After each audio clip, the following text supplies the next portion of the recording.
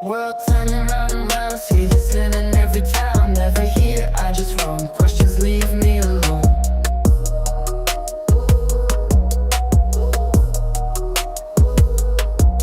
Suspicion in their eyes, is it wrong to live in disguise? Misdemeanor or a crime? I just wonder all the time.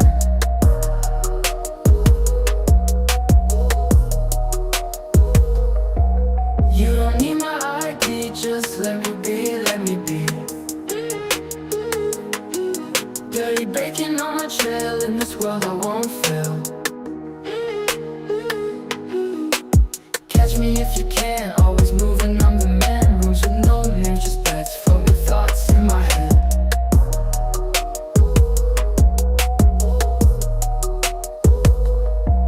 On a train or in the sky, I'm the one who loves to fly. No chains to hold me down, freedom's what I found. You don't need my ID, just let me be, let me be.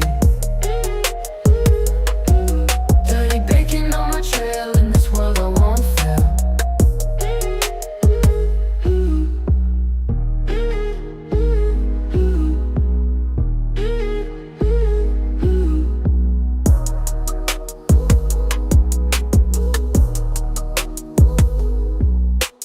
Catch me if you can, always moving, I'm the man. Rooms with no names, just beds, floating thoughts in my head. On a train or in the sky, I'm the one who loves to fly. No chains to hold me down, freedom's what I found. You don't need my ID, just let me be, let me be.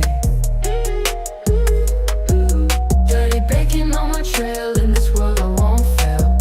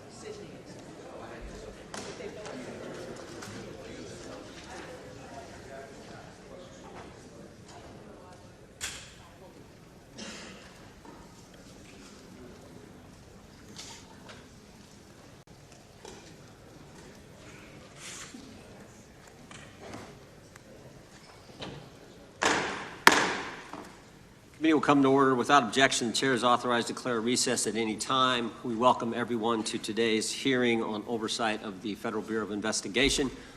This is the first occasion for the committee to get back together since the tragic death of Charlie Kirk. Charlie was a good man, a happy warrior who fought for principles and values I think make our country special, and certainly was a strong proponent of defending the First Amendment, something this committee cares deeply about. I said this over the weekend. I think Charlie lived that scripture verse, 2 Timothy 4:7, fight the good fight, finish the course, keep the faith. Charlie certainly lived that, and he did it with a smile on his face. And so the tragic killing happened a week ago while we were in markup here in the committee. And I know everyone, I know our witness was a friend of Charlie's, and I know many people in the dais were as well. So I know we're all praying for Charlie's family. And I would extend a moment to the ranking member if you wanted to say something. Thank you, Mr. Chairman, for saying that. The whole country reacted with horror and shock to the brutal assassination of Charlie Kirk in cold blood. And there is never any warrant for political violence in America. And just as we all recoiled together at the shocking assassination of Melissa Hortman and others who died in that Minnesota attack, we all stand together categorically against political violence in America and determined to end these cycles of political violence that have traumatized the country. Well said. Chair now recognizes the gentleman from Kansas, Mr. Schmidt, to lead us all in the Pledge of Allegiance.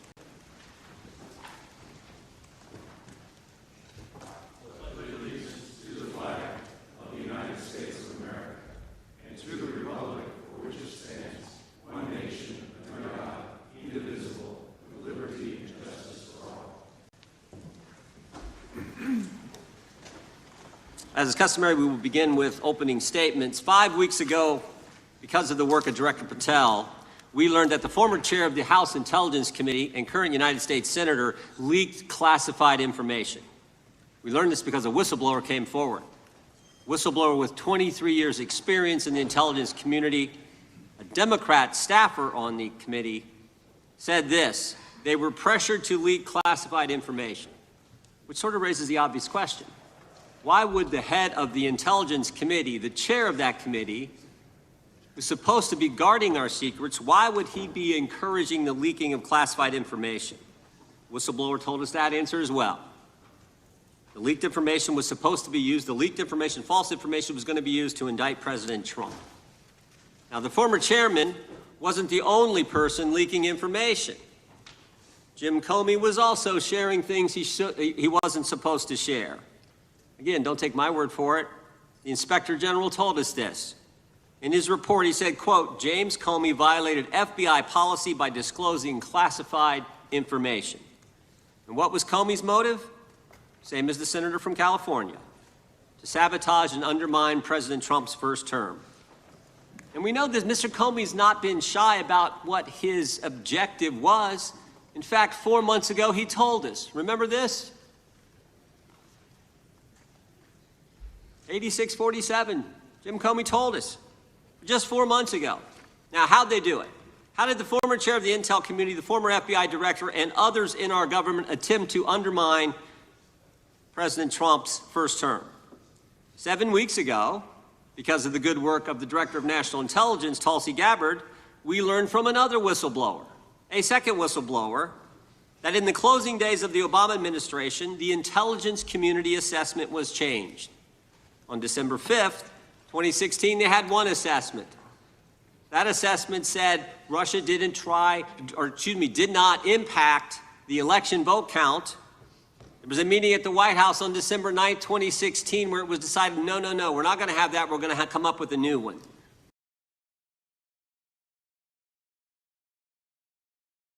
And the new one said Russia was trying to influence election and did influence election, which just wasn't accurate. And that new one is published on January 6, 2017. Let's just show you a few things that took place. I want to show you first this email from Admiral Rogers, the head of the NSA. You can see it was December 22nd. It says to Jim, John, and Jim Clapper, John Brennan, Jim Comey. And he says, I asked my team if they've had sufficient access to the underlying intelligence, sufficient time to review that intelligence. On both points, my team raised concern. What he said Further is states true. My folks aren't We fully as senators comfortable. need to ask A few hours ourselves, later, there's an email back did we to look Admiral past something? Rogers. Did we do something wrong? This one is from Jim Clapper. It may be and it that we says did this: nothing wrong. It is In essential which case, Dr. Monarez that we be on and the Dr. same Ali, page, the onus is upon you and are supportive, and all of us are supportive to of the prove that the report criticism leveled in the by the highest Secretary are tradition not of, that's our Now, story, ultimately, we all and have we're an sticking obligation to it. truth. It may be We may have to impossible learn who's compromise telling the on our truth, normal but this hearing is an modalities. This initial is one step in trying to project answer. that has to be a team sport. That's our story, and we're sticking to it. Compromise on normal modalities, that's a fancy way of saying, that's the government speak for we're going to have to change the rules. In fact, we're not going to follow our own rules. And that's exactly what they did, to get the objective they wanted, to undermine President Trump. Now, how did it specifically take place? The whistleblower said that the government officials ignored concerns about discredited information. And what was that discredited information? What was the discredited information that they didn't ignore the concerns about? What did they use, that discredited information? Of course, it was the dossier. The now famous Steele dossier that was paid for by the Clinton campaign when they hired the law firm Perkins Coie, who hired Fusion GPS, who hired the foreigner Christopher Steele, who wrote all this garbage and lies down. That is what was used to change the intelligence community report. And what happens next? What do Jim, John, and Jim do next? They go to Trump Tower on January 6, 2017, to brief then President-elect Trump about the dossier. Again, the Clinton-financed, foreign-authored dossier that the whistleblower knows is garbage and that they know is garbage. And then there's one final step. One final step. Jim Comey leaves that meeting with the president and immediately leaks to the press that they briefed the president on the discredited information. They briefed the president on the dossier and thereby giving it some credibility and creating the basis and the predicate for all they did to the president. They leaked false information, they leaked classified information, they used and leaked discredited information, and they didn't follow their own rules, all to sabotage President Trump's first term. And but for this guy, Kash Patel, but for this guy, we would never have known this information. The good people of this great country would not have known what took place 8 years ago when they were trying to undermine the guy elected by we the people. And I want to thank Attorney General Bondi. She set up a special strike force, a special team, to look into this and see if there's any criminal liability that exists in what took place. Now, in addition to getting the truth to the people, Director Patel is getting the bad guys off the street. He's moved agents out of Washington, got the focus off of politics here in D.C., and is instead putting bad guys behind bars. 21,000 violent criminals have been taken off the streets, which is a 125% increase from the comparable period in the previous administration. He's rescued 4,000 kids. He's got 1,300 predators who he's arrested. He's also ended the weaponization of the FBI. No more spying on parents at school board meetings. No more pre-dawn raids on pro-life Catholics. No more retaliation against whistleblowers. And he's given us information that Chris Wray didn't. Maybe said better, he's given us information that Chris Wray wouldn't. Director Wray didn't tell us that there were 26 confidential human sources at the Capitol on January 6, 2021, even though he was repeatedly asked about that by members of this committee. Director Wray didn't tell us that there were 17 of those confidential human sources who entered restricted space. 4 went in the Capitol. None of them were arrested. They weren't authorized to do that. They broke the law. None of them were arrested. Lots of American citizens were arrested, but the guys whose whose American tax dollars was used to pay these guys who broke the law, none of them were. One was recommended for charging and was not charged. And remember when Chris Wray told us that the Richmond field office memorandum on pro-life Catholics was just a one-off? Turns out he wasn't being square with the Senate either. Director Wray wasn't square with us. He told us that multiple other offices were involved in targeting the Catholics. We got that information from Director Patel. We learned from Director Patel the FBI actually surveilled a priest, tried to get the priest to divulge information, break the priest-penitent relationship and confidence that exists. And Director Patel is saving taxpayers' money. He's not going to build a new headquarters outside of D.C. He's going to keep the headquarters right here in the capital city. Save Americans money. Save the taxpayers' money. In 8 months, Director Patel has given us the facts. He's ended the weaponization at the FBI. He's taken bad guys off the streets, and he's saving taxpayers' money. But my guess is the Democrats won't focus on all that good news. They'll focus on politics. They'll stick with Comey and Clapper and Brennan and continue to try to undermine President Trump. That I yield to the ranking member for an opening statement. Thank you very much, Mr. Chairman, and welcome, Director Patel. You and I have not had the opportunity to meet, and alas, you failed to respond to the 8 oversight letters I've sent you over the last 7 months. So we do have a lot of questions piling up for you, but I want to start with a word of praise. The first FBI director was J. Edgar Hoover, who steadfastly refused to hire women, African Americans, and other minorities as agents. And although he was a closeted homosexual who lived in domestic partnership for decades with Clyde Tolson, he also participated in anti-gay crusades. He aggressively promoted what we would today call white Christian nationalism, and he would undoubtedly be turning over in his grave to see as one of his successors a first-generation Indian American and a proud Hindu. So I congratulate you on being a breakthrough in this sense and being a beneficiary of the civil rights movement that opened up the FBI and the federal workforce to lots of people who never would have been hired in its first decades. Alas, you share J. Edgar Hoover's dangerous obsession with blind loyalty over professionalism and effective public policy. For Hoover, it was blind loyalty to him in keeping his secrets. For you, it's blind loyalty to Donald Trump in keeping his secrets. During your confirmation, it was widely noted on all sides that your primary qualification was your unwavering loyalty to Trump. Unlike other directors, you had no work experience at the FBI, but you had made over 1,000 media and political appearances in support of Trump's campaign. Your Senate confirmation vote was 51-49, the closest in history, with your opponents warning you were not qualified and had no interest in actually developing the qualifications for the job. I hoped that they were wrong. Alas, they were not. While most other new FBI directors drew on their experience as FBI agents, you didn't have that. But you did write a picture book trilogy for children ages 5 and up based on your experience clashing with President Trump's political enemies. In your book, you describe your literary alter ego, Kash the Knight, as a wacky, easily bored wizard carrying out King Donald's vengeance by driving his enemies out of the kingdom. In the books, King Donald is besieged by the evil Hillary Queentown, but saved in the end by Kash. Then Kash goes on to catch mules who are stealing the 2020 election for the great King Donald from Sleepy Joe. And then in the third book, Kash takes down the dragon of the jalapenos, nicknamed the DOJ. Your supporters had hoped that you would graduate from imagining yourself a romantic fairy tale knight to actually running America's premier federal law enforcement agency. Alas, just as we've learned how dangerous it is to put a science-denying anti-vaxxer in charge of our public health, we've learned how dangerous it is to name as director of the FBI a man who thinks of himself as a fairy tale knight who keeps a fire-breathing dragon named DOJ at home to forcibly drive villains out of the kingdom.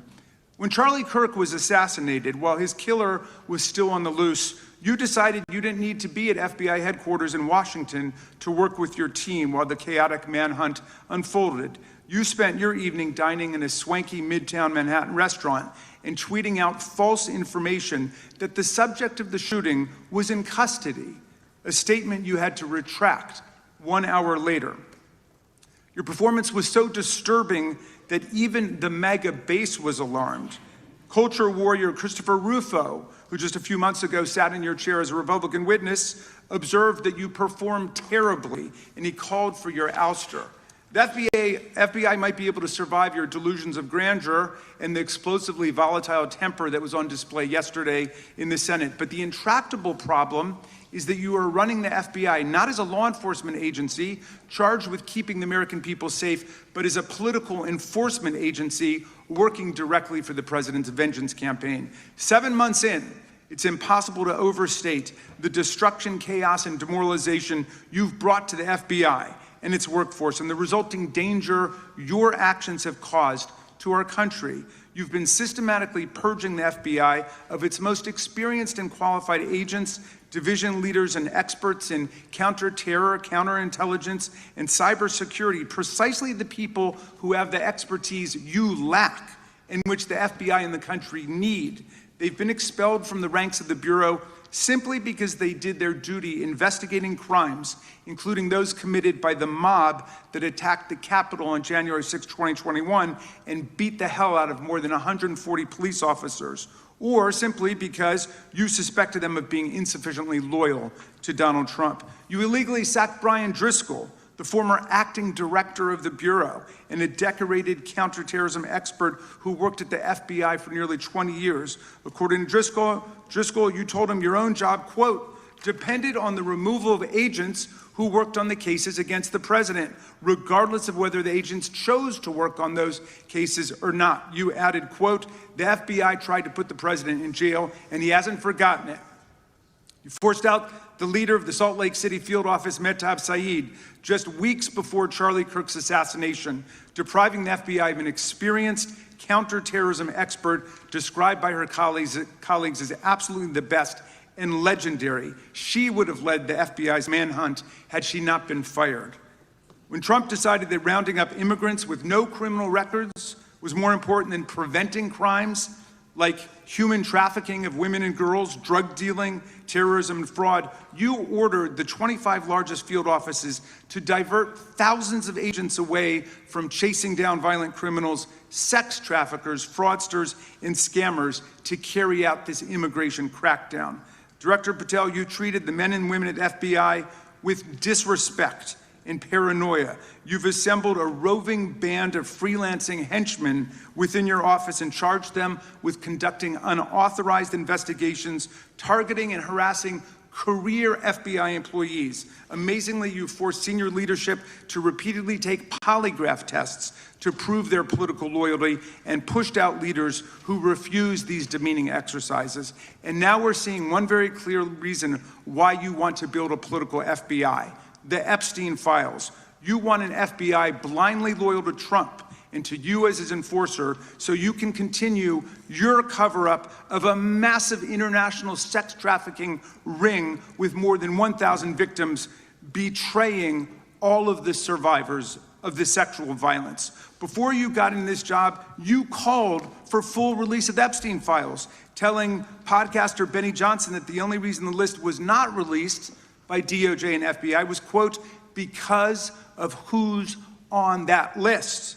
Upon your confirmation, you promised that, quote, there will be no cover-ups, no missing documents, no stone left unturned, and anyone from the prior or current Bureau who undermines this will be swiftly pursued. This spring, you ordered hundreds of agents to pore over all the Epstein files, but not to look for more clues about the money network or the network of human traffickers. You pulled these agents from their regular counterterrorism or drug trafficking duties to work around the clock, some of them sleeping at their desks, to conduct a frantic search to make sure Donald Trump's name and image were flagged and redacted wherever they appeared, whether an email, a text, a letter, an interview, a photograph, or a video.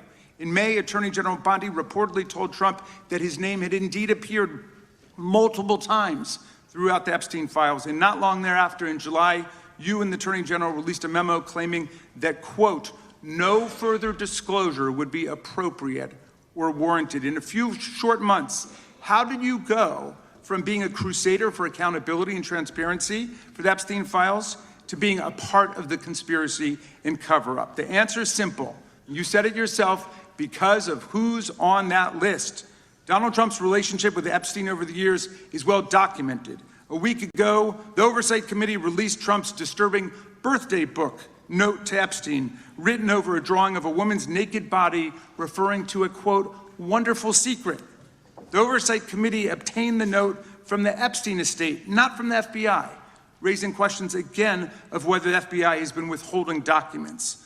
While you're unleashing the FBI to cater to Trump's desire to shut down the Epstein inquiry, the first 9 months of the Trump presidency have seen a spate of political violence and domestic terror events. We saw deadly attacks on political figures on both the left and the right. The brutal assassination of Minnesota Democratic House Speaker Melissa Hortman and her husband, and the attempted murder of Democratic State Senator John Hoffman and his wife, who miraculously survived a combined 17 gunshots. We saw an arsonist set Pennsylvania Governor Josh Shapiro's residence on fire.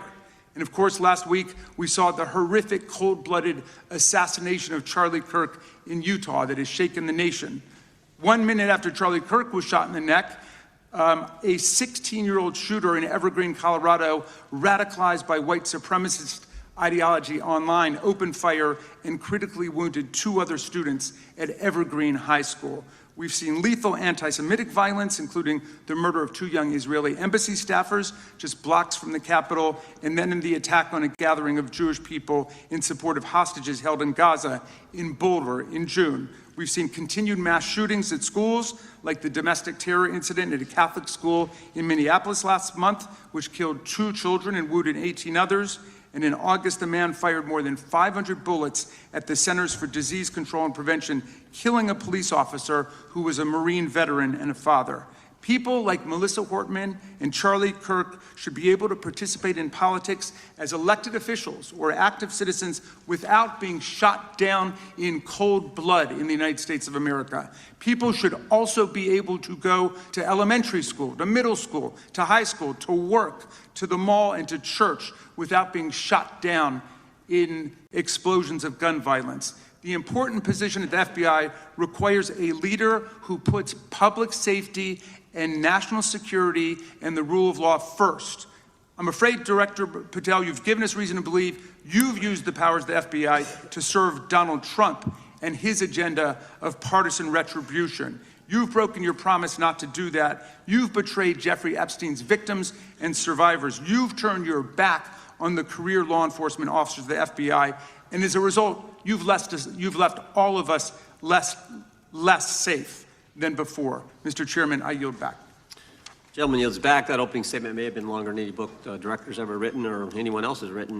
Without objection, all of the opening statements will be included in the record. We will now introduce today's witness. Mr. Patel has been the director of the FBI since February of 2025.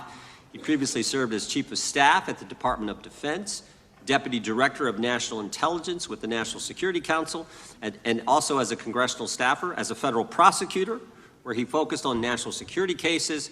And he also worked as a public defender in the state of Florida. We welcome our witness, appreciate his work, and thank him for appearing here today. We will begin by swearing you in. Director, would you please stand, raise your right hand. Do you swear or affirm under penalty of perjury that the testimony you're about to give is true and correct to the best of your knowledge, information, and belief, so help you God? Let the record reflect that the witness has answered in the affirmative. You can be seated as you are. You know, you've been through this yesterday. Did a fine job. Please know that your written testimony will be entered into the record in its entirety. Accordingly, we ask that you summarize your testimony. Director, you may begin. Good morning, Mr. Chairman, Ranking Member Raskin, and members of the committee. I want to begin today by discussing the appalling assassination of Charlie Kirk. It's important for this FBI to be transparent without jeopardizing our investigation, so a little bit of the timeline is important. Charlie Kirk was unfortunately assassinated on September 10th. We immediately, the next day, released images early in the day in local time in Utah to start the public partnership in our manhunt for the assassin and culprits. At approximately 5 p.m. local time, I arrived on the ground and walked the crime scene myself. And we flew multiple FBI assets in and out to process DNA simultaneously while bringing in evidence response technicians, hostage rescue teams, and other experts to assist state and local law enforcement with their investigation. At 8 p.m. local on September 11th, the FBI collected and populated and promulgated at a press conference a video of the suspect on the grounds. We also released enhanced images. Due to that release that I directed and ordered, the suspect involved was apprehended and in custody at 10 p.m. local time. That's less than 2 hours after we did the video release and the photo release. So within 33 hours, that individual suspect was in custody. And his family, who has since been interrogated, specifically stated to FBI interrogators that because of the video that the FBI released at my direction and because of the photographs that they released, they identified their son, they confronted their son when he swung by their home, and that's what led to his apprehension. We are still, the FBI, has that investigation ongoing, and it continues to be ongoing. And I want to thank the state of Utah and the state and local authorities there. And I also want to thank the Attorney General and President Trump for directing resources to allow us to conduct that investigation as we have. Under this administration, the FBI has arrested more than 23,000 violent criminals. 23,000 in 7 months. That's twice as many year to date last year. We've taken over 6,000 firearms off the streets. 6,000 guns are no longer in the hands of criminals in 7 months. We've identified and found and located 4,700 child victims. That is a 35% increase year-to-date last year. We have arrested 1,500 child predators. That is a 10% increase year-to-date last year in just 7 months. We've assisted our partners with countless counterterrorism operations around the world. We've captured, at the FBI, 4 of the most top 10 wanted fugitives in the world in 7 months. To put that in perspective, that's as many as my predecessor nabbed in the entirety of the Biden administration. We got 4, we got more coming. On top of that, in 2 weeks, thanks to the help of the CIA, we collected and captured one of the individuals responsible for the horrific Abbey Gate bombing that led to the murder of 13 service members. We did that in 2 weeks. They didn't do it in the 4 years of the entire prior administration. Nationwide, we've been executing our Operation Summer Heat, the FBI's national focus on targeting violent crime based on intelligence-driven operations. Ask the citizens of Seattle, Miami, Memphis, Charlotte, Chicago, New Orleans, to specifically highlight New Orleans and Nashville. There has been a 250% increase in violent crime arrests in those cities alone, and other mid-major cities that I've just listed. In just a few short months, we have already unleashed 1,000 FBI personnel across this country. Every single state across this country is getting a plus-up. This is a fiction that the FBI is short or that we are compromising the men and women in the field. They do not need to be in Washington, D.C., so we're sending them into the field to each and every one of your states. Because of that, crime is at an all-time low. We had to do it because of the explosion of crime. And maybe the most important stat for Americans to realize, in just 7 months, we are on track to produce the lowest murder rate in modern U.S. history by double digits. Those are results not of mine. Those are results of the men and women of the FBI. If you want to criticize me, bring it on, but do not attack the brave leaders in the field. We are also working 24/7, 365 on the opioid epidemic that is killing more than hundreds of thousands of people a year. We have seized 1,600 kilograms of fentanyl off the streets so far in 7 months. Year-to-date, 25% increase. To put that in perspective, that's enough to kill a third of the American population, 120 million Americans. 100,000 kilograms of cocaine and meth gone off the streets. Earlier this year, I highlighted in Cincinnati, Ohio, how we're getting creative to chase down those that were willing to do harm to our citizens, not just by striking at the heart of the fentanyl producers, but the fentanyl precursor companies in China. And we indicted for the first time multiple companies and individuals, not just in America, but in mainland China, that are producing the ingredients that produce and make fentanyl that kill our children. And we're going to keep going. Counterterrorism work, cyber attacks, and foreign adversaries are something the FBI must never sleep on, and we are not sleeping.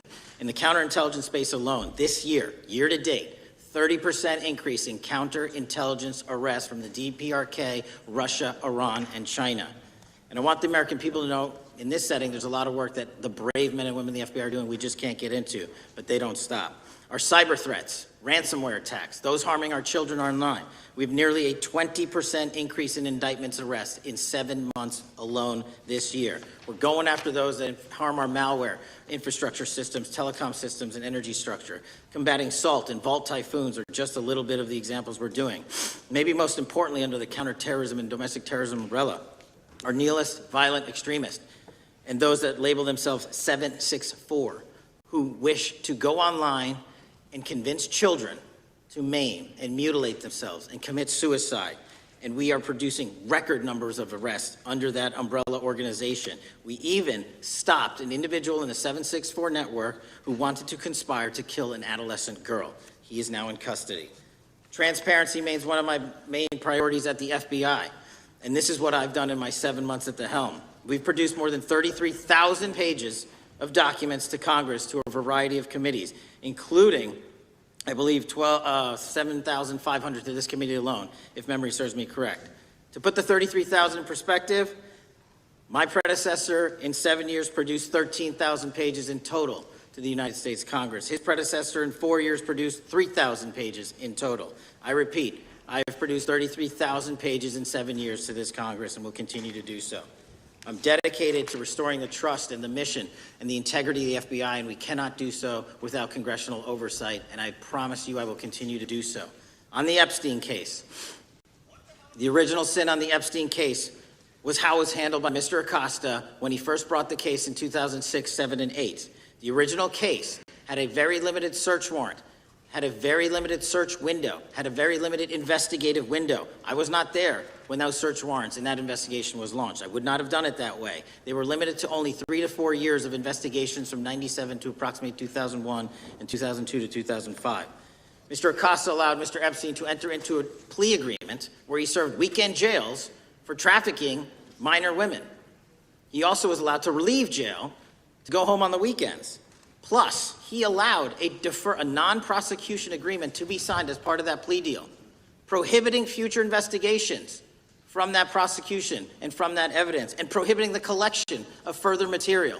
That is the original sin. We are working with Congress to produce more than any administration ever has material on Epstein. And I welcome the challenge to tell us that we are not being as transparent as the law allows. We even went to court and asked the judges to lift those prosecutorial agreements and to lift those court order seals, and they denied us 3 times. Congress is welcome to do the same and join the fight. And I'd lastly like to focus on operation that the president led in D.C.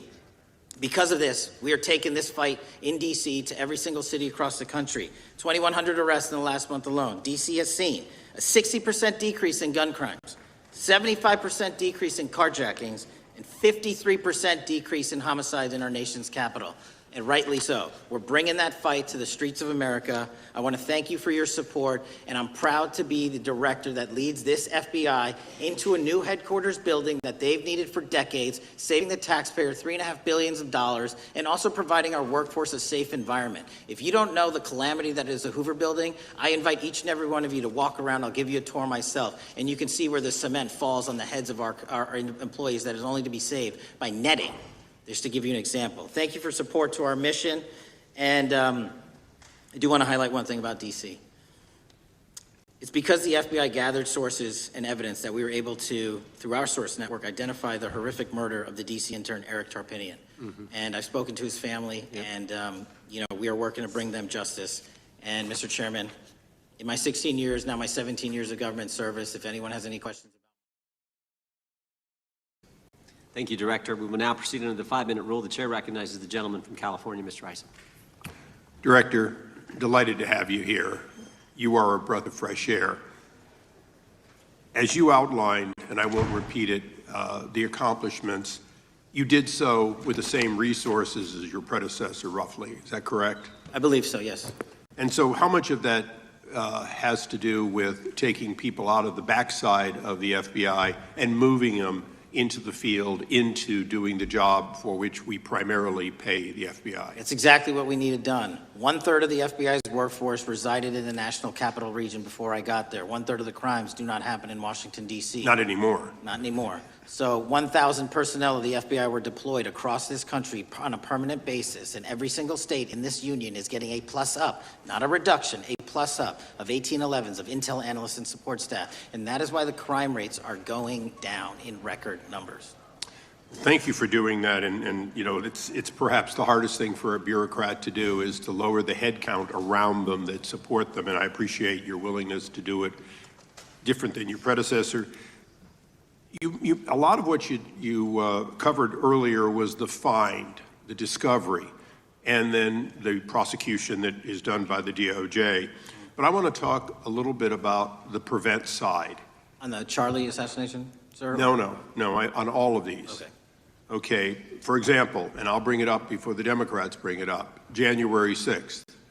January 6th, we now know, because of your find, that in fact there were people involved who were not just observers but participants who in fact, it's been alleged, and I personally believe, in fact, were part of promoting, perhaps even the one woman who died, encouraging her to walk through a door that led to her death.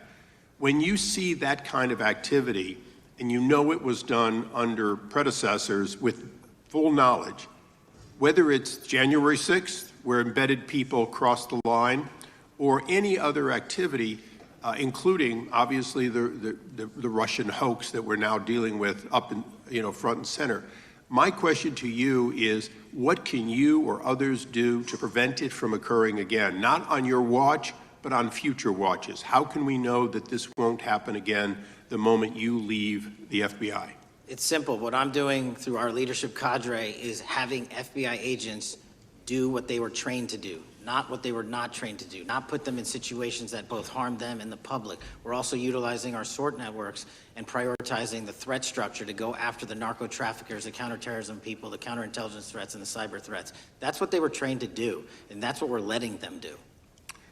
One major question I have, after decades of doing this, on our side of it, both the chairman, myself, and others, both at oversight and here, have seen that the FBI and the Department of Justice hide behind non-statutory practices. Now, you've changed the interpretation of many of those practices. That's why we're getting the discovery that was previously withheld. How do we work together to make sure that we never again have false walls, non-statutory walls that say the Department of Justice has a prohibition about giving, quote, you fill in the blank, that has led to the chairman not seeing anything until you took over? I'm wedded to aggressive constitutional oversight. Having been a House congressional staffer, I know that is an important part of securing our democracy. And the way we make it an everlasting, enduring process is by showing the American people the results of what we are doing and the important work of this committee and putting it out to them so they can see government waste, fraud, and abuse. And then they can demand from our constituents and our electors that they want this process to continue. Last major question here. Some things are so sensitive that we both would agree they cannot be made public. Will you commit to this committee, when it is too sensitive to disclose, that you would at least make it available for in-camera review by the chairman and ranking members or others designated? I have done that, and I will continue to do that. Well, thank you, Mr. Chairman. This is a breath of fresh air. This is the beginning of what we need. But my questions today for the director are ones in which I believe that we do need to codify by agreement or by statute, if necessary, the kind of openness and transparency that we're seeing from this administration, the kind of discovery that's allowing us to do our oversight properly. And I would hope that that be the follow-up to this, obviously along with the Attorney General. And I yield back my 4 seconds. Thank you. The gentleman yields back. The gentleman from New York is recognized. Thank you, Mr. Chairman. Welcome, Director Patel. In the wake of the tragic murder of Charlie Kirk, Donald Trump said, quote, "Violence and murder are the tragic consequences of demonizing those with whom you disagree, day after day, year after year, in the most hateful and despicable way possible," close quote. I would note for the record that Donald Trump has famously demonized practically every person he has ever disagreed with, and therefore, using his own logic, he has put their lives at risk. I should know Donald Trump continuously puts my life in danger. About 2 weeks ago, when I announced my decision not to seek re-election, many people on both sides of the aisle, including the chairman, offered me well wishes and thanked me for my service. Donald Trump, on the other hand, took to Truth Social to call me a, quote, psychopathic nut job, among other things. Yesterday, I received a threatening note filled with anti-Semitic comments and hateful attacks that mimic some of the same language used by the president. I am sure many of us on this committee face similar threats every day. We have seen political assaults on both the left and the right. The attack on Charlie Kirk, the attempted assassination of the president, the murder of the Democratic Speaker of the Minnesota House, the assault on Paul Pelosi, and the attack on the Capitol on January 6th, for example. Director Patel, do you agree that there is political violence from both the left and the right? There is too much political Do violence. you agree, yes or no, that there's violence? There is too much political violence based on ideologies from either side. From either side, okay. Are you aware of the study by the Cato Institute, a well-known conservative group, that found that 69% of the violence is from the right? I'm not familiar with that You're study. not familiar, okay. I would commend it to you. Are you aware the administration has threatened to use violence as an excuse to crack down on liberty and freedom of speech?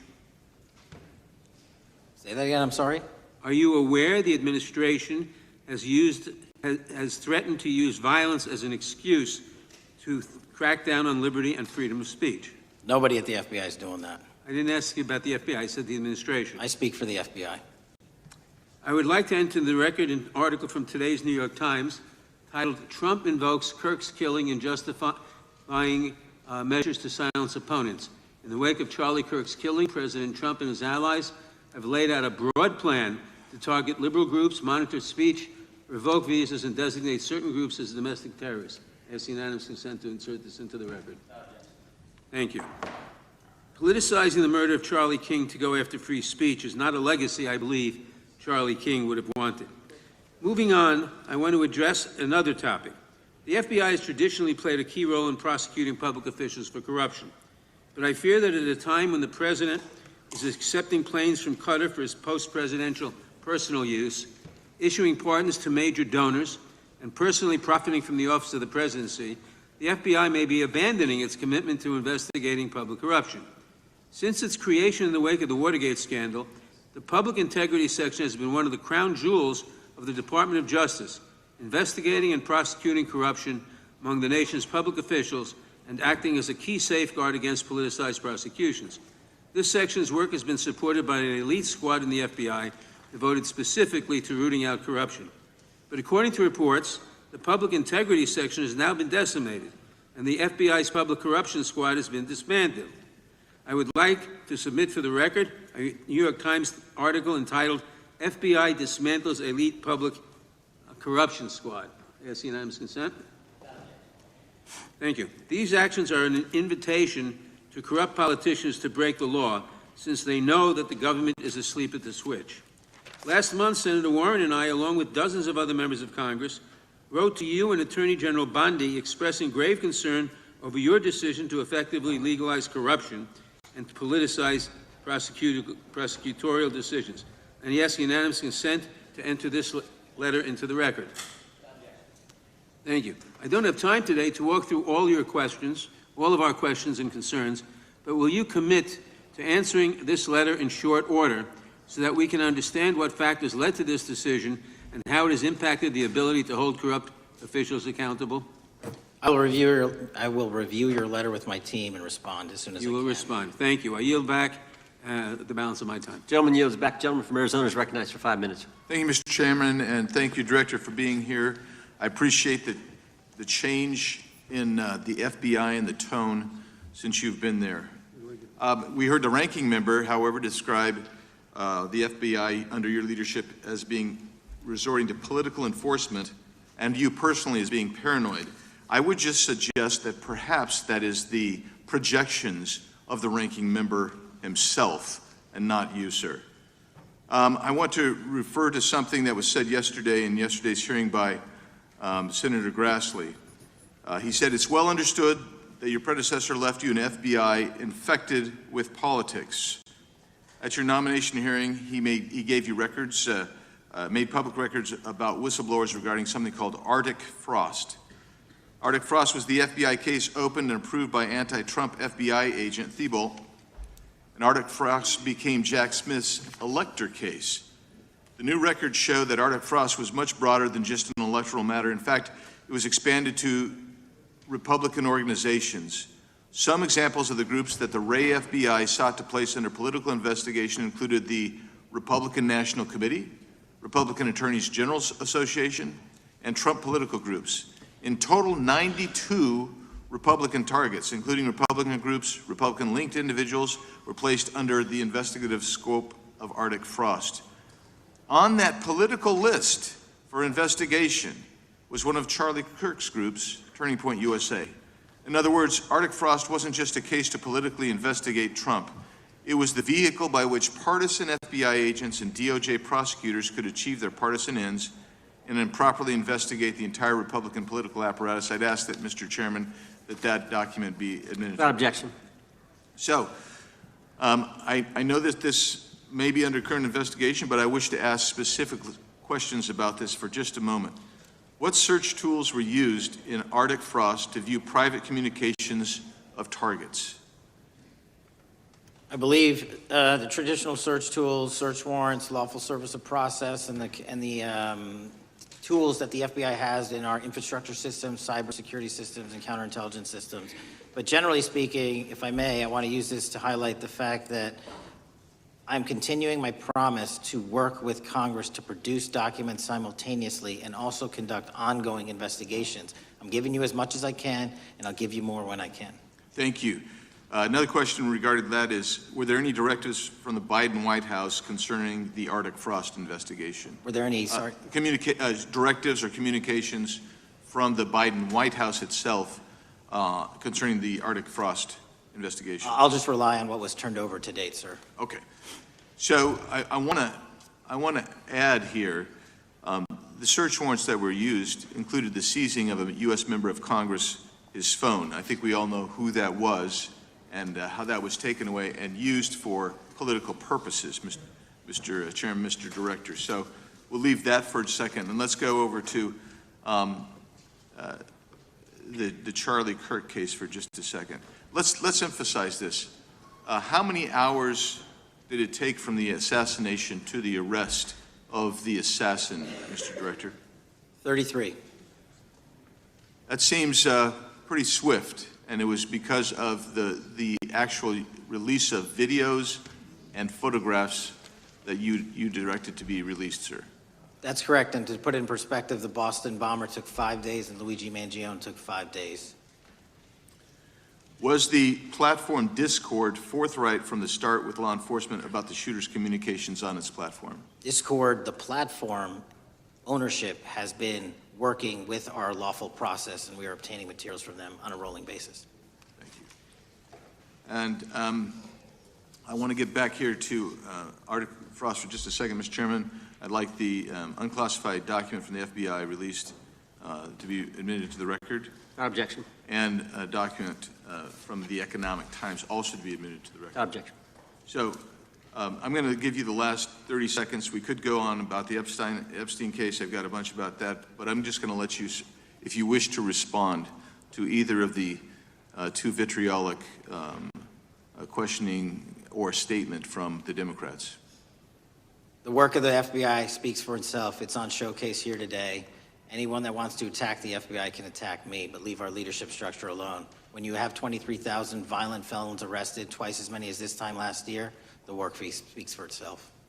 Thank you, Mr. Chairman, and thank you. Appreciate your good work, Director Patel. Yield back. Gentleman yields back. Gentleman from Maryland is recognized. Thank you kindly, Mr. Chairman. Director Patel, before you joined the FBI, you railed against it for covering up Jeffrey Epstein's human trafficking ring. Let me refresh your memory with this clip. Has Epstein's list, they're sitting on it. That doesn't seem like something you should do. You're protecting the world's foremost predator. That seems like an evil thing to do, regardless of who may be embarrassed in the release of that list. Why is the FBI protecting the greatest pederast, the largest scale pederast in human history? Simple, because of who's on that list. So you finished that December 2023 interview with a challenge to the FBI and harsh words for Republicans in Congress for not getting the Epstein files out to the public. You can see this clip. Boy pants, and let us know who the pedophiles are. Put on your big boy pants and let us know who the pedophiles are, you said. You emphasized that the president and FBI director each had complete authority to release Epstein's client list. You said Epstein's black book is under the, quote, direct control of the director of the FBI. Look at this clip. This is way off the topic, but who has Jeffrey Epstein's Black Book? black book? FBI. But who? That is, I mean, Oh, there's... that's under direct control of the director of the FBI. All right, so you were sworn in as director more than 200 days ago. Now the black book is under your direct control. So why haven't you released the names of Epstein's co-conspirators in the rape and sex trafficking of young women and girls? The Rolodex, which is what everybody colloquially refers to as the Black Book, has been released. Oh, no, you're talking about what the journalist got 5 years ago? No, that's not what we're talking about. We're talking about what you were talking about there, That's the black exactly book what I under was the talking- direct control of the FBI director. We have released more material than anyone else before. The Biden administration, Obama administration had the exact opportunities to release this material, and they never did. And if you are selling the men and women of the FBI, Why we're not do you going after change your child position? predators. Hang on, you said we're not going after child predators. 1,500 child predators arrested this year, 35% Okay. increase. I'll reclaim my time. 4,700 child victims Mr. Chairman, I'm going to found. reclaim my time if you could instruct the witness. Why have you changed your position? There you were saying it's under the direct control of the FBI director and all of it should be released. Why have you changed your Everything position? that has been lawfully permitted to be released has been released. And as I told you, Really? the investigation was limited. And let me make something crystal clear. I never said Jeffrey Epstein didn't traffic other people, other women, and they're not other victims. This is the investigation we were given from 2006, 7, and 8, and the search warrants from 2006, 7, and 8. That's what we're working with. Well, wait, have you released all of the stuff that the FBI has seized from Epstein's house? The computers, the emails, the file cabinets, the documents? What about the financial records? Have you released all of that? Everything the court has allowed us to Which release. court are you talking about? 3 separate federal courts have come in and said. We're talking about the three- evidence you've got. It's got nothing to do with what those courts have. Do you have any We're talking idea about how the evidence- law works? Wait. Do you want me to break the law in a federal judge's order? No, I want you to satisfy follow your own curiosity? word, Director Patel. You said up there it was under the direct control of the FBI director. He had the black book. Everything have you released? I have direct control over, we have gone to court. You haven't. Complete We your went sentence. to court. Everything you have direct control over, you we said. have gone to court, and everything we have direct Director control Patel, over. complete your and sentence. can You said everything- lawfully I'd like to release. the We're gentleman- releasing. He'd like to complete his answer. You began the sentence, everything you have direct control over, and then you stopped that sentence. You've released everything that you have direct control over? And I have direct control over and can lawfully release. If you're not familiar with the court orders, that's not my fault. Oh, I'm Go perfectly, look at them. I'm Go perfectly to familiar court. with them. But how did we prosecute Ghislaine Maxwell? She was prosecuted with the investigatory material that was collected from 2001 and 2005. Because of the non-prosecution agreements and the court orders on the investigations and search warrants, we were not able to develop new information. And oh, by the way, Jeffrey Epstein was out for 12 years, and the Obama and Biden administration did nothing to look at his work, his pedophile network. If you want to blame me, that's fine. But now you're blaming the men and women who conducted No, this stop great that. search. I'm not blaming anybody other than you. You're not keeping your word. You said that you would release all of the materials Has under your anyone direct released control. more information on Epstein than I have? Has Well, anyone? much did more- Comey, did Ray? Much Did more. they? Excuse me. Much more has come out in the days since the American people in Congress have been demanding it. But it's coming out in dribs and drabs. Why don't you just release the entire file as you promised to do? I literally just told you, there are multiple federal court orders. I'm not going to break the law to satisfy your curiosity. You didn't join us when we filed court to release the court orders. You could have. You have lawyers. You could have shown up. You didn't do that. That's a tiny fraction of the material we're That talking is about. not. It is How a do you- tiny fraction. How do you know that? Have you seen No. everything? Time It's of the all gentleman. misdirected. How do you know Time that? of the gentleman has expired. The gentleman from California is recognized. Well, thank you, Mr. Director. Just to be clear, how many of the Epstein files were released in the 4 years of the Biden administration? 0. And how many have you released? I don't have the number, but it's got to be thousands of pages of stuff. I was going to ask you to begin whether Americans are safer today than they were 9 months ago, but you cited dramatic increases in criminal arrests since you've taken office, a dramatic decrease in crime that's resulted. Who would have thought that taking criminals off the streets would reduce the crime rate? But somehow we have stumbled upon that new truth. But it begs the question, what was the FBI doing during the 4 years of the Biden administration to see that dramatic an increase in work under your tenure? The simple answer is I'm letting good cops be cops. We're working with our state and local law enforcement. We're energizing our partnerships. We're bringing on more task force officers. When you have more cops in the streets, when you're using ground-based intelligence, when you're not weaponizing law enforcement and focusing on D.C. and focusing on the rest of America, this is what happens. It is not a significant mind shift in terms of how we maneuver the FBI. They've wanted to do this work since they signed up. We're just letting them. And we've seen many prominent Democrats oppose your efforts to restore law and order to the streets of our nation's capital. I mean, all of us here have seen a dramatic change for the better here in Washington, D.C. Why are so many Democrats attacking you for that? Sir, Democrats have been attacking me for a decade, as is the fake news media. They didn't like the fact that I exposed the Russiagate host and the largest weaponization of the FBI, DOJ, and U.S. history. We proved it to be true with congressional oversight. I'm wed to that congressional oversight and will continue to do that work. Christopher Wray repeatedly warned this committee that the Biden open borders policy had produced a significant increase in terrorist threats that he said kept him up at night. A particular concern, he said, was the 2 million gotaways that entered the country during the Biden administration. That's an average of 41,000 every month. What are the monthly gotaway numbers today? Sir, I'll have to get back to you on the exact gotaway numbers, but identifying that there are gotaways is step one. Going and manhunting them is step two, and that's what we're committing our resources to do. Well, that's my next question, is what progress has the administration made in apprehending and removing terrorist threats that came in during the Biden years? I think you're talking about, if you're not, let me know, known or suspected terrorists, and we've encountered almost zero at the southern border since the southern border has been sealed. But the problem that we are running into is our northern border. It's largely expansive, the enemy has adapted, and we need more focus on the northern border to stop known or suspected terrorists from coming in from places like China, Russia, the Middle East, Africa, Afghanistan. And what can you tell us about the remaining threat posed by potential terrorist cells here in the United States? The terrorist threat that continues to be posed by international terrorists here in the United States is one of my highest priorities.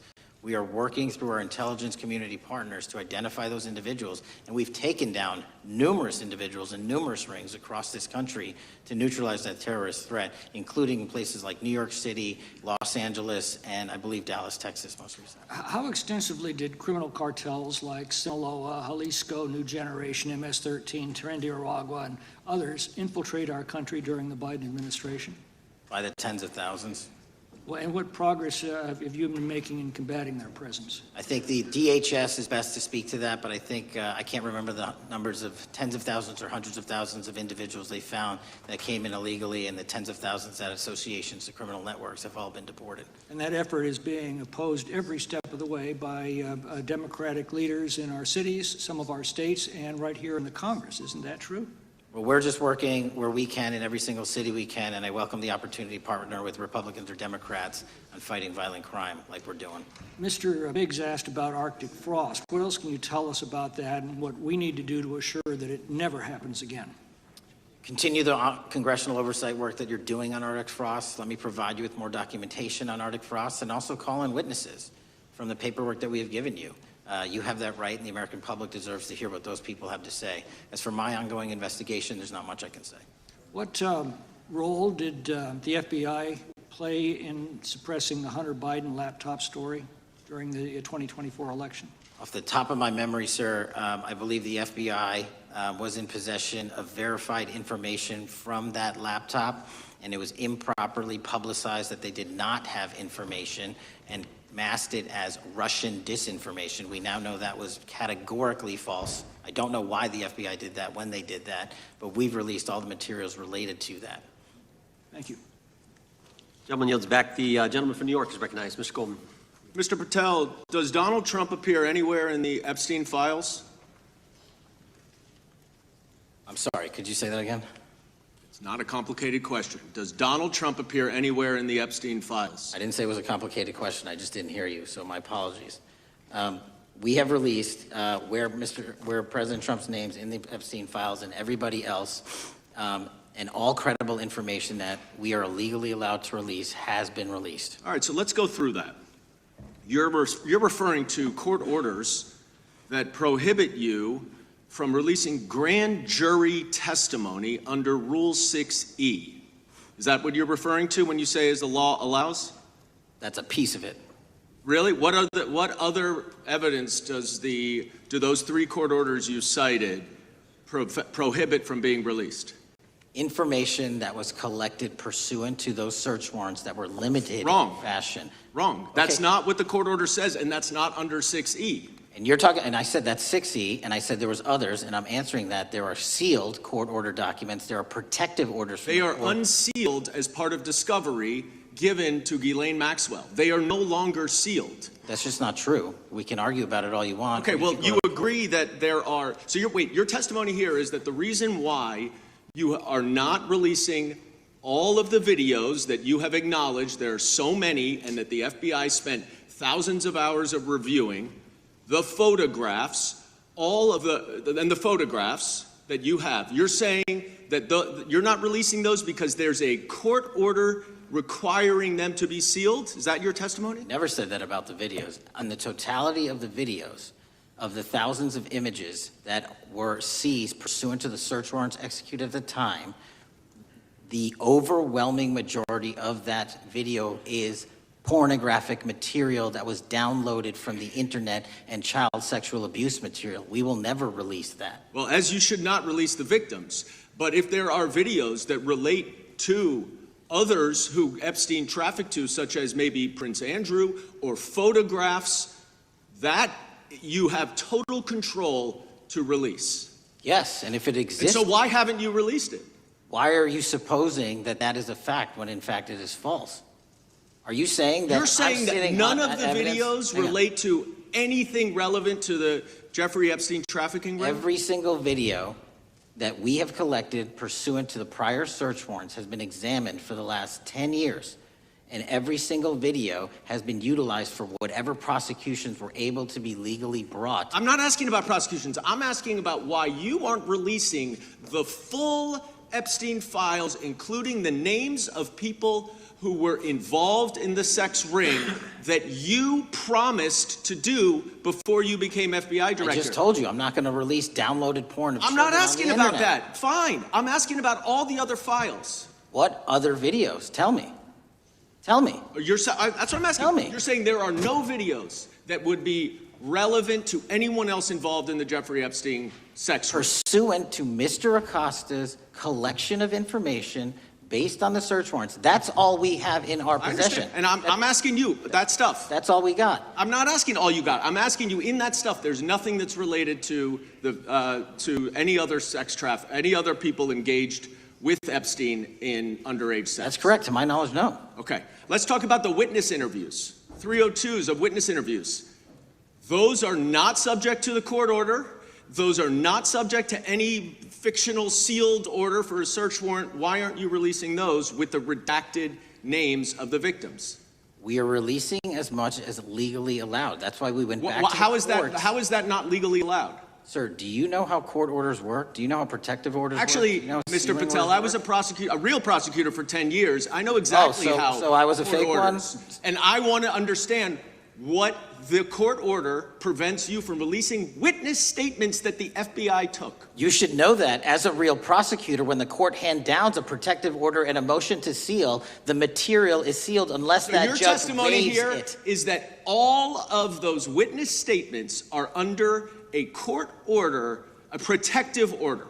We are providing everything we can legally provide. No, that's not my Congress has question. sent us a My subpoena. question is, why are those witness statements that are not grand jury testimony, that if they were under a protective order are no longer under a protective order, why are they not being released? How are they not under a protective Why order? are you not going to the court like you did for the grand jury testimony to unseal those records? The DOJ did go to the court. No, not on those records. Why aren't you going? gentleman. You just went on grand jury. Time of the gentleman has expired. The You are hiding the Epstein files, time Mr. of the Patel. gentleman has expired. You are part of the cover-up.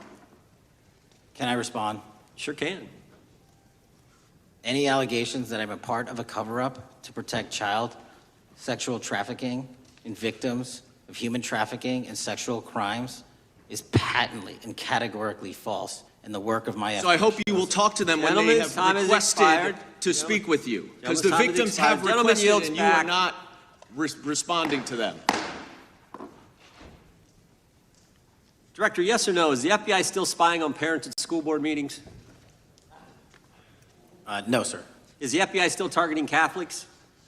No, sir. Is the FBI still spying on President Trump? I don't believe so. Is the FBI still censoring Americans? No, sir. Is the FBI still targeting Americans for shopping at Cabela's or purchasing Bibles? Nobody is targeted for their faith. Is the FBI still targeting Americans who are pro-life? Nobody is targeting anyone for their Is beliefs. the FBI still cooking the books on crime data? The crime data is real. Is the FBI still purging agents for conservative viewpoints? No one at the FBI has asked their viewpoints on Is policy. the FBI still labeling the Betsy Ross flag, the flag of the American Revolution, a hate symbol? No. Well, maybe that's why you've been able to, what was the number? 23,000 bad guys you've arrested, a huge increase from the same time period in the previous administration. I think you said 1,400 predators, 4,000 children rescued. Were those the facts? 4,700, 35% increase on children rescued. Yeah. And you got the guy that, Abbey Gate? We got the Abbey Gate guy. The guy from the 4th District of Ohio who lost his life there serving our country. We appreciate that. Maybe when you're not focused on politics, you can actually do what the FBI is supposed to do. Go get the bad guys, right? That's what the men and women of the FBI do. Director, did John Brennan lie to Congress? Let me just read a couple things actually before you answer that. 2 years ago, we had Mr. Brennan in for an interview, and I asked him, how'd you learn about the dossier in December of 2016? Mr. Brennan replied, I received a copy of it from the FBI, and the CIA was very much opposed to having any reference or inclusion of the Steele dossier in the intelligence community assessment. That's what John Brennan told the United States Congress. 7 weeks ago, the Director of National Intelligence told us this. John Brennan lied and denied using the dossier in the intelligence community assessment because he knew it was discredited. CIA officer told the House Intelligence Committee Brennan refused to remove it, and when confronted with the dossier's main flaws, he responded, yes, but doesn't it ring true? John Brennan lied to us? Mr. Chairman, I won't stylize the evidence. What I will say is that the intelligence community assessment, those that created it and any individual involved with it, is an ongoing investigation. There's an investigation into what took place in December and January of December 2016, January 2017, when this whole thing started, this grand conspiracy. That is being investigated, is that right? That has been publicly announced by the department. That's been announced by the department. Did Chris Wray hide documents from this committee? You would know better than me, sir. Well, I think you told us like 700 pieces of information you've given this committee since you've been director relative to just one incident, the Catholic memorandum from the Richmond field office. I can give you the comparison, sir. Yeah. The Catholic memo, I believe we turned over 750 documents. In Mr. Ray's tenure, I believe they turned over 19 pages. 19 pages. You give it a 700. Why would Chris Wray hide information from this committee? You'd Want have to to hazard ask. a guess? I'm sorry?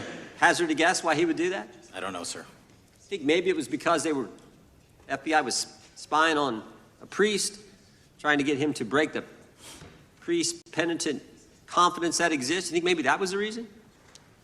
You'd have to ask him, sir. Yeah, we'd love to do that. I want to read a few names here. Arctic Haze, Tropic Vortex, Riding Hood, Foggy Falls, Echoes Fate, Sirens Lure, Genetic Christmas. What are these code names about, Director? You know? Not off the top of my head. Well, Arctic Haze, Tropic Vortex. My understanding these are code names for leak investigations of classified information from the year 2017. Does that ring a bell? In terms of leak investigations, many of those are classified and many of those are ongoing, Mr. Chairman. But we are working with you to produce documents as we close those investigations or as we declassify them. Let me ask you this question, because this is something I've wondered about, the way the FBI used to work, the way this whole thing so many of these things unfolded. Seems to me you had all these people in government leaking information that then gets reported in the press, there's a story written about it, and then that article is then used to further the investigation and move forward with what they want to do. Did that take place back in 16 and 17? That's the exact scenario that took place in the FISA application for Carter Page and the rest of the Trump campaign. And that is frightening, because that's what the CIA is supposed to do in foreign countries. It's not supposed to happen to Americans, but it did, didn't it, Director? Yes. And not just any Americans, it happened with the President of the United States. Is that accurate? Yes, sir. Yeah, and you were the key guy in helping expose that. And I think our country will be forever grateful for what you did to let the country know that was going on involving Americans, which is not supposed to happen, and not just, again, any American, but the President of the United States. Chair now recognizes the gentlelady from California. Thank you, Mr. Chairman. I'm concerned by reports that FBI agents have been diverted from their important work on crime and anti-terrorism to work on matters that are not critical to our safety. I'd like to play the video, the whole video Jeffrey clip. Epstein's Black Book? Black Book. FBI. But who?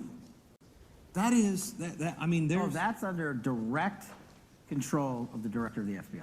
So, but the Black Book, it's not just sitting I mean, that's Hoover power times 10.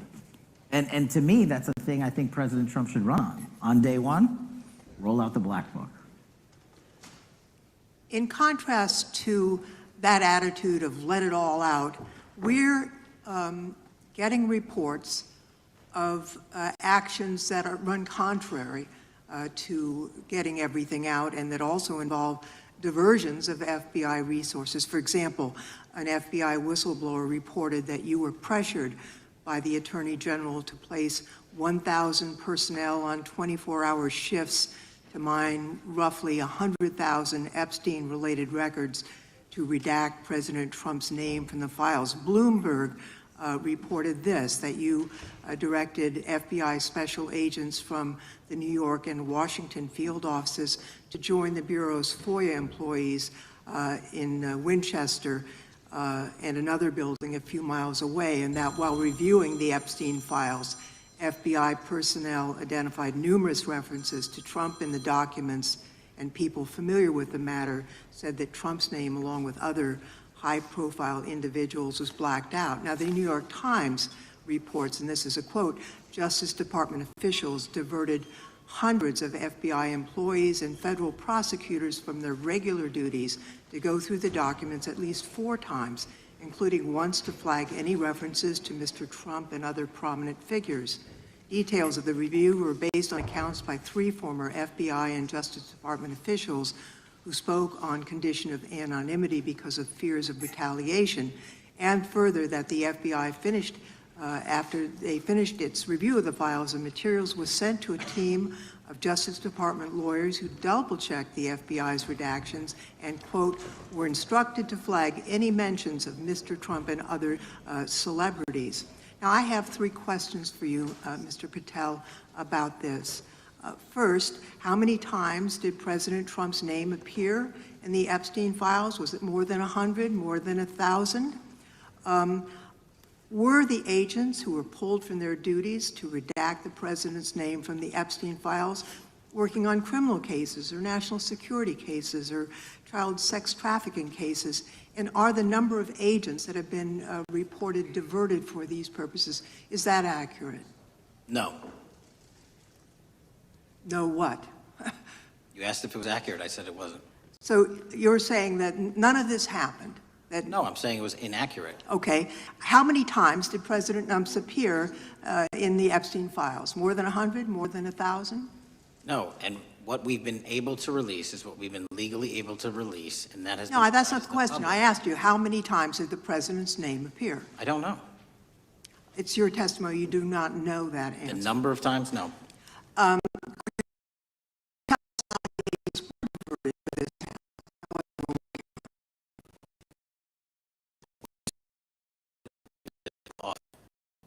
What they do all the time. Agents at the FBI masterfully doing triple duty. The public interest in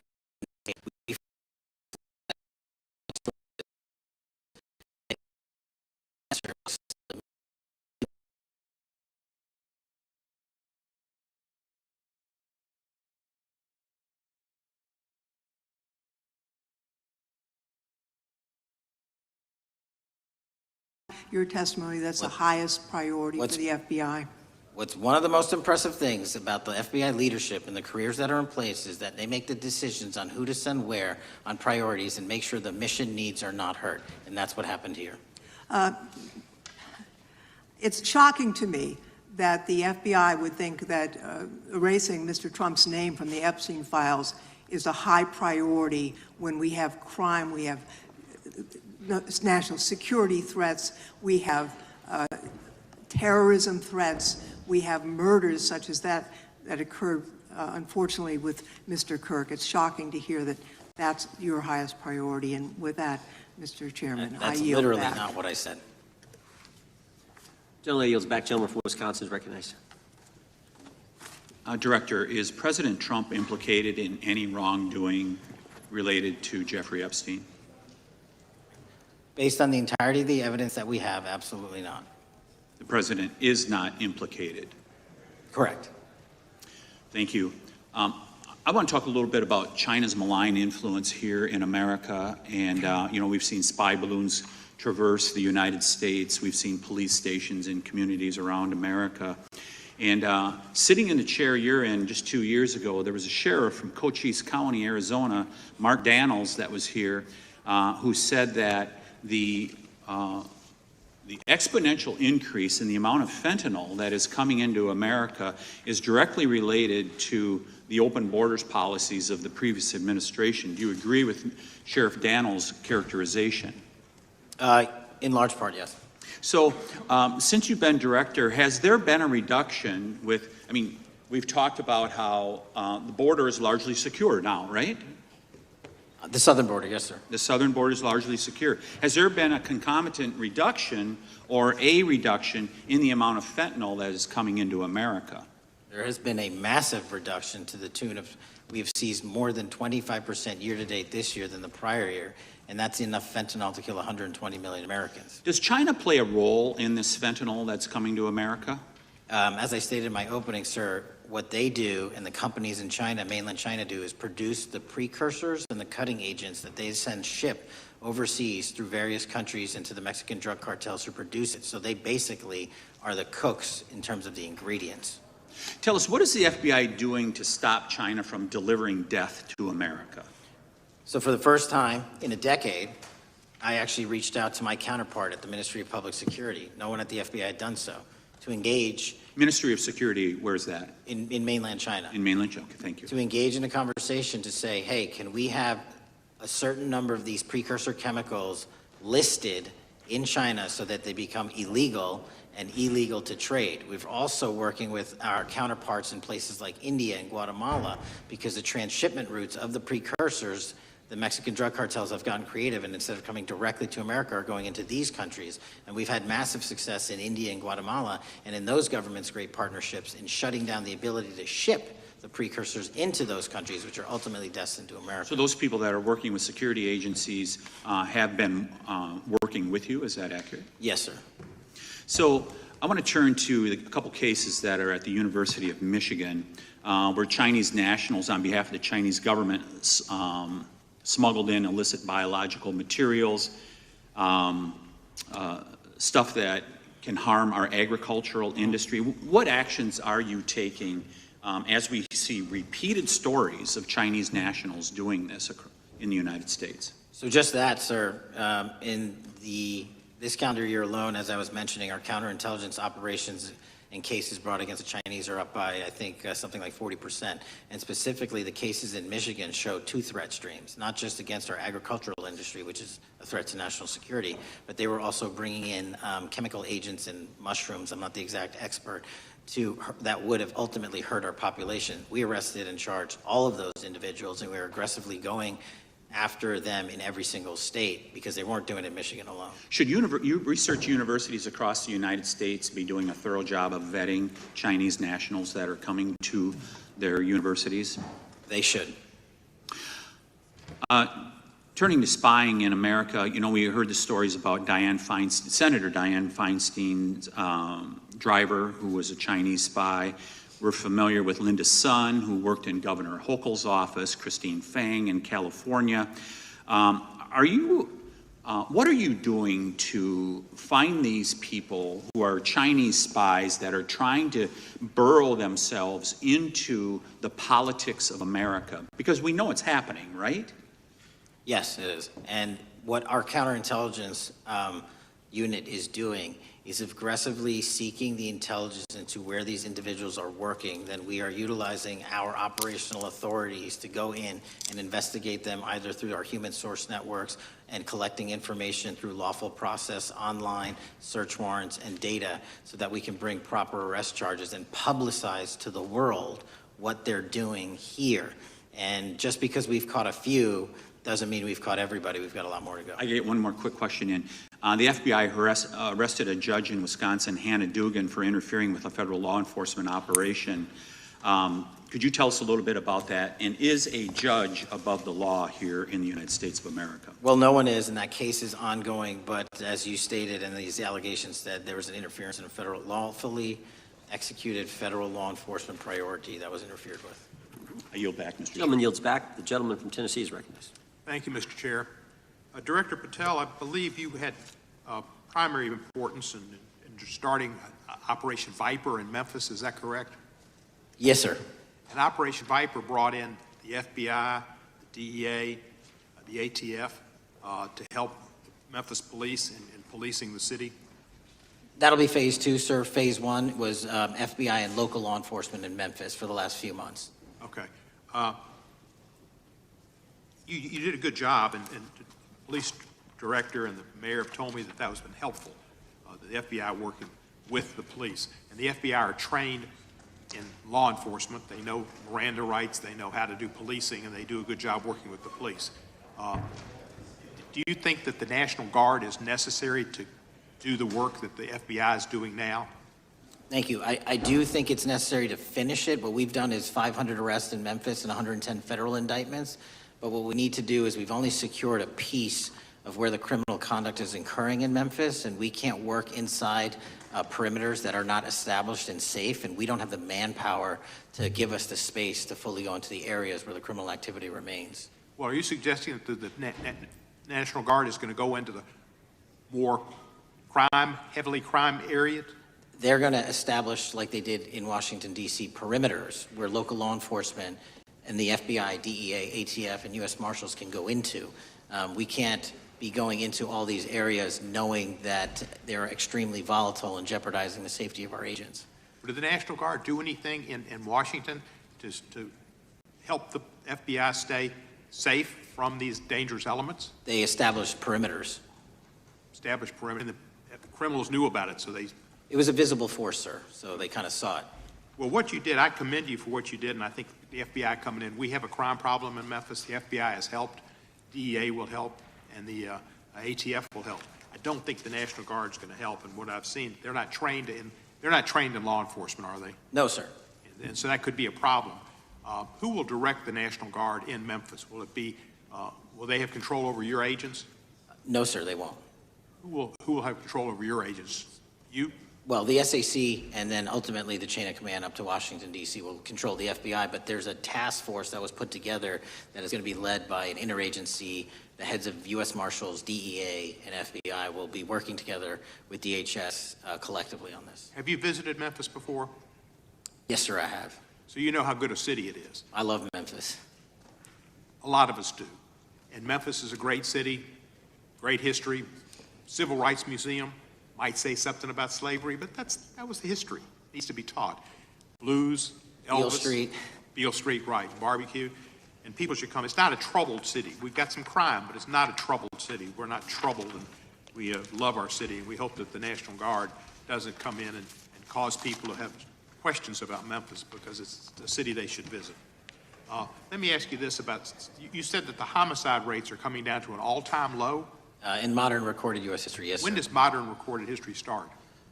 I think the FBI, and I'll get back to you on this, has stats on that going back about 30 years, sir.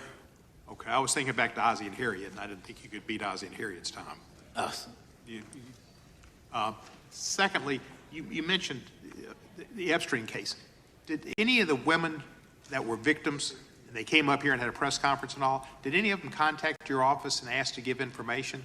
To my knowledge, no, sir. If they did, let me ask you first, is there a statute of limitations on sex crimes like that, with sex with a minor, rape? The DOJ is the expert, but I do not believe there's a statute on that, limitations on that. So there's not a statute of limitations. Should you not be interviewing those people who know who raped them and the names and the places and give you that information? That seems like that's a treasure trove of information, and it's a serious, serious, serious number of crimes. Sir, I couldn't agree with you more. We've been very public about asking individuals to come forward with new information, and we would run out every single lead on that. Well, I'm sure the women will come forward, especially today, to be sure that they will get an opportunity, because that seems like something we ought to do. Mr. Driscoll, what was his reputation? I can't comment on Mr. Driscoll's matter. It's an ongoing litigation. Yeah, but his reputation you could tell us about. I can't tell you about his reputation. His work has been laid out in that lawsuit. How many of the FBI agents who worked on the January 6th case have been fired? I don't have that number, sir. Do you have a ballpark figure? No, but I can tell you that individuals based on case assignments in the FBI that I have led have not been terminated for case assignments. Thank you, sir. And come back to Memphis, and you work with Kevin Kane in our Tourism Bureau. He's great. Thank you. And thank you for your work in Memphis. Gentleman, yes, back. Gentleman. Mr. Chairman, I have a unanimous consent request. Gentleman's recognized. So I've got 4 documents I'd like to introduce into the record. The first one is Jeffrey Epstein's 6 story played out for years in plain sight. And Acosta is quoted in here saying, "I was told Epstein belonged to intelligence and to leave it alone." The second document is entitled, "What Epstein's Bodyguard Warned About His CIA Connections." The third document is from Fox Digital. It's titled, "Epstein's Private Calendar Reveals Planned Meetings with Obama Admin Official, CIA Chief." And the last document is Wall Street Journal article that highlights Ehud Barak's 36 meetings with Jeffrey Epstein. He was the former Prime Minister of Israel and head of military intelligence for Israel. It may have held that title when he met Epstein, and then, yes. Without objection, the gentleman will hold for a second. The gentleman from Maryland is recognized. Thank you, Mr. Chairman. Just one UC request. This is Judge Engelmeyer's decision from August in U.S. versus Epstein, stating the government's 100,000 pages of Epstein files dwarfs the 70-odd pages of Epstein grand jury materials. Without objection, the gentleman from Kentucky is recognized for 5 minutes. Thank you, Mr. Chairman. Director Patel, I watched some of your Senate hearing yesterday when Senator Kennedy asked you, "You've seen most of the files. Who, if anyone, did Epstein traffic these women to besides himself?" You replied, according to the transcript, "There is no credible information that he trafficked them to anyone else." You also said somewhere in the hearing and here today that the problem is that the case files are constrained by limited search warrants from 2006 to 2007, and that the non-prosecution agreement hamstrung future investigations. Those constraints only apply to Southern District of Florida. They do not apply to Southern District of New York, the location of the 2019 sex trafficking indictment, which produced many things, including a series of FD 302 documents. According to victims who cooperated with the FBI in that investigation, these documents in FBI possession, your possession, detail at least 20 men, including Mr. Jess Staley, CEO of Barclays Bank, who Jeffrey Epstein trafficked victims to, victims including minors such as Virginia Roberts Giuffre, may she rest in peace. That list also includes at least 19 other individuals, one Hollywood producer worth a few $100 million, one royal prince, one high-profile individual in the music industry, one very prominent banker, one high-profile government official, one high-profile former politician, one owner of a car company in Italy, one rock star, one magician, at least 6 billionaires, including a billionaire from Canada. We know these people exist in the FBI files, the files that you control. I don't know exactly who they are, but the FBI does. Have you launched any investigations into any of these people, and have you seen these 302 documents? Sir, I have asked my FBI agents to review the entirety of the Epstein files and bring forth any credible information. And we're working with Congress not only to divulge that information and produce it to you, but any investigations that arise from any credible investigation will be brought. There have been no new materials brought to me launching a new indictment. So is the loophole here, or is it your assertion that these victims aren't credible, that the 302s maybe didn't produce credible statements that rise to a probable cause? It's not my assertion, sir. It's the assertion of 2 different United States attorneys' offices from 3 separate administrations who investigated those same materials in lifetime. Are the 302 documents in the FBI's possession? They reviewed all that, yes, sir. And so have you reviewed those 302 documents where the victims name the people who victimized them? If I personally know, but the FBI has. So how can you sit here and in front of the Senate and say there are no names? I said I named one today. I said we are not in the practice at the Department of Justice and FBI of releasing victims' names. That is not what we do. We are also not in the habit of releasing incredible information. That's not what we do. But multiple authorities have looked at the entirety of what we have. Okay, I got to move on here. Were you present when the AG had the White House event when she released the binders to the social media influencers? I was, yes. So if you're willing to meet with social media influencers who stood to benefit from the sensational and sad stories of these victims, will you meet with the victims as well? The FBI will meet with anyone who has new information. Will you personally meet with them? The FBI and the professionals who are handling the cases will. Were you instructed that it was important to release the documents to the Oversight Committee on the day of my introduction of the discharge petition to release these files? I don't know what day that was, so no. Well, they were released that day, and there were victims' names who weren't redacted because they were in such a rush, and the victims are not happy about that. Have you investigated any of the CIA connections? Have you seen the CIA file on Jeffrey Epstein? And if you wanted to see it, would they show it to you? Well, I can speak for the FBI, and that's presuming there's a CIA case file, and I've reviewed everything that the interagency, not I, the FBI, that was provided to us. Would you be willing to look at the CIA file on Jeffrey Epstein? If there is such a file, and if it has not already been turned over to the FBI will look at any new investigative leads. Have you made any progress on the pipe bomb investigation January 6th? And have you made any progress on the motive of the Las Vegas shooter? As to the first, it's an ongoing investigation, and we have made progress. As to the second, sir, I'll have to get back to you.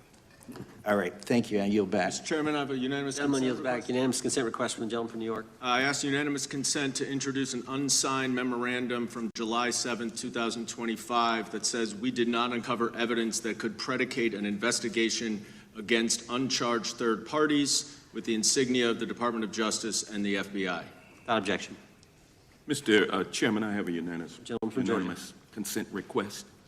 It's an article entitled DOJ Deletes Study Showing Domestic Terrorists Are Most Often Right-Wing. Without objection. Thank you. Gentleman from Georgia is recognized for 5 minutes. Thank you, Mr. Chairman. Director Patel, thank you for being here today. I want to first talk about the significant role that the FBI plays in combating the national security threats posed by our nation's greatest threat, our nation's greatest security threat, China and the Chinese Communist Party.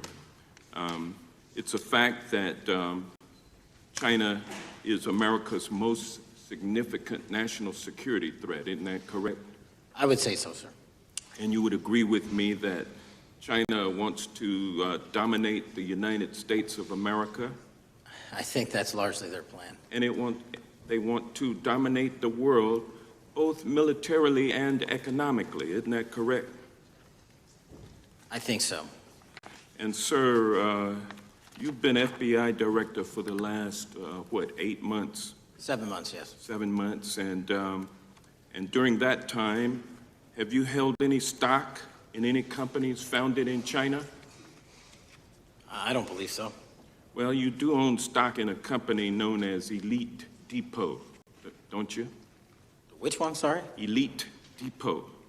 You own stock. I think that's, I'll have to get back to you. I think it's a law firm and it's a company out of Singapore.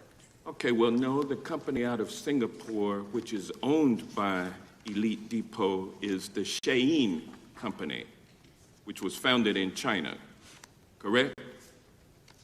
That company operates out of Taiwan. Well, they changed their headquarters from China back in 2022 to Singapore for tax purposes, but it's owned by a Chinese billionaire. I think his name is Charlie Zhu, and you own stock in the company that owns Shein. Which I disclosed during my confirmation process. You certainly did. And now, do you still hold that stock in that Chinese company?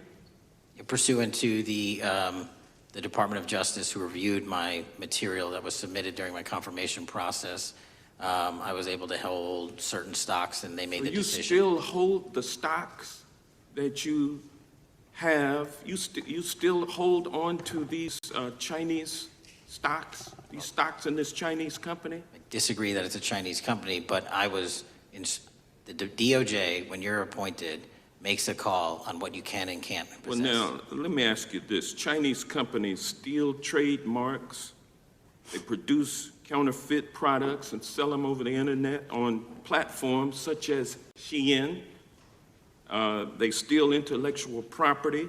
They steal data from American companies. And to me, it seems inconsistent with your role as FBI director that you would own stock in a company that is based in a country that is the nation's premier national security threat. It's like you are putting your own financial security over the security of the nation. I disagree with that characterization. Well, I think the American people look at it like it's a classic situation of the fox guarding the hen house. If the FBI is charged with investigating espionage, economic espionage by companies controlled by the Chinese Communist Party, and you are the director of the FBI, you've got a conflict of interest. Sir, I would just show if there's any intimation that I'm against. Why are you holding on to this stock? It wasn't a decision I made. And it's valued at up to $5 million as of when you last reported, correct? $5 million in stock? No, I don't follow it. You don't follow it, but you're still making money off of it. I don't have any money off of anything. Well, What I have done... Trump's trade policies directly impact the value of that Chinese stock. Won't you agree with that? Which trade policy? I'm not a trade expert. Okay, all right. But I want to tell you Play this. Crazy on me today. Let me ask you this question. Why are you hiding pedophiles? Why are you shielding pedophiles? Why are you protecting pedophiles? That is maybe the most offensive thing you could say to me, given the numbers. Well, you have not released Given the the Epstein numbers files. of pedophiles. You are aware of the we have Epstein arrested- client list that was published in the 18,000 The gentleman has emails released? expired. The gentleman yields back. Can you answer the question? Can I just respond? Of course, the gentleman can answer the question. Since I took over the FBI, there has been a 33% increase. Sir, all of in that started under Christopher Your Wray. time is done, but No, it didn't. the witness gets All to of answer that the started question, under and the then we'll go to our previous, next. 33 FBI director, sir, and you're coming in here trying to take credit for something that a previous director Gentlemen, instituted and largely brought to conclusion. I take no I think it's credit. been clear that offensive. the It's director offensive.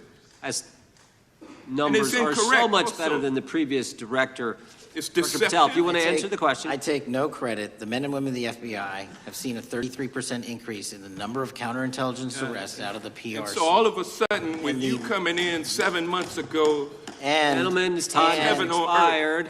and on sir, the pedophile the American public's not gonna accusation, go for that. we have arrested 1,500 child predators in the last 7 months. Under More investigations than initiated by anybody the prior Appreciate the directorship. director's good work, and we really appreciate that the time of the gentleman has expired. We now go to the gentleman from Texas.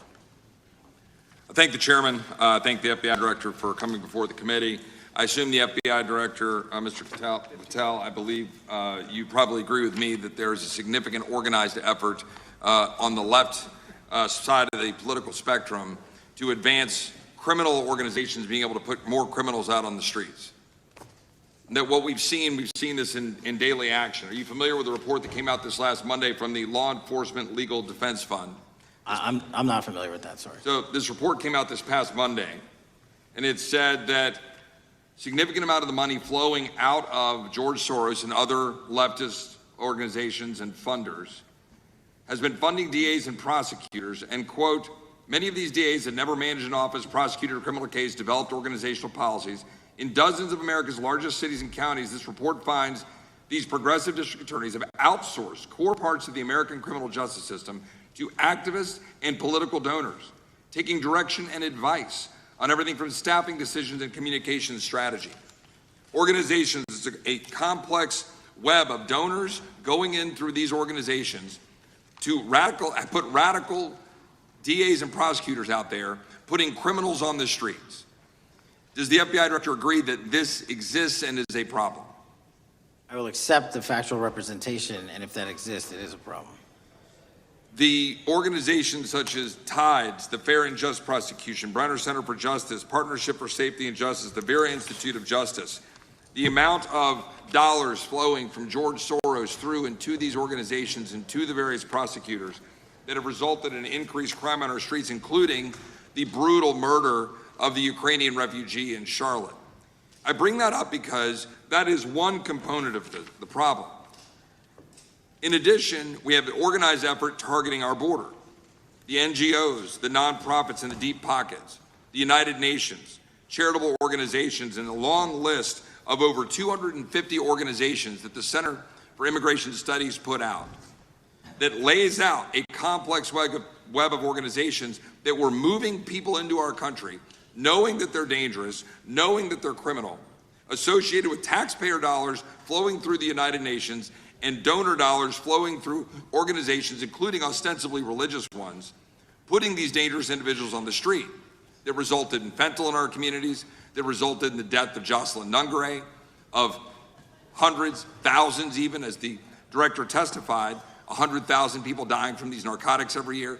All of this in an organized effort, a complete effort by the radical left to use taxpayer dollars and these dollars to put people on our streets. In addition, the extent to which we've seen now with the Southern Poverty Law Center and their hate map targeting, for example, the Family Research Council, where we had a shooting right here in DC over a decade ago, putting Charlie Kirk, putting a target on TPUSA, Antifa, other radical organizations that are very specifically organized in targeting conservatives and ordinary Americans. Well, how about the organized effort to infiltrate our schools and advance a transgender agenda and advance a radical agenda, perhaps one that we will see exposed further in the individual that actually shot Charlie Kirk? So here's my question. Will you as the director, and are you as the director, pursuing all legal channels to follow the truth wherever it may lead on this organized effort, one? And two, do you agree that Congress should take all action necessary to expose this web of dollars that are flowing to undermine our way of life? We've got another minute in my time, then I'd like to hear from you on this topic broadly. I'll keep it short. Investigatively speaking, we are doing the following. We are following the money. We are following the money in every organization and every person that is violating the federal code. And it doesn't matter what your background or ideology is, we are following the money. We are using legal process to follow that money, issuing subpoenas to follow that money, using grand juries to follow that money. And when we have results to recommend for prosecution to the Department of Justice, we will do that, and we will continue to publicize documents through Congress, yes, when we make these findings. Mr. Chairman, I'd like unanimous consent to insert the record outsourcing justice by the Law Enforcement Legal Defense Fund that I alluded to before. I would ask unanimous consent to add a 2024 list provided by the Center for Immigration Studies on these United Nations and other affiliated groups that are responsible, over 250 of them, for moving individuals into our country in a coordinated effort. I would like a unanimous consent to insert a letter that I sent that currently has 33 members of the United States House of Representatives that have signed on it, calling for a special select committee to pursue the organized effort from the radical left to target our way of life and undermine our security by putting criminals on the street and having our borders being wide open and putting us in danger. With that, I would yield back. Without objection. Gentleman yields back. Mr. Chairman, I have a couple of unanimous Gentleman's requests. One is a letter from Senator Tom Cotton, dated last year, urging the U.S. to, quote, ensure that data from U.S. companies is not harvested by the Chinese Communist Party through the purchase of Xi'an software and technology. Without objection. And also a statement by Marco Rubio, then Senator Marco Rubio, which warned our UK allies about, quote, Xi'an's deep ties to the People's Republic of China. Without objection. Also,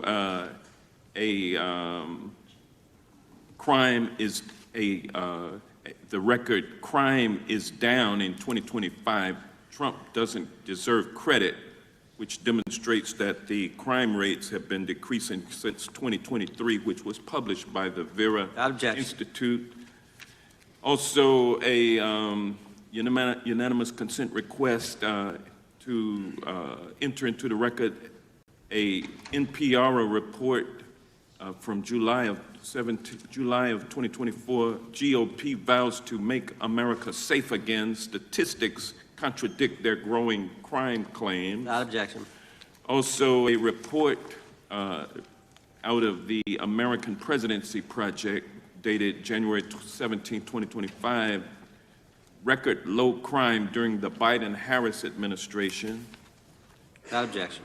Also, Joe Biden is correct that violent crime is near a 50-year low, which was a PolitiFact publication of May 2024. And last but not least, a FBI releases 2024 reported crimes in the nation statistics. These are FBI statistics published on August 5th, 2025, which details decreases in murder, rape, aggravated assault, and robbery in 2024. Without objection. Gentleman from Kentucky is recognized for unanimous consent. Mr. Chairman, I ask unanimous consent to submit two sets of documents. The first is a series of emails from the victims of Jeffrey Epstein. They are making FOIA requests to get their own FBI files and not having any success. So I want to bring attention to that by submitting that to the record. The second document that I want to submit to the record, for the record, I know we don't usually read these. This one's not readable. It's completely redacted for the most part, the first 50 pages. This is actually the search warrant that was served on James O'Keefe for a diary that he had already given to the government 2 months before. And as it turns out, there were no indictments here, yet he still doesn't know why he was raided, and I think he deserves to know. So, Without objection. Thank you. The chair now recognizes the gentleman from California. Director, the first time you saw Donald Trump's name was in the Epstein files. Did you close the files or keep reading? I have reviewed not the entirety of the files, so I have. You haven't reviewed all of the Epstein files? Personally, no. You're the director of the FBI. This is the largest sex trafficking case the FBI has ever been a part of. Buck stops at the top, and your testimony today is you have not reviewed all the files.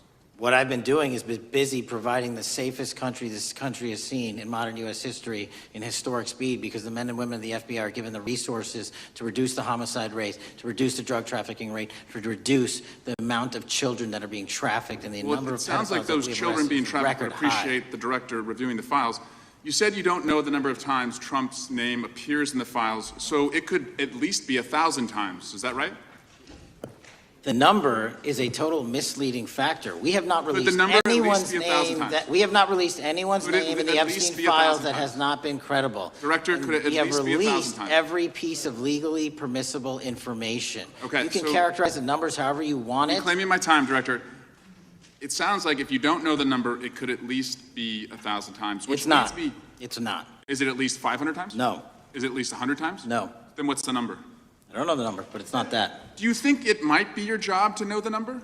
My job is to provide for the safety and security of this country. My job is not to engage in political innuendo so you can go out to the sticks and get your 20-second hit in your fundraising article. Director. Keep going, reclaiming your time, because the people of California are being underserved by your representation. If the president is not implicated, why not release everything that involves him? We have released everything, the president and anyone else's side, that is credible and lawfully be able to be released. Your fixation on this matter and baseless accusations that I'm hiding child pedophiles is disgusting. Anyone that says that needs to look at the stats alone and go back to the state of California, who's receiving the biggest surge in FBI resources through my redeployment, because the cities of Los Angeles, San Diego, and San Francisco need it. Director, remembering your oath to tell the truth, did you ever tell Donald Trump his name is in the files? I have never spoken to President Trump about the Epstein files. Did you ever tell the Attorney General that Donald Trump's name is in the Epstein files? The Attorney General and I have had numerous discussions about the entirety of the Epstein files and the reviews conducted by our team. Did you tell the Attorney General that Donald Trump's name is in the Epstein files? And we have released where President Trump's name is in It's the a simple attorney's question. file. Did you tell the Attorney General that the President's name is in the Epstein files? During many conversations that the Attorney General and I have had on the matter of Epstein, we have reviewed The question is painstakingly simple. who Did you can tell be- the Attorney General that Donald Trump's name is in the Epstein files? Yes or no? Why don't you try spelling it out if Yes you're or going to mock no, me? Director? Use the alphabet. Yes or no? No? A, B, C, Director, D, E, F? it Don't sounds wanna do like you don't want to tell us. Did you tell the Attorney General that Donald Trump's name was in the Epstein files? Why don't you try serving your Director, constituency did by you tell the focusing on Attorney reducing General violent that Donald crime in this Trump's country and the number of pedophiles that Director, are legally reclaiming harbored my time, in your Director. sanctuary cities in Director, California? reclaiming I'll my work with time. you on that. Do Regular you order, wanna Mr. work with Chairman. us on that? Director, Time reclaiming my belongs to the time. gentleman from California. Did you tell the Attorney General that Donald Trump's name is in the Epstein files? Yes or Question no? has been asked and answered. You've not answered it, and we will take your evasiveness as a consciousness of guilt. Director, did Donald Trump ever say to you, just find and release the entire truth? Don't worry if I'm in it? The instructions from the administration were to release all credible information, and we have done that. Did Donald Trump ever provide information about Jeffrey Epstein as an informant? Donald Trump has not been, and I can only speak for the FBI, an informant of the FBI. So, Director, you've played this cute shell game where you say you can't release everything because the court has said that it legally is not allowed to be released, but the court calls bullshit. Judge Richard Berman said that when you went to the court, quote, information contained in the Epstein grand jury transcripts pales in comparison to Epstein investigation information and materials in the hands of the Department of Justice. So let's move on, Director. You wrote a book called Government Gangsters. You identified 20 individuals in that book. You put me on that list at the top of the list. Thank you. My children find it flattering. 20 of those individuals have been investigated or have had adverse actions. Director, considering that you have identified these people as, quote, government gangsters, will you recuse yourself from making any investigation decisions about these individuals? Anyone that has been terminated at the FBI has been done so the because question they failed again. to meet the muster in Director, their constitutional I will obligation. work on the No. audio-visual capabilities. I'm of going to terms that borrow you your can hear me. terminology and call I'm bullshit reclaiming my on your time. entire career in I'm Congress. reclaiming my It time, has been Director. a disgrace to the American Director, I'm people. reclaiming my You time. can Will reclaim your you time all you recuse want. yourself? Mr. Chairman, you're going to allow a witness to speak this way? Mr. Chairman, would you give recuse yourself, The gentleman has no time. Mr. to Chairman, would you Mr. admonish Chairman, the witness not to insult members? Gentleman has no time. Mr. Chairman, just committee will remember. quick point of order. Could the gentleman be extended an additional 20 seconds to complete his thoughts since the witness decided to interrupt him continuously? And the witness will be able to respond if he wants. We'll make sure he Thank has you. time to do that. My question Gentleman, is, continue. will you, Director, recuse yourself, yes or no, from investigating or making decisions about the 60 individuals, including myself, that you identified as government gangsters? Yes or no? Time of the gentleman has expired. The witness may respond if he would like. And the answer was no, as I heard.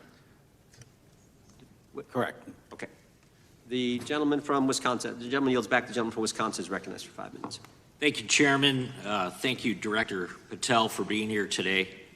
I wanted to talk a little bit about the assassination of Charlie Kirk and the FBI's subsequent investigation. I know it's really sensitive, and you know, you can make the call as to whether or not, obviously, it's something that you can respond to, but I think it's still fresh on many people's minds. I want to congratulate you and Utah law enforcement for the work you did in identifying the suspect and apprehending him. According to public reports, and I think this is what maybe it's, I still have questions about, maybe the public does. According to public reports, the alleged shooter arrives on the Utah Valley University campus nearly 4 hours before the shooting. Was that your understanding? Is that kind of? I'll let the public reports reflect themselves. I don't have the exact timeline. Okay, so we don't have any idea kind of his prep or how he set up or how he utilized that time when he first showed up on campus? All of those are being currently investigated through our cell phone analysis and through our witness interviews, and the state of Utah has now announced charges seeking the death penalty against this suspect, so we're a little limited in what we can continue to say. Sure, I understand. And that suspect, like you referred to, is then captured on security footage jumping off the roof of the alleged shooting location, the Losey Center. do we have any idea how the suspect got up on the roof in the first place? I think for members of Congress, especially after Butler and Pennsylvania, it's just unimaginable that there could be some type of security breakdown prior to an event of that size where somebody could access a rooftop. So not commenting on the case, but having gone to the crime scene and walked the steps that we believe were taken, the roof was actually readily accessible through an exterior stairwell, so anyone could have gotten on it. Okay.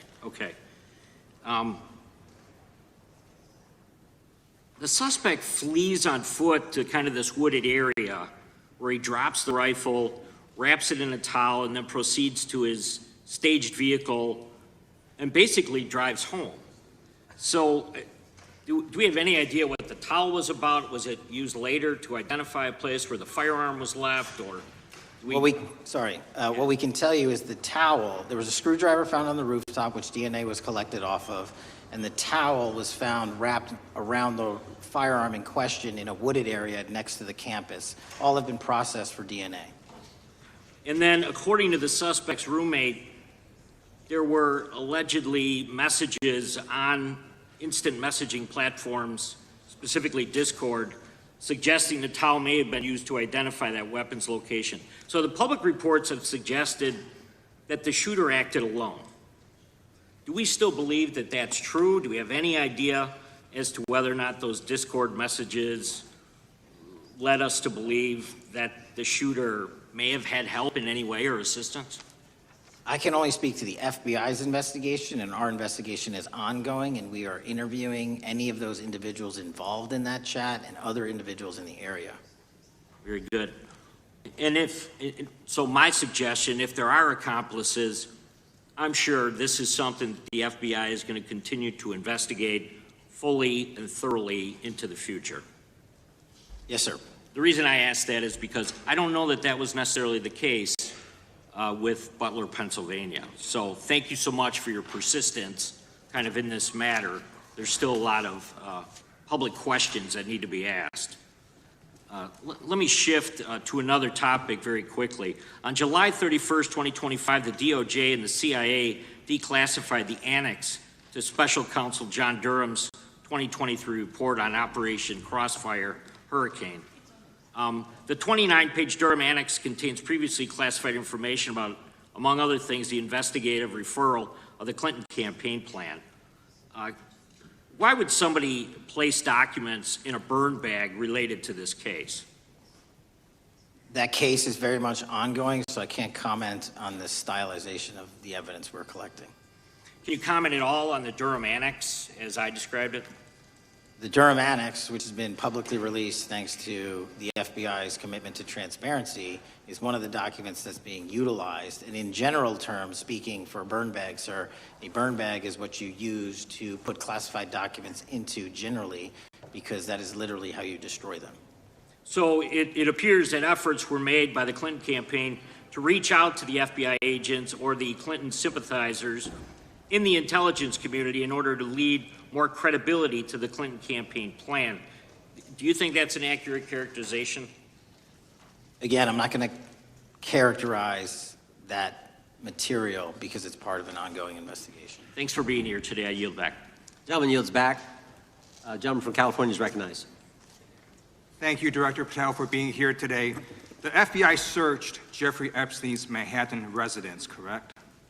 I believe that happened in 2018. I think there was 2 locations, sir. It's 2019, and in that residence, the FBI found a safe, correct? I don't have the catalog of evidence in front of me. In that residence, the FBI found a safe, correct? I'll accept your representation. Okay. And in that safe, the FBI found topless and lewd photographs of girls, correct? Again, sir, I'll accept your representation. I don't know. Thank you. It was all over the media at the time. It's a New York Times article that says Jeffrey Epstein is indicted on sex charges as discovery of nude photos is disclosed, dated July 8th, 2019. And the Times reports a trove of lewd photographs of girls was discovered in a safe inside financier Jeffrey Epstein's Manhattan mansion. Author Michael Wolff has conducted numerous interviews of Jeffrey Epstein. I'm going to play for you a video clip of of what Michael Wolff said Epstein told him was in the safe, and what he showed the author was in this safe. So let's please play that clip now. Elected. And I was sitting talking to Epstein, and he said, "Wait a minute, I got to show you something." And then he went into his safe, and he came out with photographs. They were Polaroids, I think, and he kind of spread them out like playing cards, and it was Trump. I mean, I think there were a dozen of them, and it was Trump with girls of an uncertain age at Epstein's Palm Beach house, where all of the things that he would ultimately be accused of took place. And I remember very vividly 3 of them. There are 2 in which Trump is, the girls, topless girls, are sitting on Trump's lap. And then a 3rd in which he has a stain on the front of his pants, and the girls are kind of pointing at it, sort of bent over, laughing. So Director Patel, I'm going to ask you a very broad and general question. As you know, Donald Trump and Jeffrey Epstein were friends. There are, of course, photos showing Donald Trump together with Epstein, correct? I don't have the entirety of the photographs, but I think they've been photographed in public together. All right. Are there any photos showing Donald Trump with girls of an uncertain age? No. How do you know that? Because that information would have been brought to light by multiple administrations and FBI investigators over the course of the last 20 years. Well, you know what? That's just not true, because no one knew about the creepy birthday message that Donald Trump wrote to Jeffrey Epstein until the Wall Street Journal disclosed it, and then all of a sudden, the Epstein estate provides it to Congress. Well, so certainly, you weren't there at the search. You don't know what Epstein may or may not have done with those photographs even prior to the search. Maybe someone has it. Maybe the Epstein estate has it. You raise a great point. So I'm going to ask you, have you asked to talk to Michael Wolff? You raise a great point. I haven't personally asked to talk to Michael Wolff. Has the FBI asked? But the FBI, I'll get back to you if the FBI specifically So Michael asked has ever. about 100 hours of testimony of Jeffrey Epstein. Wouldn't it be good for the FBI to interview Michael Wolff? I'm not saying they haven't, I just don't know. Has FBI subpoenaed the tapes that Michael Wolff has conducted of Jeffrey Epstein? I don't know. All right, so if you could provide us an answer, that would be terrific. Sure. Well, let me ask you this question then. Have you looked at all the photos in Epstein files? I have looked at all the information that the investigators who investigated this case have provided to run out credible leads. And in the Epstein file, was there that creepy birthday message that Donald Trump had written to Epstein? But that's what I was trying to tell you. You raise a great point. The estate of Jeffrey Epstein has a voluminous amount of information that they have not released before. Okay, so that's great. So wouldn't it be great if FBI subpoenaed the estate of Jeffrey Epstein for all that information? The estate is under no obligation to provide that material, even pursuant to a subpoena. That's a great point. Yeah, that's just false. Okay. That's just false. You're the frickin' FBI. You can subpoena the information from the estate, and you better do that. That's literally not how it works. I'm going to move on now and talk about Epstein's client list. You confirmed that it exists. Attorney General Pam Bondi confirmed earlier this year that it exists. So I just want to ask you a simple question. Is Prince Andrew on Epstein's client list? The material related to Prince Andrew has been made public. Is Prince Andrew on the client list? We have released the index of names that were in Jeffrey Epstein's. Is Donald Trump on Epstein's client list? The index has been released, and the index will speak for So I'm itself. just going to say, America, there's a huge red flag. The FBI director could not answer whether Donald Trump was on Epstein's Gentleman's time client has list. expired. I Chair yield now back. recognizes the gentleman from Virginia. Thank you, Mr. Chairman. I want to thank the director for being here and for his work over the last several months, removing the taint of partisanship that has infected the intelligence community over the past several years under the last administration, under the last several directors, standing up for law enforcement, standing up for the brave men and women who work in your agency. But to set the record straight, we have to correct the record. And the record, early days of the first Trump administration saw a dramatic spike in news stories that contained sensitive and sometimes classified details about the FBI's bogus Russia probe, about a leak a day. It's unacceptable that senior FBI officials coordinated to leak classified information to try and harm President Trump. Documents produced to the committee in August of this year revealed that the FBI interviewed a former Intelligence Committee staffer who gave details on a systematic process through which leaks of classified information were affected by then Chairman, now Senator Adam Schiff. Were these findings escalated within the Bureau's chain of command, and if so, to what level?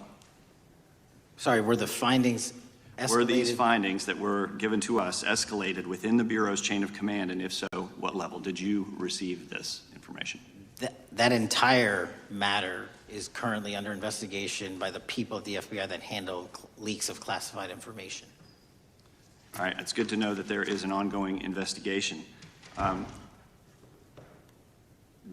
Can you tell me whether these leaks to the media compromised any ongoing FBI investigations during the Trump-Russia probe? I can tell you, generally speaking, the leaks of classified information are detrimental to any work the FBI is doing. Now, former Director James Comey testified before the Senate Judiciary Committee that he had never been an anonymous source, nor authorized anyone to be an anonymous source in news reports about matters relating to the Trump investigation or the Clinton investigation. Was Comey's testimony true? In reference to Director Comey, I'm very limited in what I can say because of what the current status of those matters are with the FBI and the Department of Justice. When I am able to make those public, I will. Can you tell me if there's an ongoing investigation there? Again, without identifying any individuals related to the information you're generally speaking about, there is an ongoing matter that has been under review by the Department and the FBI for some time. Because we know that the documents that we received last month revealed that former Director Comey used Columbia University law professor as a conduit to leak stories to the media that contained classified information. Let me move on to the way that the FISA process was weaponized by past directors. Prior to your confirmation, you raised concerns about government misuse of FISA, including Section 702, stating that FISA was in need of major reform. Specifically, you highlighted that the Fisk report that the FBI had conducted 278,000 improper searches of the FISA database. Do you remain concerned about governmental abuse of FISA in Section 702? I'm always concerned, but what we've done since I became FBI director is implement new audit systems. We are nearing 100% review of the 702 query system that you are specifically referring to, and we've also eliminated anyone that has ever touched that database that has in any way made a mistake, whether intentional or not. And we have also identified a system in which those going forward who misuse the 702 system, they don't get 2 strikes. They get 1 and you're done.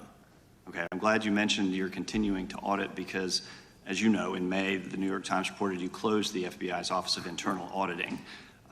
Can you explain why you decided to close this office? Yeah, because under the new restructuring of the FBI, to save resources, there were 2 different places doing the exact same thing. We have a specific division dedicated to audits. I didn't need another audit system doing the audits again. And so we folded some of those folks with their expertise into our specific division and then took the rest of those folks and are moving them out across the country. Under previous FBI leadership, FBI agents were found to have lied to the Fisk. There have been hundreds of thousands of violations of the querying standards. In light of past violations, what action is the FBI taking to ensure that similar abuses do not occur in the future? Exactly what I've outlined. You cannot have access to the 702 query system if you improperly queried that system at all at any time in your career. Okay, at a Senate hearing 2 years ago, your predecessor, Director Wray, testified FBI had previously purchased U.S. phone geolocation data for a specific national security pilot project and further stated that the project had not been active for some time and that the FBI relies on court-authorized process to obtain location data from companies. Does the FBI purchase location data or any other data of Americans from data brokers? I don't believe so, but I'll get back to you. Thank you, that'd be important. I appreciate that. I yield back. Gentleman yields back. Gentleman from Washington's recognized. Thank you, Mr. Chairman. Mr. Patel, before you joined the FBI, you had very strong opinions about what the FBI was hiding regarding Jeffrey Epstein. In a September 2023 interview with Glenn Beck, you said the Black Book is under the, quote, direct control of the director of the FBI. In December 2023, you said, let us know who the pedophiles are. Even for a short time after becoming FBI director, in February of 2025, you tweeted, quote, there will be no cover-ups, no missing documents, no stone left unturned. In June, you told Joe Rogan, quote, we've reviewed all the information, we're going to give you every single thing we have and can. But then suddenly in July, everything changed. You and Attorney General Pam Bondi released one video and said that there was nothing more to see. Your July memo says you uncovered more than 300 gigabytes of data and physical evidence, but that you had decided no further disclosure would be appropriate or warranted. That is a quote. I think what happened, Mr. Patel, is that suddenly you discovered that Donald Trump's name was all over these files, and you started a giant cover-up. So you are under oath, Mr. Patel. You just testified to Mr. Swalwell that you did not speak to the president about the Epstein files. To your knowledge, did Attorney General Pam Bondi speak to the president about what was in the Epstein files? I can't speak for Attorney General Pam Bondi. So to your knowledge, you don't have any information. The question was, do you have any knowledge? Do you have any knowledge? I can't speak. You are for the refusing to Attorney answer the General question, so Pam let me Bondi. tell you that the Wall Street Journal reported that in May, Bondi told Trump that he was in the Epstein files, and at the same meeting said that the DOJ did not plan to release the files. Yesterday, you testified to Senator Kennedy that there was, quote, no credible information that Epstein trafficked girls to anyone else, and that you have, quote, continuously and publicly asked the public to come forward with more information, and we'll look into it. Today, in response to Mr. Massey's question, you appear to say that the survivors were not credible. These are survivors. That's not at all what I said. Okay, great. I'm going to ask you this in a second, but let me tell you about then the don't lie about survivors, me. and let's bring them up here into the room. These are women who came to the Hill and testified that they were groomed and raped at the age of 14 and 16 years old, and they called to meet with the president and to meet with the FBI and to have people investigate their claims. Some of them have never testified before. If you are so interested in getting the public to submit any information, why have you not met with them? You said you haven't met with them. Have you met with them? I'll give you one more chance.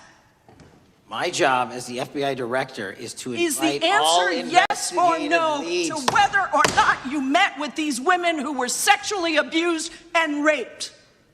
Any insinuation by you or any What people is on the your an- side that I am not manhunting child predators and sex traffickers, just look at the Mr. stats. Patel, And you talk Mr. about Chairman, cover-ups, man. Mr. Chairman, you this talk is about my time, cover-ups. and I will take Why as much time as Where I were want. you during the Instruct Obama the and witness, Biden Mr. administrations Chairman. when these so-called Instruct the cover-ups were witness. going on? Mr. Why didn't Chairman. anyone in those administrations talk to any of these Mr. purported Chairman. witnesses? Let's I get have some regular order, welcomed Mr. every Chairman. single person to provide credible information. Time belongs to the gentlelady from Washington. And I'm but gonna when you- take When another you couple accuse of the minutes. witness of something, he's allowed to respond. That's how it works. You say Listen, something, he didn't even, say the- excuse me, Mr. Mr. Chairman, Chairman, you have point always of been order. fair, but I'm- this is and I'm not being fair. fair, and you will get No, your- this you will is get my your time, and he You will give said the that gentlelady the a few witnesses additional were not credible. seconds of time. I'm going to get an additional minute of time because No, that's you'll how get much what, time you he won't get a took. minute, you'll get some seconds, what we think is under 5 minutes. You don't get to demand how Mr. much time you Patel. get. That's not how it works.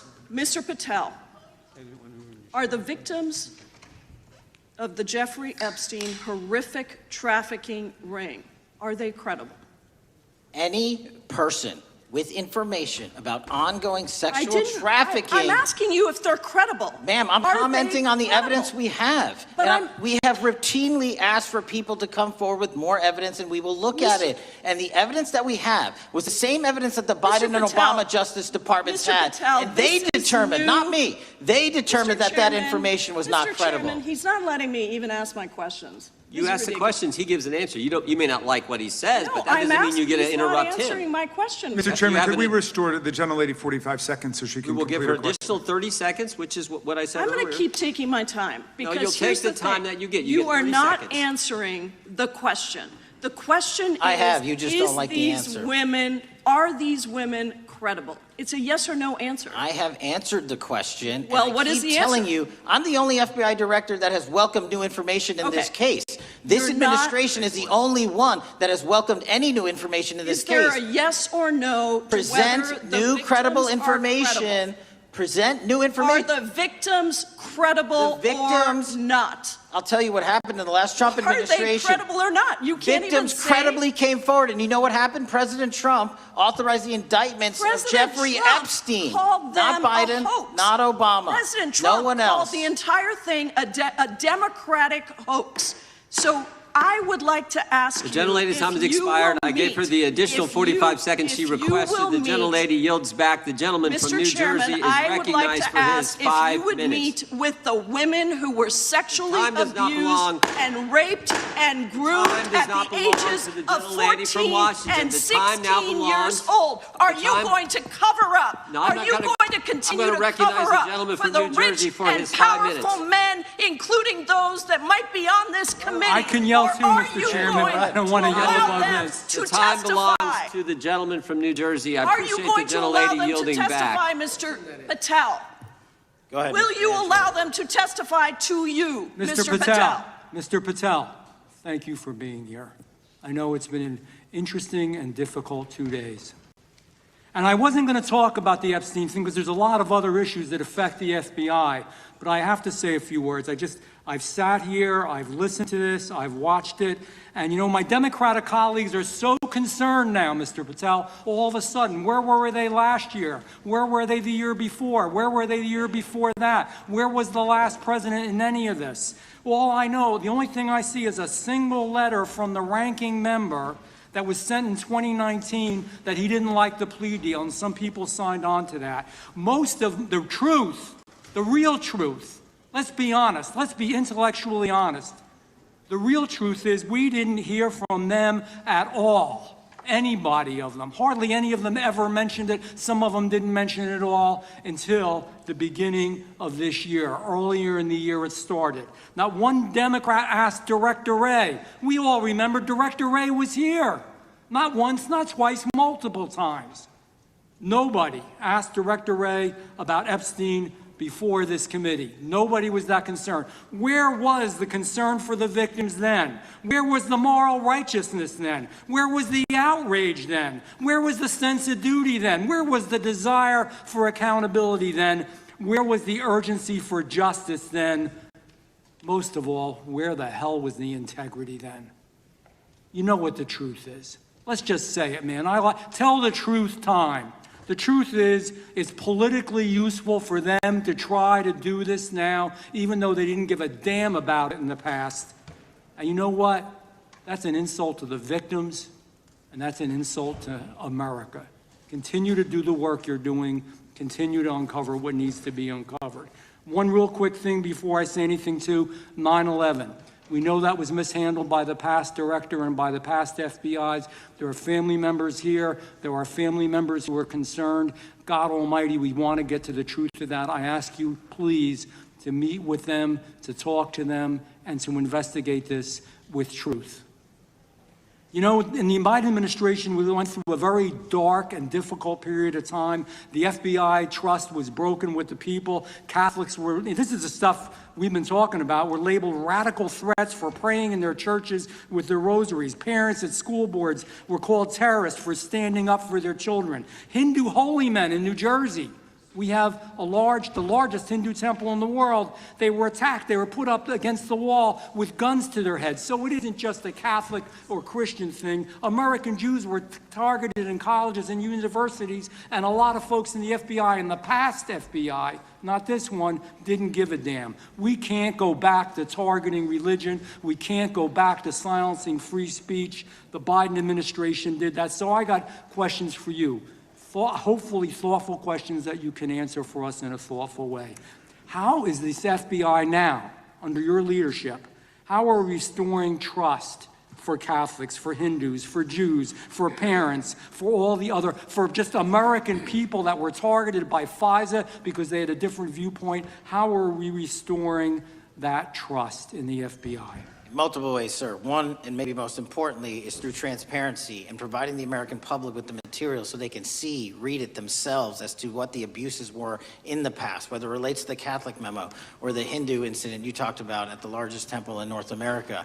Any institution of faith and any member of faith will not be investigated by this FBI because they are men and women of faith ever, period. And nor should they. nor should they. I don't mean to interrupt you, but my God, of all the amendments to the freedom of speech, freedom to believe in what you want to believe in, I know you're standing up for that. Continue. I'm sorry. No, that's it. Sorry. Okay. The Richmond memo was driven by a reliance on sources. The Southern Poverty Law Center, you know, the words sound nice, but the organization's not so nice. And we've seen the Anti-Defamation League distort data that counts as violence. Have you been able to identify and eliminate these kinds of partisan sources? We welcome all sources, but we want objectivity and neutrality and decency in the way we report all this. Have you been able to uncover any information there? How do we make sure our sources are good in the future? We have reviewed the source processes that infiltrate any institutions of faith, and they will no longer be going into institutions of faith. They will be directed towards criminal activity and protecting the homeland, the two most important missions the FBI has, and that's what we're going to continue to do. Good.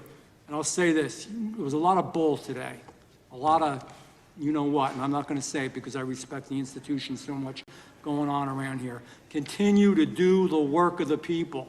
You are here for that reason. The administration is here for that reason. It was weaponized and politicized, the FBI, in the past. I hope to God we never, ever see that again. One of the darkest parts of American history. Thank you, Mr. Patel. I yield back. Mr. Chairman, I have a unanimous consent. Gentleman yields back. The gentleman from New York is recognized for UC. I would like to introduce a CNN article that explains how an alleged top leader of the MS-13 gang was dismissed. His case was dismissed in Brooklyn so that he could be deported back to El Salvador, even though he was charged with murder. Without objection. Mr. Chairman, I have some unanimous consent. The lady from Washington is recognized. I ask unanimous consent to enter into the record an article titled "Justice Department Told Trump in May that his name is among many in the Epstein files." Without objection. I have another one that is a July 2025 article by the New York Times entitled "How a Frantic Scouring of the Epstein Files Consumed the Justice Department," stating that DOJ and FBI employees reviewing the Epstein files were instructed to flag any mentions of Trump and other celebrities. Without objection. And I have another unanimous consent request to enter into the record an August 2025 article by The Guardian entitled "Ghislaine Maxwell Hinted at Epstein's Ties to Trump Officials. Why Wasn't She Pressed for Names?" stating that Maxwell told Deputy U.S. Attorney Todd Blanche that some of the, quote, cast of characters around Epstein are in Trump's cabinet. Without objection. Chair now recognizes the gentlelady from Pennsylvania. Thank you, Mr. Chairman, and thank you, Mr. Patel, for coming before us to testify today. I am concerned by your repeated claims that you're not able to disclose anything further about the Epstein investigation and files, and that there's no evidence of a broader conspiracy or other people who should be charged, because the American people aren't buying that you've been transparent or that there's nothing further to be seen. In your exchange with my colleague, Mr. Roy, you reiterated something that I heard you say yesterday in your Senate testimony, and that is, under your direction, the FBI will always follow the money. Is that right? The money, did you say? Yes. Yes, you said you'll follow the money. That's great. And just now you said you welcome the opportunity to investigate new evidence. So there has been significant recent reporting just in the last couple of weeks that after Jeffrey Epstein was arrested, 4 major banks flagged more than $1.5 billion in suspicious transactions connected to him that suggested a massive conspiracy related to his child sex trafficking activities. Director Patel, has the FBI reviewed the $1.5 billion in suspicious bank transactions flagged to the government relating to Epstein and his co-conspirators? I know the FBI has reviewed numerous SARs. I don't know the totality of that number. Okay, can you provide us with that number? I'll get back to you. Okay. And have you initiated any new investigation of those bank transactions since, say, September 8th, when the new reporting came out? I'll check with the Treasury Department because they're the lead on that. Okay, so Director Patel, how many individuals or entities has the FBI interviewed, subpoenaed, or compelled to testify? Can you give us those numbers with respect to these bank transactions? Not off the top of my head. I'll have to work with Treasury. Okay. We're concerned, you see, because you say you're going after child predators, but We are. Obviously, this is how you follow the money, is if you follow the bank transactions that apparently enabled the child sex trafficking. Would you agree? It's one of the valuable investigative tools is to follow the money. Okay. Have Jeffrey Epstein's victims have asked us to ask you whether or not you've investigated Epstein's lawyers, the lawyers who facilitated those payments. Have you subpoenaed or questioned any of those lawyers? So in 2018 and 19, what I recollect is many, if not every one of those lawyers was part of the investigation.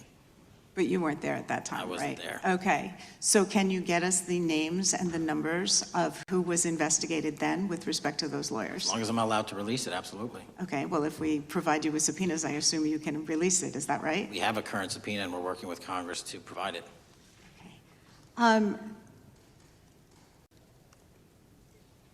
You said that the Acosta investigation had an original sin. What do you mean by that? Basically, if you're looking at an actual pedophile ring, what you should not do is limit the time frame in which you're legally able to collect information. So search warrants that Mr. Acosta utilized in 2006 and 7 leading to the 2008 plea agreement had a very specific narrow window of years, I think 3 or 4 years. And so information pursuant to legal process wasn't collected for 10 years or 15 years or 20 years. It also, subpoenas were not sent out to hundreds of witnesses at the time, hundreds of victims at the time. None of that was done. None of these people were put in grand juries.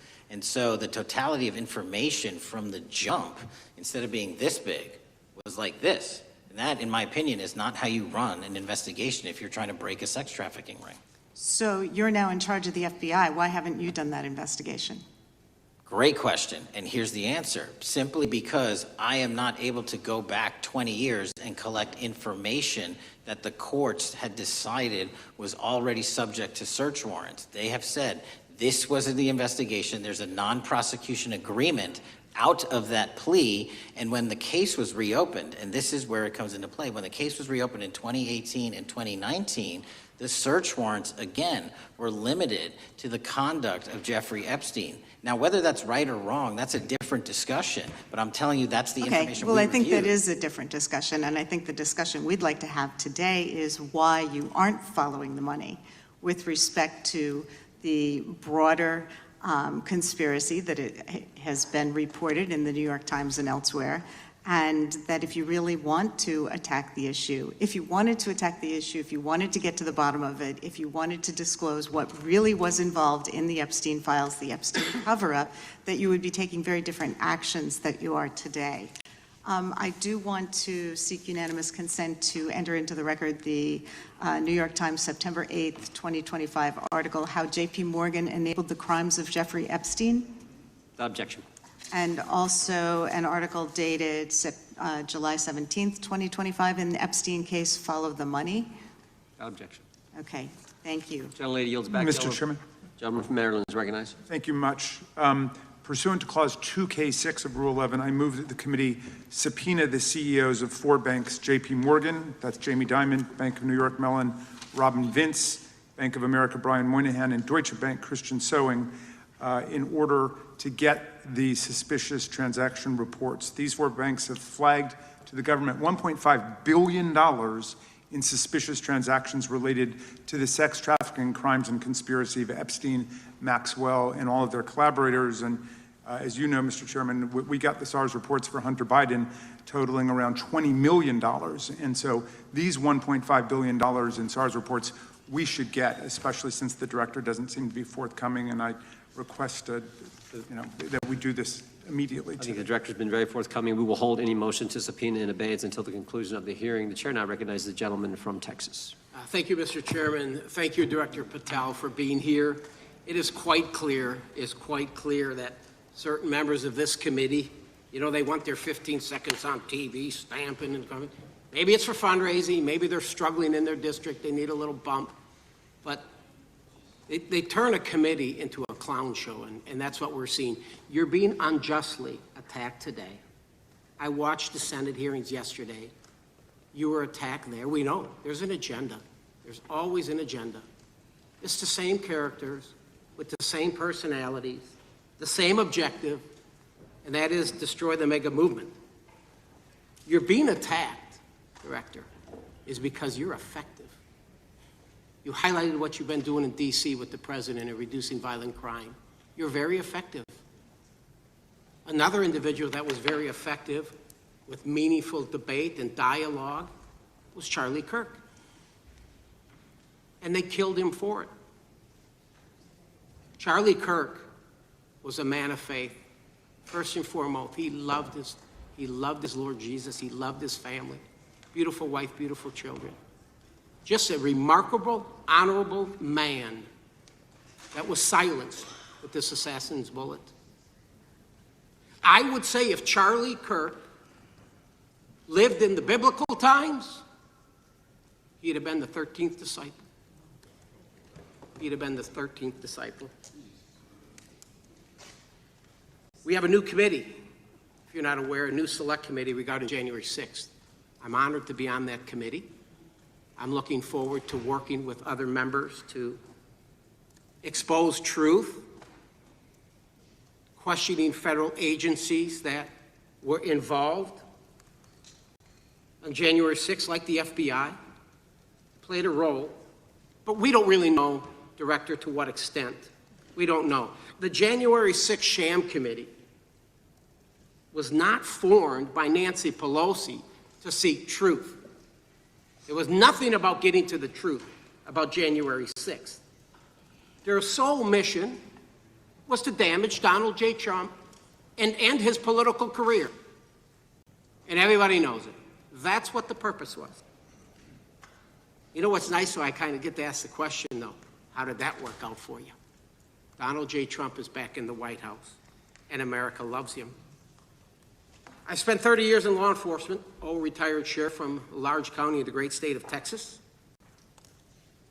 I have seen, Director, I have seen more enthusiasm and support for law enforcement today because of what you and Donald Trump have done over the last 8 months to protect the American people. The American people couldn't count on their government to protect them. Crime is rampant. And now we have a president and an administration that puts the American people and their safety first. It's interesting, a few minutes ago, a classmate reached out to me and sent me I told him, I said, yes, we got Director Patel in front of our committee today. And Andy Kane wanted me to tell you, he said, quote, tell him we love him. Tell him we love him and all the brave warriors exposing the deep state. Kash, you're a great American, sir. You're a great American. Your work as the director of the FBI is commendable. It's commendable. And I want to thank you, sir. Thank you for your service. Keep up the good fight, brother. Don't let him tear you down. Keep up that good fight. You have it in you. With that, sir, I yield back. Gentleman, yield to me.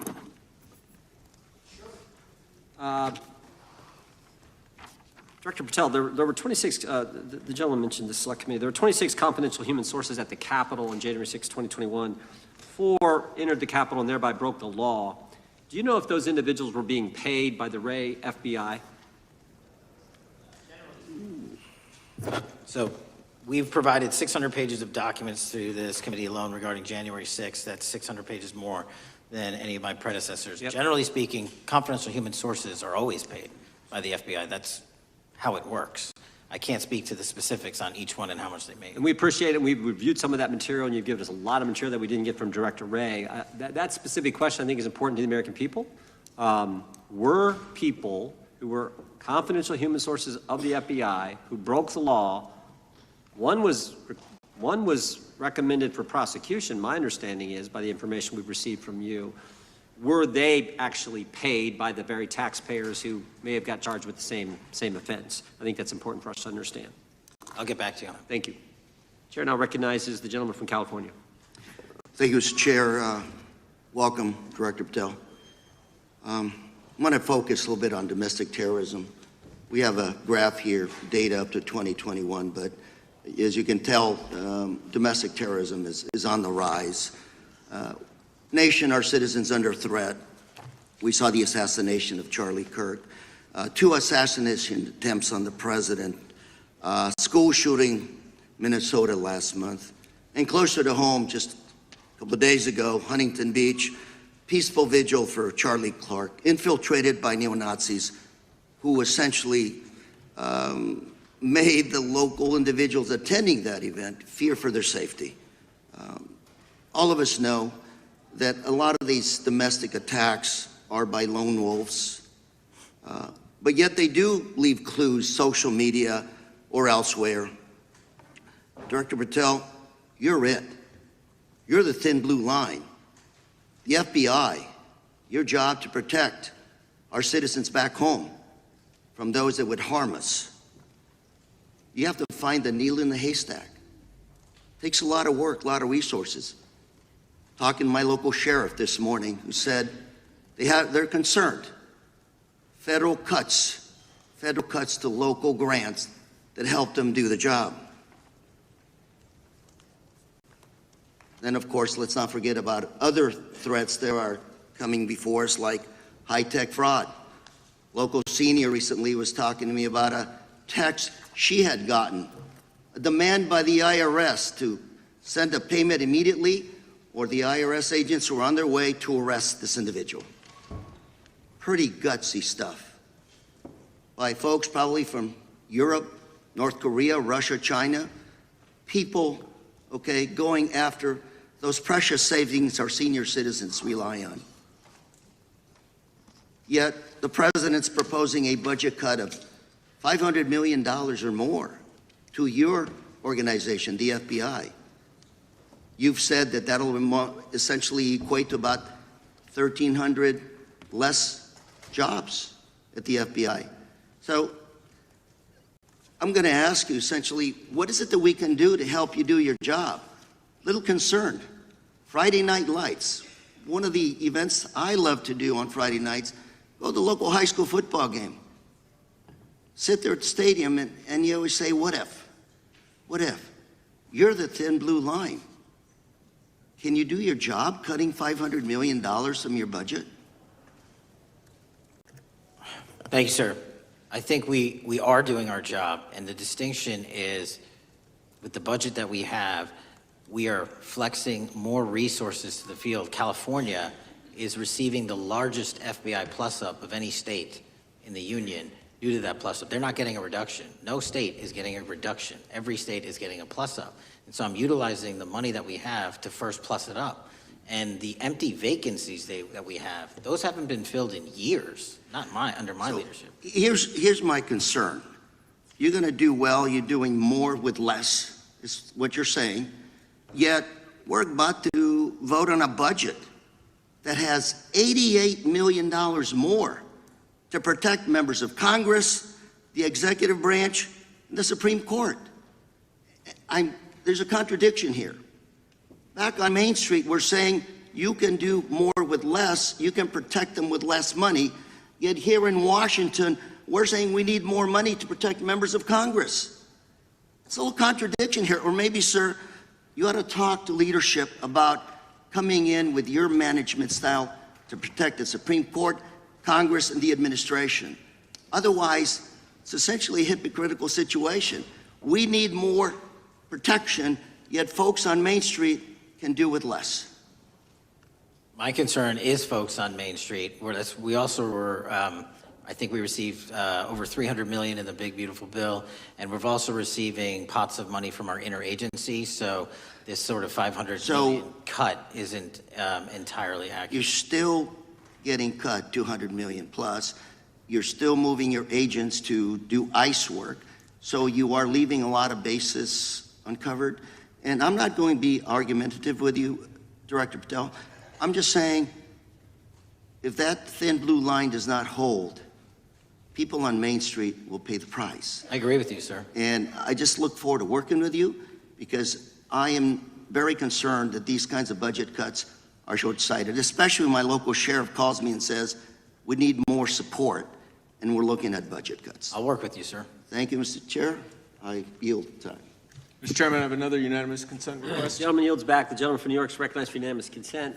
I seek to introduce a December 2024 OIG report from the Department of Justice which confirms the conclusion of the Bill Barr Justice Department that the so-called whistleblower, a disgruntled former employee of the Intelligence Committee, was not a credible witness, and there were no further actions taken.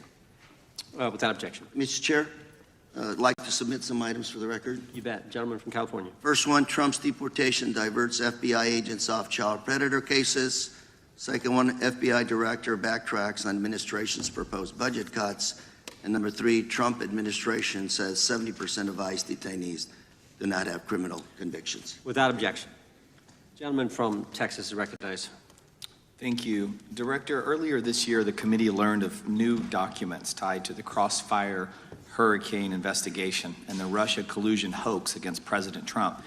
Your efforts in declassifying key documents tied to this investigation allowed the committee to acquire thousands of pages that it did not have previously. Did any of your predecessors make any effort to declassify these documents? Not to the extent we have. Did any of your predecessors share or leak any details that were classified at the time? There are ongoing leak investigations across the board at the Bureau related to this. I believe one of those is Mr. Comey, and I thank you for continuing that investigation. Among the declassified documents are the Durham Report Annex, the Crossfire Binder, and the Nellie Orr Criminal Referral. Could you summarize for those watching what we know about the Russia collusion hoax so far? Well, sir, I think the record will speak that the Russia collusion matter was perpetrated by a political party to go overseas and obtain information from a foreign intelligence asset, only to have that information, which was demonstrably false, turned over to the FBI, who walked into a federal FISA secret court and asked for a secret surveillance court order and lied to the federal court, and we know that because someone was convicted of it, and only to surveil the political opponent. So that is a massive scandal. We helped expose it. And in terms of the pages of productions, I provided 1,400 pages of production related to Crossfire Hurricane, and my predecessors have provided 0. I appreciate that, and I appreciate your courage and commitment to declassifying these important documents for our review, and hope that you'll continue with this commitment. Can we expect to see more declassification efforts regarding the Crossfire Hurricane and Russia collusion hoax? Yes. Thank you. I yield the remaining balance of my time to Chairman Jordan. I thank the gentleman for yielding. And Director, that's when it all started, right? The whole Russia, that's when it all began. And then it was Mueller, then it was impeachment, then it was Jack Smith and Fonnie Willis and Alvin Bragg and you name it. But it all started then. And that's why I think the gentleman from Texas wants to make sure we get all the information there. And I want to go back to when it was changed. We talked about this earlier. I just want to read to you what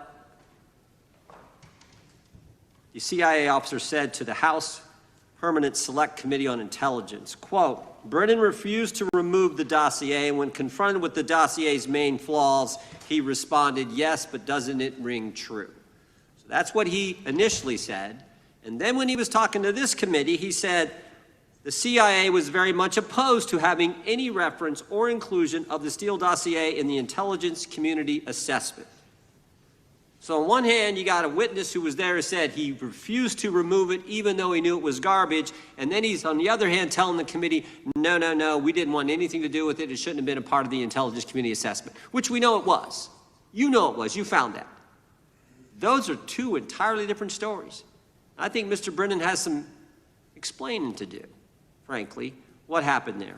And I think you said earlier that this whole thing, and I think you said to Mr. Gooden, this whole thing is being looked at as part of this grand conspiracy to undermine the president, whether it's Comey, Brennan, Clapper, former head of the Intelligence Committee, now senator from, whoever it is, that's all being looked at. Is that accurate? Yes, sir. Well, we appreciate that. And part of what's also being looked at, and I think the gentleman from Wisconsin brought this up earlier, what is a burn bag for, by the way? Generally speaking, the intelligence community obviously utilizes and possesses classified documents, but drafts of those classified documents and even ultimate finished products of those classified documents have to be recorded and or discarded. And if they are discarded, the only way we do that, the hard copies, is we literally put them in burn bags that are identified specifically for that purpose, and there is a very exact courier system in which those burn bags are obtained and the material inside is destroyed. So it's to get rid of the material, right? Yes, sir. And It looks like the annex that Mr. Durham in his investigation had was put into a burn bag by your predecessor, I assume, to be destroyed. Is that accurate? Without getting into the stylization of the evidence, anything that's put in a burn bag is for purposes of destruction. Do you find that interesting that the Durham annex was placed in a burn bag, that you would discover that when you took over as the head of the FBI? We found a lot of information in a lot of burn bags. Well, we appreciate you finding that. We'd like to know a little bit more about that, and we look forward to that information coming forward. And I appreciate the gentleman yielding. With that, we now recognize the gentleman from Colorado. Thank you. Thank you, Mr. Chairman, for holding this hearing. Thank you, Director Patel, for being here today. I have a couple of questions regarding a terrible shooting that occurred in Colorado, a state, as you may know, that I represent. You've testified previously about, I think, what you would describe as your efforts to provide more information regarding the investigation with respect to the horrific assassination of Mr. Kirk. And so, in that same vein, I'm hoping you can provide this committee and my constituents in Colorado with some clarity. Absolutely. I think, as my colleagues know, in Evergreen, Colorado, Jefferson County, a county that I proudly represent, at Evergreen High School, a shooter ultimately injured 2 students. Were praying for their swift recovery. There's an article here from Colorado Public Radio. The title is, quote, FBI was already investigating an account that may have been linked to the Evergreen shooter. You're familiar with the circumstances generally, Director, regarding this terrible tragedy. Yes. So my understanding from the public reporting is that an organization reported to the FBI in July of this year regarding, just reading here from the article, that the FBI opened an assessment into a social media account user whose identity was unknown and who was discussing the planning of a mass shooting with threats nonspecific in nature. This is the FBI's statement to the press. And that the FBI continued to work this assessment investigation to identify the name and location of the user up until September 10th, 2025, which was the day of the tragedy. Can you provide us some clarity on what were the impediments to finding, the account user, and maybe describe in greater detail the FBI's work in that regard? Generally speaking, yes, because I know even though the shooter's deceased, the investigation we're not done. Sure. And so the impediments to finding these individuals, and you highlight a great point. We had 2 huge tragedies in the span of days in this country. The school shooting in Evergreen, Colorado being one of them. And proactively going out onto these social media platforms, which are so large, is our biggest impediment. And we need to rely on the service providers. There's actual legislation, I can't remember the name of it, that's up for renewal, which will, and I think at the end of the month, which gives service providers the ability to report that information in from their end without liability. We need that to continue, because while the FBI has so many people and the police are great at doing it, there's just too many platforms to cover down on. Well, I appreciate that, Director Patel, and I think I'm interested in continuing this conversation, because I think the reporting suggests that there's a pattern, and that ultimately we want to make sure that law enforcement is able to prevent this kind of tragedy from happening in the future. I have a question. It's not meant as a gotcha question, so it just frame it there. But it is in regards to some reporting around a periodic transaction report that you had filed earlier, this year. So this is in July, pursuant to the ethical obligations as a senior executive official. You remember filing that in July? Yes. Yeah, so in that report, as best as I can surmise, you disclosed that you divested $100,000 or more in a variety of different stocks, which I presume was pursuant to the ethics agreement that you negotiated with the Department of Justice. In that same report, there's a disclosure regarding purchases of 2 different transactions. So between $15,000 to $50,000 in a national coffee house chain, and between $50,000 to $100,000 in a semiconductor company on May 9th and May 12th. Are those transactions that you're doing personally, or are these through a stockbroker, or are these transactions that you're handling yourself? So how they happen is I submit proposals under DOJ guidance to say, hey, I would like to trade this or that, and they run their review, and the FBI runs a review, and then they come back and say yes or no, and then I make the transaction. Is there a reason that you decided to make the purchases into those 2 companies? Generally speaking, before I got this job, I was, trading stocks, but not a lot, like most people, and I just follow certain industries and I thought they would be a good investment. So the reason why I ask, right, because you had divested in other companies. Yeah. And I presume that wasn't because there were actual conflicts. It's just that you wanted to avoid an appearance of impropriety. It was both. Both, but not all of the companies were conflicts.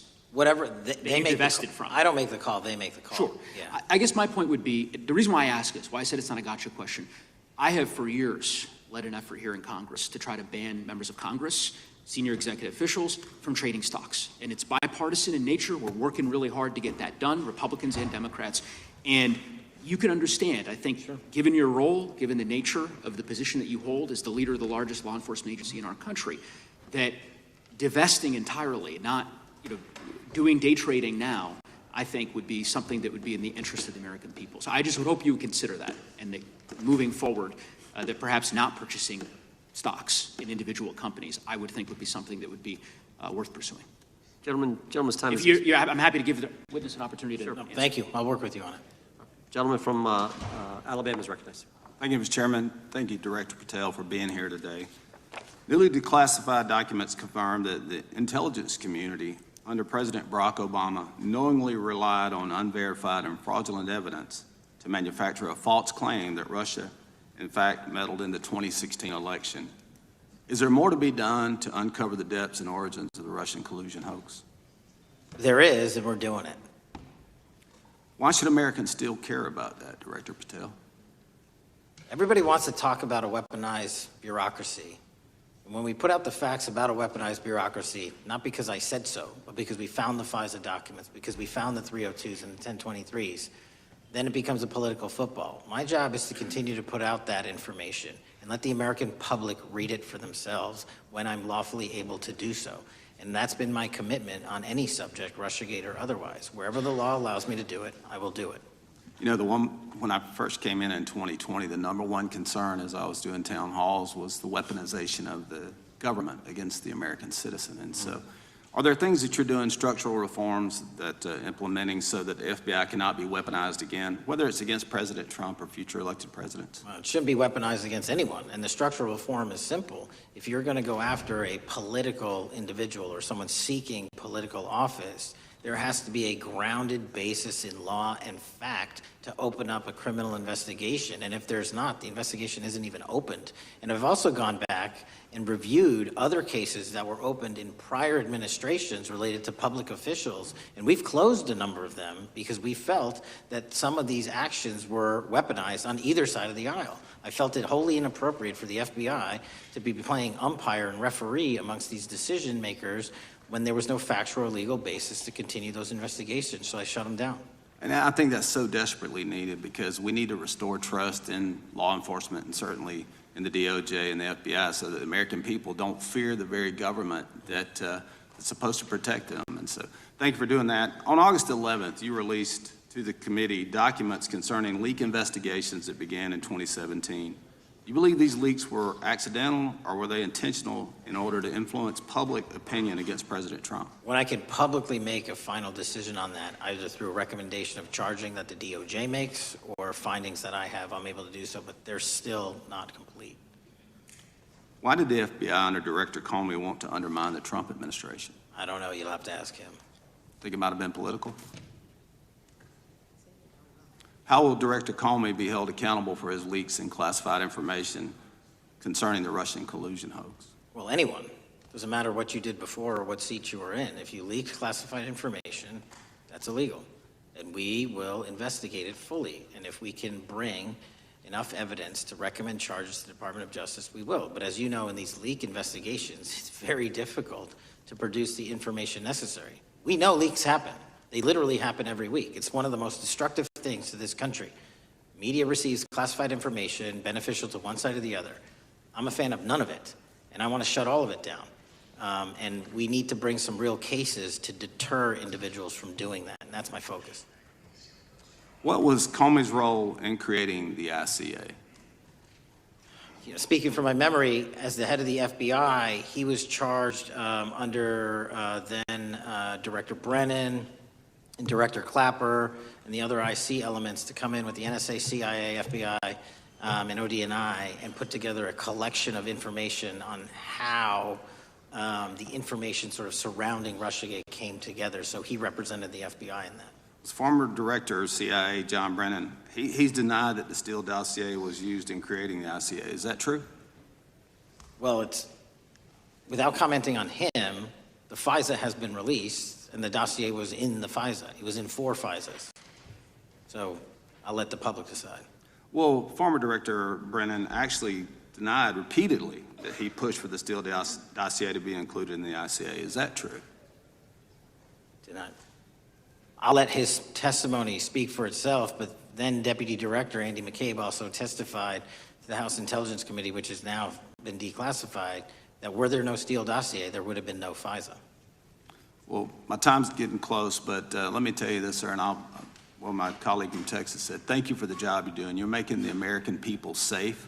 You're restoring trust in these agencies that so many of us had lost trust in. So thank you for the work you're doing. That thin blue line, you're doing a fine job, and we want to let you know we appreciate it. Thank you. God bless you. Lady from California is recognized. Thank you, Mr. Chair, and thank you, Director, for coming here today. And actually, thank you for your response to my colleague from New York who asked you earlier about violent extremism. And you said that there is violent extreme ideology on both sides. And I think you actually alluded to that same statement yesterday in the Senate. So I too have some questions I'd like to ask you. These are not gotcha questions, and just deny, please, what you deem to be false. So Dylan Roof, who followed white supremacist propaganda, murdered 9 black parishioners in Charleston in 2015. Do you deny this? I'm sorry. Dylan Ruth? Roof? Roof, can you give me some more information? You're head of the FBI, you probably know this. If you don't know, that's fine. You can give me a reminder. I've got a lot in front of me. It was national news. Robert Bowers murdered 11 Jewish worshipers in Pittsburgh in 2018. I do remember that. And it was the deadliest anti-Semitic attack. So do you admit that that happened? I'm not saying the other thing didn't happen. I'm just asking for a little information. Patrick Cruces, who posted a manifesto about a Hispanic invasion, walked into a Walmart in El Paso, Texas in 2019 and began firing. He murdered 23 people that day, and the youngest was 15. Do you admit or deny that that happened? I'll take your presentation as accurate. All right, well, I have to say all of these cases have been adjudicated. As I said, they are not gotcha questions. These incidents were national news. And as director of the FBI, you have access to all of this information. So in 2022, Peyton Grendon walked into a supermarket in a black neighborhood in Buffalo, New York, and started shooting. He murdered 10 people that day. And on September 10th, your friend Charlie Kirk was assassinated. Tyler Robinson has been taken into custody and charged, but also on that day, Desmond Holley, a 16-year-old white male, shot and injured 2 students at a high school in Colorado before killing himself. And according to the Anti-Defamation League, he had a fascination with mass shootings and white supremacy. So do you admit to, deny these facts? Those happened. Okay. Your predecessor, former FBI Director Christopher Wray, said that one of the most dangerous concerns is that racially motivated violent extremism, especially white supremacists, has been the biggest chunk of our domestic terrorism cases and is responsible for the most lethal attacks over the last decade. Do you admit or deny, A, that he said this? I'll let the record reflect that. Whatever he said was what he said. All right, and do you agree? That there is racially motivated crimes being committed in America, yes. Yes, especially white supremacists, which is the biggest chunk of our domestic terrorism. I'm glad that you said this. So last week, President Trump was asked if there were extremists on both the left and the right. He was actually asked this by Fox and Friends, and his exact words were, "I'll tell you something that's going to get me in trouble, but I couldn't care less. The radicals on the right oftentimes are radical because they don't want to see crime. The radicals on the left are the problem, and they're vicious, and they're horrible, and they're politically savvy." Do you agree with the president? I don't speak for the president. The president speaks for himself. Do you agree with the president? On what matter? On the question that I just asked, do you agree with his statement about the radical left? That there's ideology that's driving violence on both sides? Yes, that's what he acknowledged. No, he didn't. But I'm glad that you're saying that and actually creating some separation between you and the president. And I'm glad that you That's literally are not what happened. He said acknowledging both. that there is violent extremism on both sides. What's interesting is that the research arm of the Department of Justice, the National Institute of Justice, do you know what that is? I'm familiar with them. Okay, great. It is the research arm of the Department of Justice, and it published an article in 2024 devoted to domestic radicalization, violent extremism, and terrorism.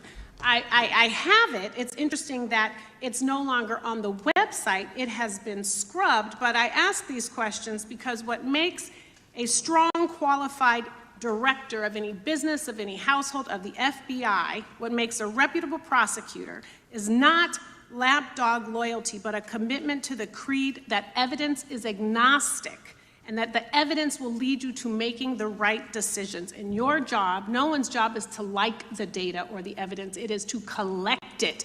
That is how you gain trust. And Mr. Chair, I would like to enter into the record, if I may. White supremacist group stands by racist ideology with unanimous consent. Without objection. Dylan Roof, the radicalization of the alt-right and ritualized racial violence. Without objection. Thank you. Another article, how Robert Bowers went from conservative to white nationalist. I'd like to enter that into the record with me. Without objection. Patrick Cruces believed he was fulfilling Trump's wishes in El Paso attack, his attorneys said. I'd like to enter into the record. Without objection. Buffalo shooting, how far-right killers are radicalized online. I'd like to enter that into the record. Without objection. Evergreen High School shooters online activity reveals fascination with mass shootings, white supremacy. I'd like to enter that into the record. Without objection. Murder and extremism in the United States in 2024, a report by the Anti-Defamation League. I'd like to enter that into the record. Without objection. And the article, the report that was scrubbed from the DOJ just recently, National Institute of Justice Journal focusing on domestic radicalization, violent extremism, and terrorism. I'd like to enter that into the record. Without objection. And lastly, the libertarian think tank Cato and their analysis on violent extremism and the right rising in extremist acts. I'd like to enter that into the record. Without objection. Thank you, and I yield back. Gentlelady yields back. Gentlelady from Wyoming is recognized. Just very quickly, Director Patel, thank you for being here, for your service to this country, and for the transparency that you have brought to the FBI and for the American people. Transparency that was absolutely non-existent in the Biden administration and FBI. I believe that you might have been asked earlier about whether you had had an opportunity to visit with any of Epstein's legal counsel. Were you asked that question earlier? I think so. Okay. One of the legal counsels or legal fixers for Mr. Epstein was Stacey Plaskett, the Democrat delegate to Congress from the Virgin Islands. So perhaps for those on the other side who are interested in talking to Jeffrey Epstein's attorneys, they could sure visit with one of their own colleagues. I want to focus on something that I think is very important that has not been addressed enough today, and that is related to the consequences of the Biden open border. One consequence of the Biden border crisis is the impact that it continues to have on our tribal communities, with the cartels taking advantage of our open borders, the Mexican drug cartels, by infiltrating our reservations and bringing violence, drugs, murder, trafficking, and more.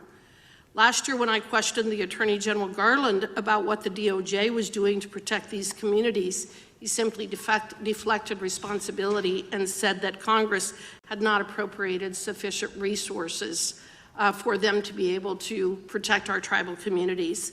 Mr. Patel, what is the Trump FBI doing to counter the drug cartel infiltration and other violent crime targeting our Native American communities? Thank you. It only took more than half of this proceeding to talk about one of the priorities that the FBI has, which is crimes on tribal lands. Every single crime that we have been talking about whether it's child predators, human trafficking, narco traffickers, murder, they all happen on tribal lands as well. And I've said since the beginning, it is a priority, which is why we launched Operation Not Forgotten on tribal lands. And I'm the first FBI director to meet with the staff and tribal leaders here in Washington, D.C. and elsewhere, and invited them into my office and headquarters to see them, because I need engagement with tribal leadership, and I need our police and FBI agents to be engaging with tribal leadership. Otherwise, we're not going to break through. We have 1,900 Indian country cases open right now. We've got 600 indictments this year alone.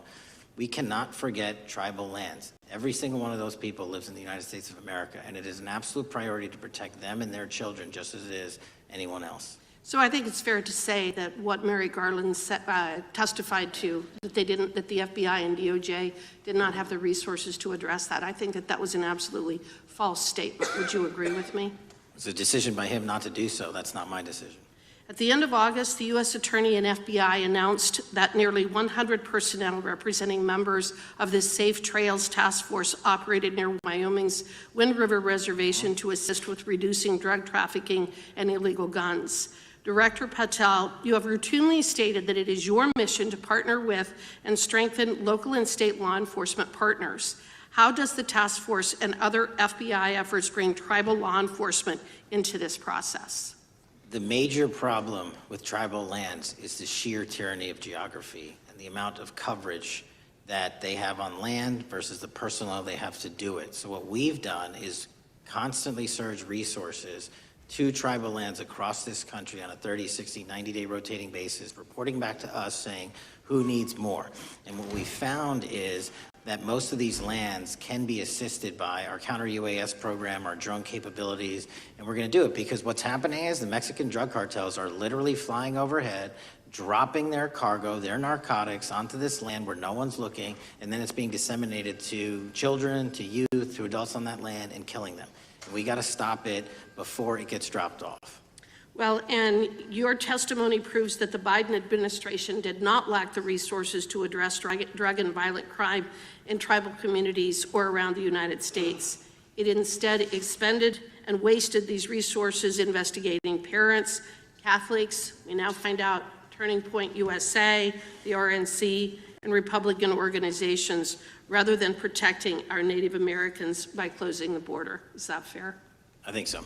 Wonderful, thank you. And I do appreciate the work that you've done in this regard. I was previously the chairman of the subcommittee on the Indian and Insular Affairs with the Natural Resources Committee, and safety and security on our reservations and for our tribal members has been one of our priorities, one of my priorities, and I very much appreciate the work that the FBI has done.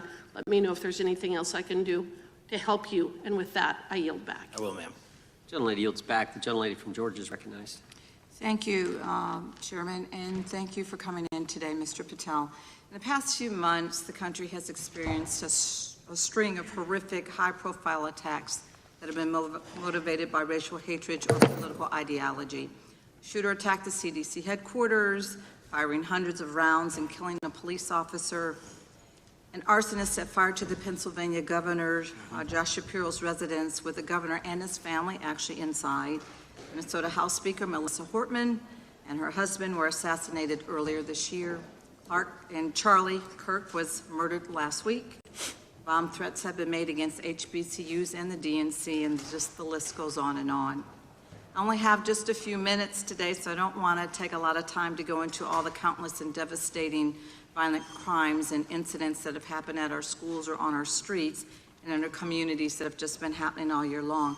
Mr. Patel, just yes or no, is this type of political violence ever acceptable in your eyes?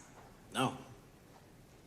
I'm glad that we agree that these heinous acts designed to instill fear and division in our nation are never, ever acceptable. Yet each of these incidents has recently taken place under your watch. The FBI's website states that protecting the United States from terrorist acts is the FBI's #1 priority, including from domestic terrorists. Is this still your #1 priority? Domestic terrorism? Preventing domestic terrorism. Our #1 priorities are protecting the homeland and international terrorism and crushing violent crime, and domestic terrorism sort of interlays between both of those. Okay, so, well, then I'm glad that you're giving us the right answer, but unfortunately, your actions kind of tell a different story. Earlier this year, you granted the ranks of the FBI's Domestic Terrorism Operations Section. This is the section of the FBI that is most directly responsible for addressing political violence in our country by preventing attacks from occurring and effectively responding to them if they do. The agents in this section are the ones who stopped an individual stockpiling weapons, who planned to attack schools and churches in Florida and seized bombs made by an ISIS sympathizer in New Orleans. And instead of ensuring that this section has all the resources that it needs at a time when its mission is critical, you fired its decorated veteran FBI agents who have served their country proudly under Republican and both Democratic presidents, and you scrapped the tools that they developed to fight domestic terrorism, including the National Domestic Terrorism Incident Database.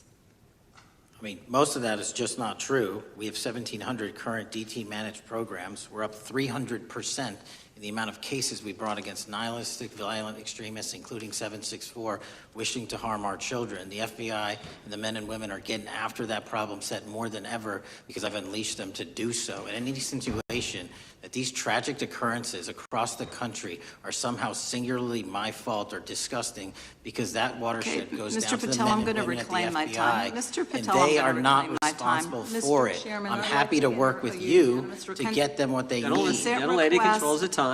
Unanimous consent request. She'll state a request. Thank you very much. Into the record, an article from Reuters titled FBI Scales Back Staffing, Tracking of Domestic Terrorism, Probes Sources Say. Thank you very much. Without objection. I appreciate that. So, Mr. Patel, and it isn't just the domestic terrorism operations section. Under your watch, agents are fully diverting their attention to these anti-immigrant and city takeover operations, leaving our children vulnerable to dangerous networks of online predators, both domestic and international. You pulled more than 120 FBI agents from their normal duties to operate sobriety checks and conduct traffic stops, exposing the FBI's fleet of unmarked cars and thereby making it harder for the FBI to combat violent criminal gangs, foreign intelligence services, and drug traffickers in the process. That's simply not true. If we were not able to do two things at one time, how would we be Patel, I seizing reclaim record my amounts of time. I reclaim my fentanyl? time. 23,000 Chairman, I'd like to violent enter felons have been into the arrested. Time belongs to the More gentlelady. than twice as many as Consent last Time request. belongs to the gentlelady from Georgia. Thank you very much. And this request basically is, it is an article from Reuters, which quotes law enforcement officers familiar with agents who once covered child exploitation cases, but now focus on immigration child exclusive. Thousands of agents diverted to Trump immigration track down. Mr. Patel, in the short time I have left, your tenure as director of FBI has been somewhat problematic. Americans are left definitely less safe under your watch. You have gutted the FBI's ability to keep safe from domestic terrorism. You have sent FBI agents to conduct traffic stops and round up hardworking immigrants who pose no danger to public safety. People even President Trump referred to as good, long-time workers. Your job is to protect and serve the American public. Time to the You have gentlelady. spent your time protecting heinous individuals and using the FBI to serve as a political circus. You at times have appeared unequipped. Time to This the country gentlelady has deserves better, and expired. I yield. Gentlelady yields May back. I respond? Sure can. Simply put, what is it? Are we failing? If we're failing, how are we arresting 23,000 violent felons? Twice as many as this time last year. Are we failing? Because if we're failing, how are we seizing 1,500 kilograms of meth, 25% increase from last year?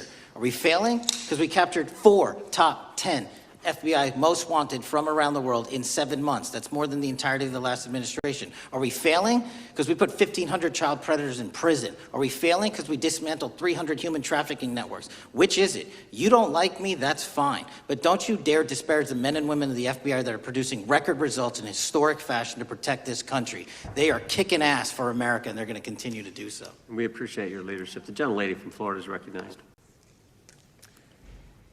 When I was home recently, I met with the agents leading the Tampa office of the FBI, and I saw what they're focused on in my community: stopping drug traffickers, rescuing children from exploitation, fighting cybercrime, protecting us from acts of terrorism, foreign and domestic. And I know from my time as a federal prosecutor and a judge that this work by the Bureau doesn't make headlines, but it is happening every single day. At the top, accountability is necessary, transparency is critical, but today we've seen an effort not just to diminish, but to distort the work of Director Patel and the agents he leads. If we really care about transparency and about truth, then what we owe to the American people is this reality, that thousands of dedicated professionals at the FBI wake up every single day thinking not about themselves, but about this country, and keeping every single one of us and our children safe from harm. And Director Patel, I would like to hear from you the facts about what the FBI is doing in your efforts to fight crime. Director Patel, isn't it correct that since January 20th, 2025, the FBI has made over 25,000 immigration-related arrests, including 350 members of Tren de Aragua and 195 members of MS-13? Those numbers are accurate. The Tren de Aragua numbers are up over 350% from the year before. And during that same period, hasn't the FBI seized over 66,000 kilos of cocaine, 6,000 kilos of meth, and 1,500 kilos of fentanyl? Not to be nitpicky, but it's 89,000 kilos of cocaine and 7,300 kilograms of meth. And isn't it also true that the FBI Tampa Division's Panama Express Strike Force specifically seized nearly 67,000 kilos of cocaine valued at more than $1.6 billion from illicit maritime vessels? One of our best operations out of the Port of Tampa, and I was down there in South Florida when Panex did their work. Director Patel, since October 7th, 2023 Hamas attack, the FBI has been a co-leader of the Joint Task Force October 7th. Isn't it correct that this task force is actively working to bring justice for victims and to prevent terrorist infiltration at our borders? Yes, ma'am. Since January 20th, hasn't the FBI arrested 59 foreign intelligence operatives for spying or smuggling dangerous material into the United States? Yes, we have, and that's on track to be more than 25% than ever before. And the FBI has also been leading operations against major cyber threat actors, including those from Russia, China, Iran, and North Korea. Isn't that right? A 17% increase from year to date last year. Director Patel, the FBI's child exploitation task forces continue to investigate predators who target children online and across our communities. How significant is that threat today, and what results have you seen under your tenure in bringing these offenders to justice? We have, under Operation Grayskull, dismantled dark web units that are operating online, not just in the United States, but across the world, to do our children harm. We have taken into custody more suspects than ever before on those who seek to harm our children. That is what the men and women of the FBI do, and that's what they're going to continue to do.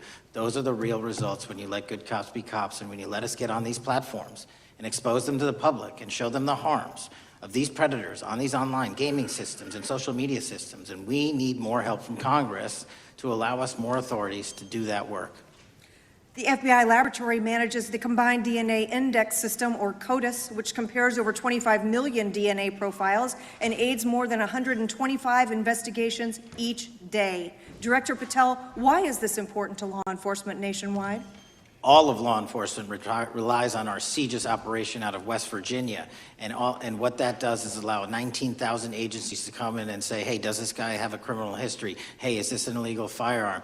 Do we have a DNA hit like we did in these recent assassinations?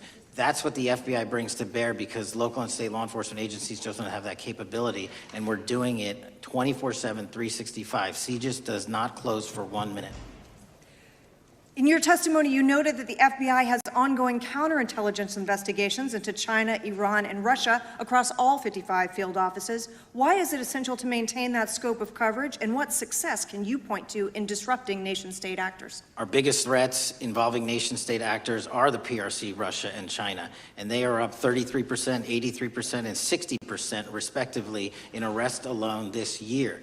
Those nation-state actors wish to do harm in our infrastructure, our critical infrastructure system, our energy, our water supply, and also go after and target individuals and senior citizens and take their money through online pig butchering schemes, which we've exposed in Cambodia by way of the CCP. This is groundbreaking work that the American public should be seeing that their FBI is doing, and I'm happy to have the opportunity to report on it. Thank you, Director Patel. I yield back. Gentlelady yields back. The gentlelady from Mr. Chairman, I have a couple uses. unanimous consent. Thank you so much. I appreciate it. In response to Mr. Patel's making the remarks that that maybe our colleagues are disparaging the men and women of the FBI, I'd like to enter the record 3 unanimous consent requests. One is entitled FBI is using polygraphs to test officials' loyalty. The second is Kash Patel knowingly broke law when firing top officials, lawsuit alleges, published by NBC. And the third is FBI forces out more leaders, including ex-director who fought Trump, demand for January 6 agents' names. Without objection. Thank you. Gentlelady from Vermont's recognized. Thank you, Mr. Chair. Director Patel, thank you for being with us today. Appreciate your time. Let me say at the top, political violence should have no place in this country, and I strongly, unequivocally condemn the killing of Charlie Kirk last week. And this is exactly the kind of case that warrants a swift and thorough investigation by the FBI. What shouldn't be happening, however, is this administration's seeming attempt to exploit Mr. Kirk's death within minutes of this horrible, horrible assassination, dividing us even further without knowing enough about the killer's complicated, confused political ideology and the extent of his motivation. And this week, Vice President Vance claimed that this is, quote, an extremely destructive movement of left-wing extremism, and said that, quote, it's part of the reason why Charlie was killed. He pledged to go after organizations on the left. But Director Patel, it was just 3 months ago that Melissa Hortman, the Minnesota House Speaker, and her husband Mark were shot to death in their home in the middle of the night by a self-identified right-wing extremist and Trump supporter. When that assassination happened, the FBI released a written statement denouncing the killings and pledging to hold the killer accountable. And I thank the Bureau for that. It was clear, concise, to the point. But when you compare that statement to the over 50 mentions of the Charlie Kirk killing and just 4 for the Hortmans on accounts affiliated with the FBI and your personal account, it appears to many Americans that you're valuing some lives more than others, and that's painful. And this is what I'm hearing from my constituents, so I just want to convey that to you. And the Vice President didn't even call on right-wing organizations to tone down their rhetoric after that horrific killing in Minnesota, and he never once spoke about dismantling conservative institutions. This week, when the president was asked by a reporter about Speaker Hortman, he claimed he didn't even know who she was. One of the most high-profile assassinations of an elected official in recent memory, and the president claims to know nothing about it, hasn't even heard of it. It was absolutely devastating for her colleagues and for her family.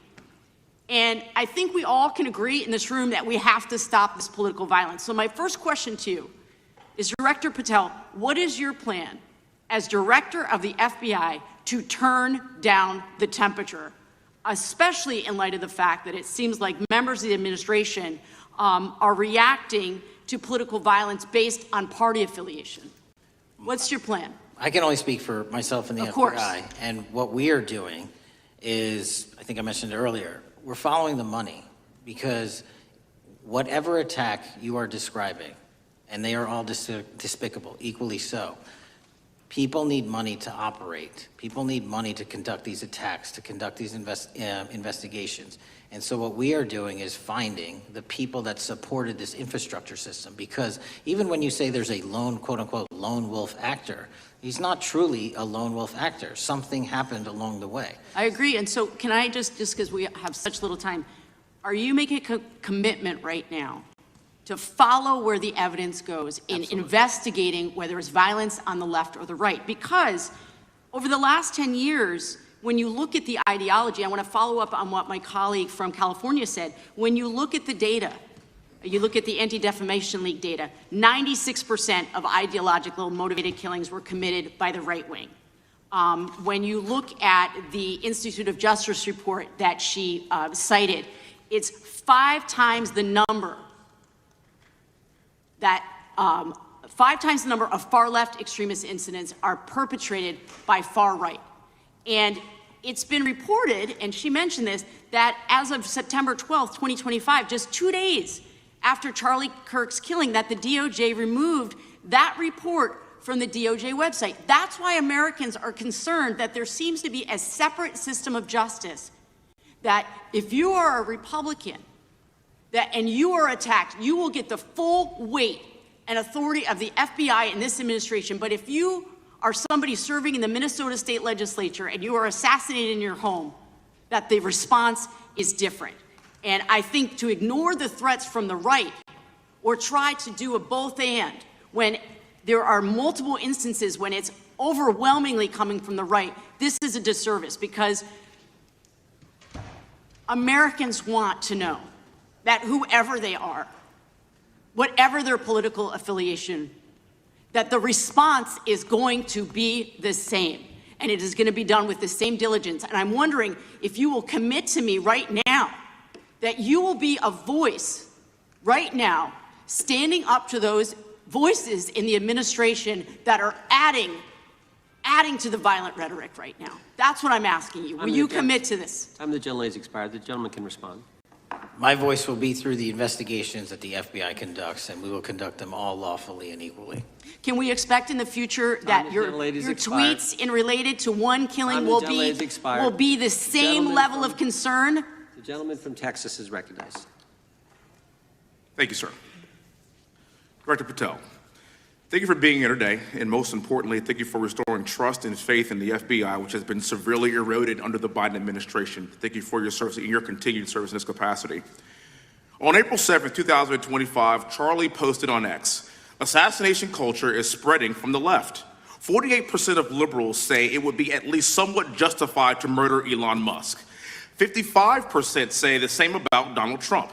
And California activists are naming ballot measures after Luigi Mangione. The left is being whipped into a violent frenzy and set back. Whether losing an election or losing a court case justifies a maximally violent response," end quote. And unfortunately for Charlie, that reaction also came when they couldn't win a debate on a college campus. You cannot be intellectually honest and say that this problem is on both sides. It's not just what happened to President Trump, it's also what just happened to Charlie. And we've gotten to a point in America where violence is encouraged.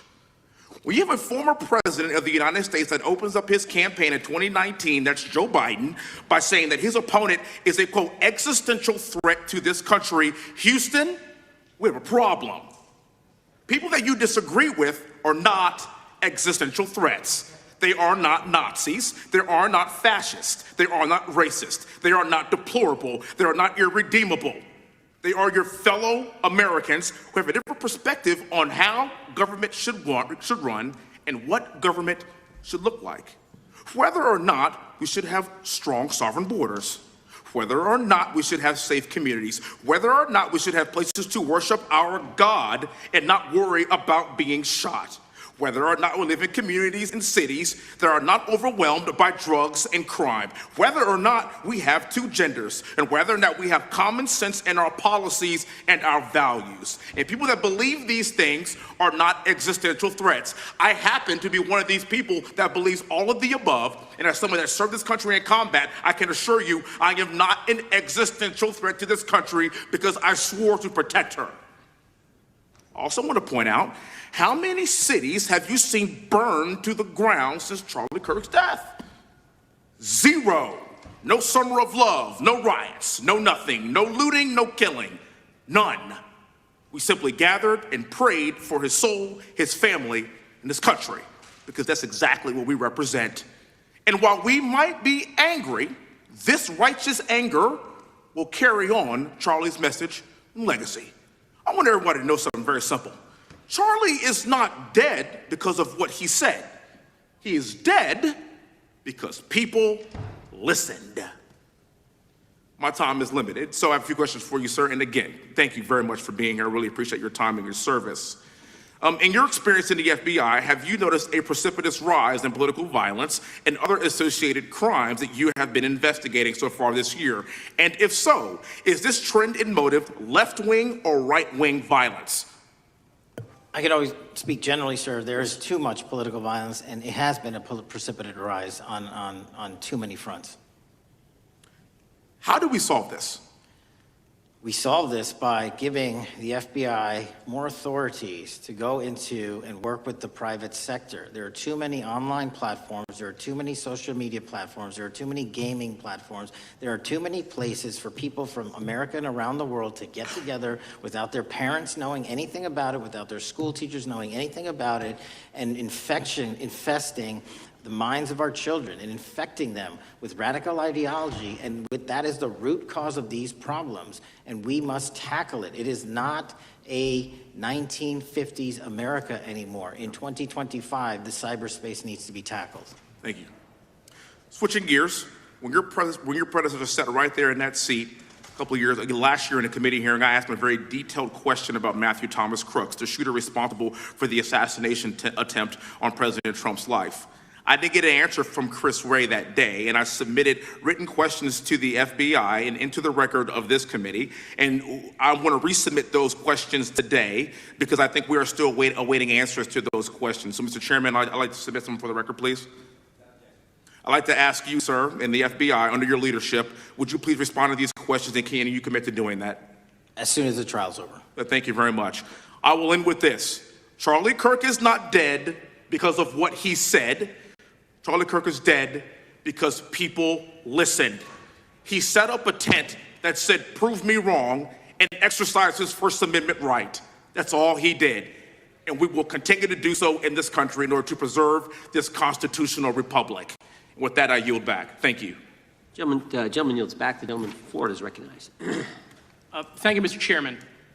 Before I begin, I want to caution my colleagues on one-sided violence in this country. We just heard that there were no riots on the right. We're literally sitting in the building where there was a giant riot by supporters of the president, the right. We also heard that only leftists, have said that Trump is a Nazi. In 2016, the current vice president of the United States said, Trump is either a cynical asshole or he's America's Hitler. And so this is the problem. I don't want to have to say this garbage, but you want me to sit here and get painted with one brush, the whole left. No, there are extremes on the left, and there are extremes on the right. And we collectively should tackle that. But to come here and just look at us and say we all support what's going on in the extremes is why we can't solve anything in this building. Director, let me say first, thank you for being here, and my condolences on the loss of your friend. And I'm happy to hear that you want to do more on the social media platforms. It's crazy what's going on the social media platforms. There are so many conspiracy theories on what's going on with Charlie Kirk. Israel assassinated him, right? There are conspiracy theories about your personal social life all day. It is totally rampant. Big names on the right, Candace Owens, right? Talking about how what's been released as far as the dialogue between the perpetrator and his roommate is manufactured by the FBI, manufactured by the administration. It is totally rampant, allowing foreign governments to just perpetrate these platforms, all of these bots, all of the time to weaponize Americans. You see what's going on here? This is a byproduct of all of that. What's going on in the streets is a byproduct of all of that. What's happening is you see people celebrate Luigi Mangione is a byproduct of all of that. And so if we want to do something, then we should talk about Section 230. We should talk about how we're going to make sure that we don't let foreign governments poison our children's mind. And so I will work with you on that, Director. I'll work with you on 230 any day. No problem. So now, that was the good part. I want to take your attention back a second, okay? Breaking news. Kash Patel is nominated to be the FBI director. Dan Bongino is nominated to be the number 2 at the FBI. MAGA celebrates, rejoices, bells are ringing out. The team, Patel, Bongino, that sought out every podcast microphone to talk about the Epstein list. The names are finally going to get released. It begins They produce white binders. Phase 1 with the podcasters. This is not actually one of them, of course. I made this up. Your name's on it, right? And the names are going to come out. Pam Bondi says the list is on her desk. Then a memo comes out all of a sudden and says, there's no list. Oh, no. No phase 2. Phase 2 binders never happen. You said the conspiracy theories around Epstein just aren't true. They never have been. And yesterday, in an answer to Senator Kennedy, you said the FBI is not in possession of any credible evidence that Epstein trafficked girls to anyone but himself. So according to your testimony yesterday and in this committee, according to the evidence the FBI has, the number of names on the list are zero.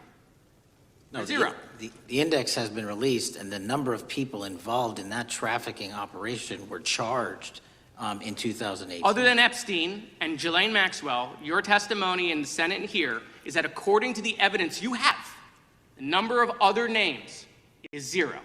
That were charged based on credible evidence. Well, who are the other names? Give me the other names that weren't charged.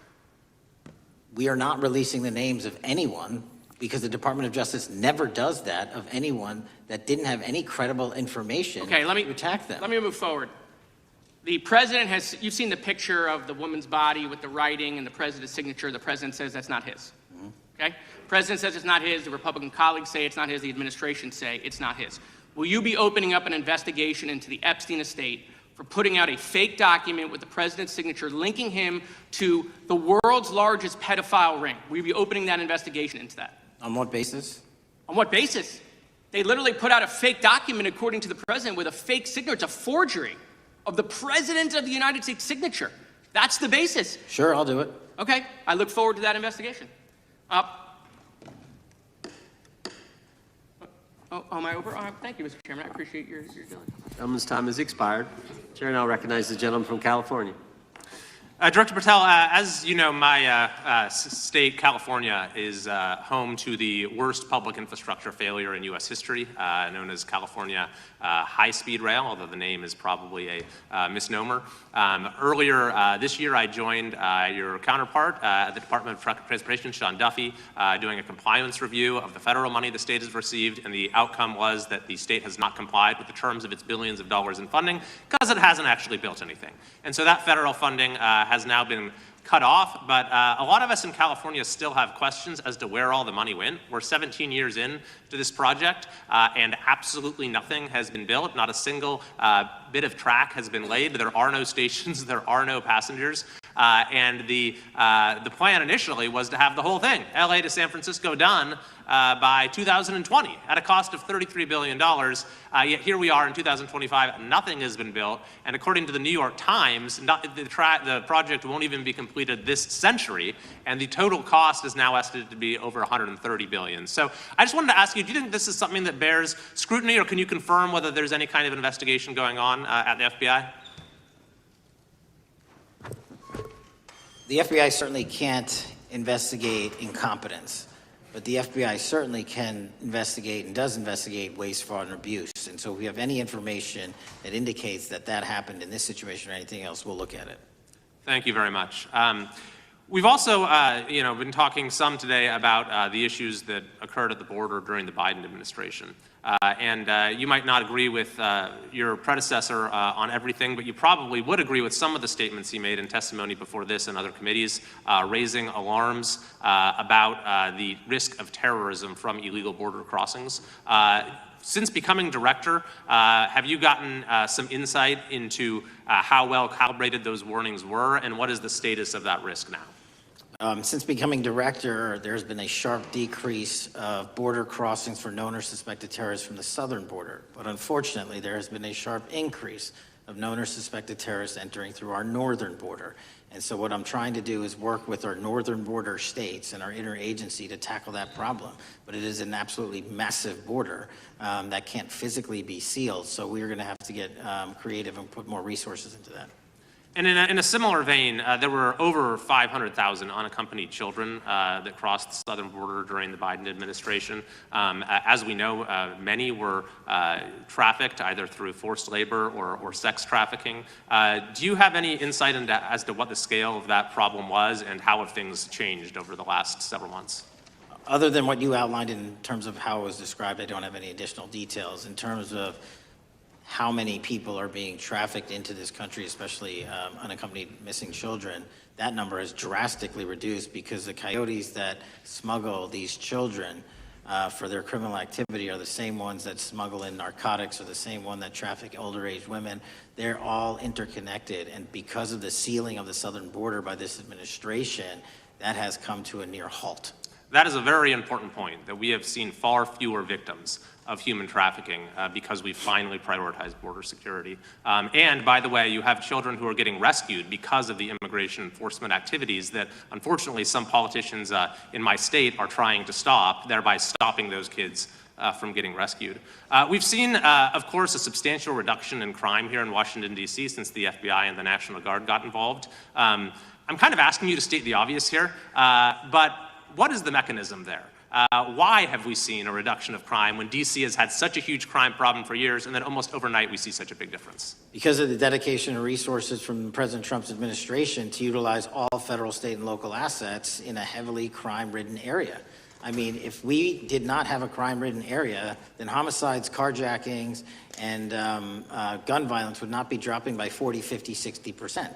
And when you allow the police, the MPD, to work with federal authorities and allow the National Guard to set up your perimeter, this is what you can do in a few short weeks. And we at the FBI, under Operation Summer Heat, have set those Phase 01 operations in motion 4 months ago, quietly, at the direction of President Trump. So we are scattered across cities across this country doing just that.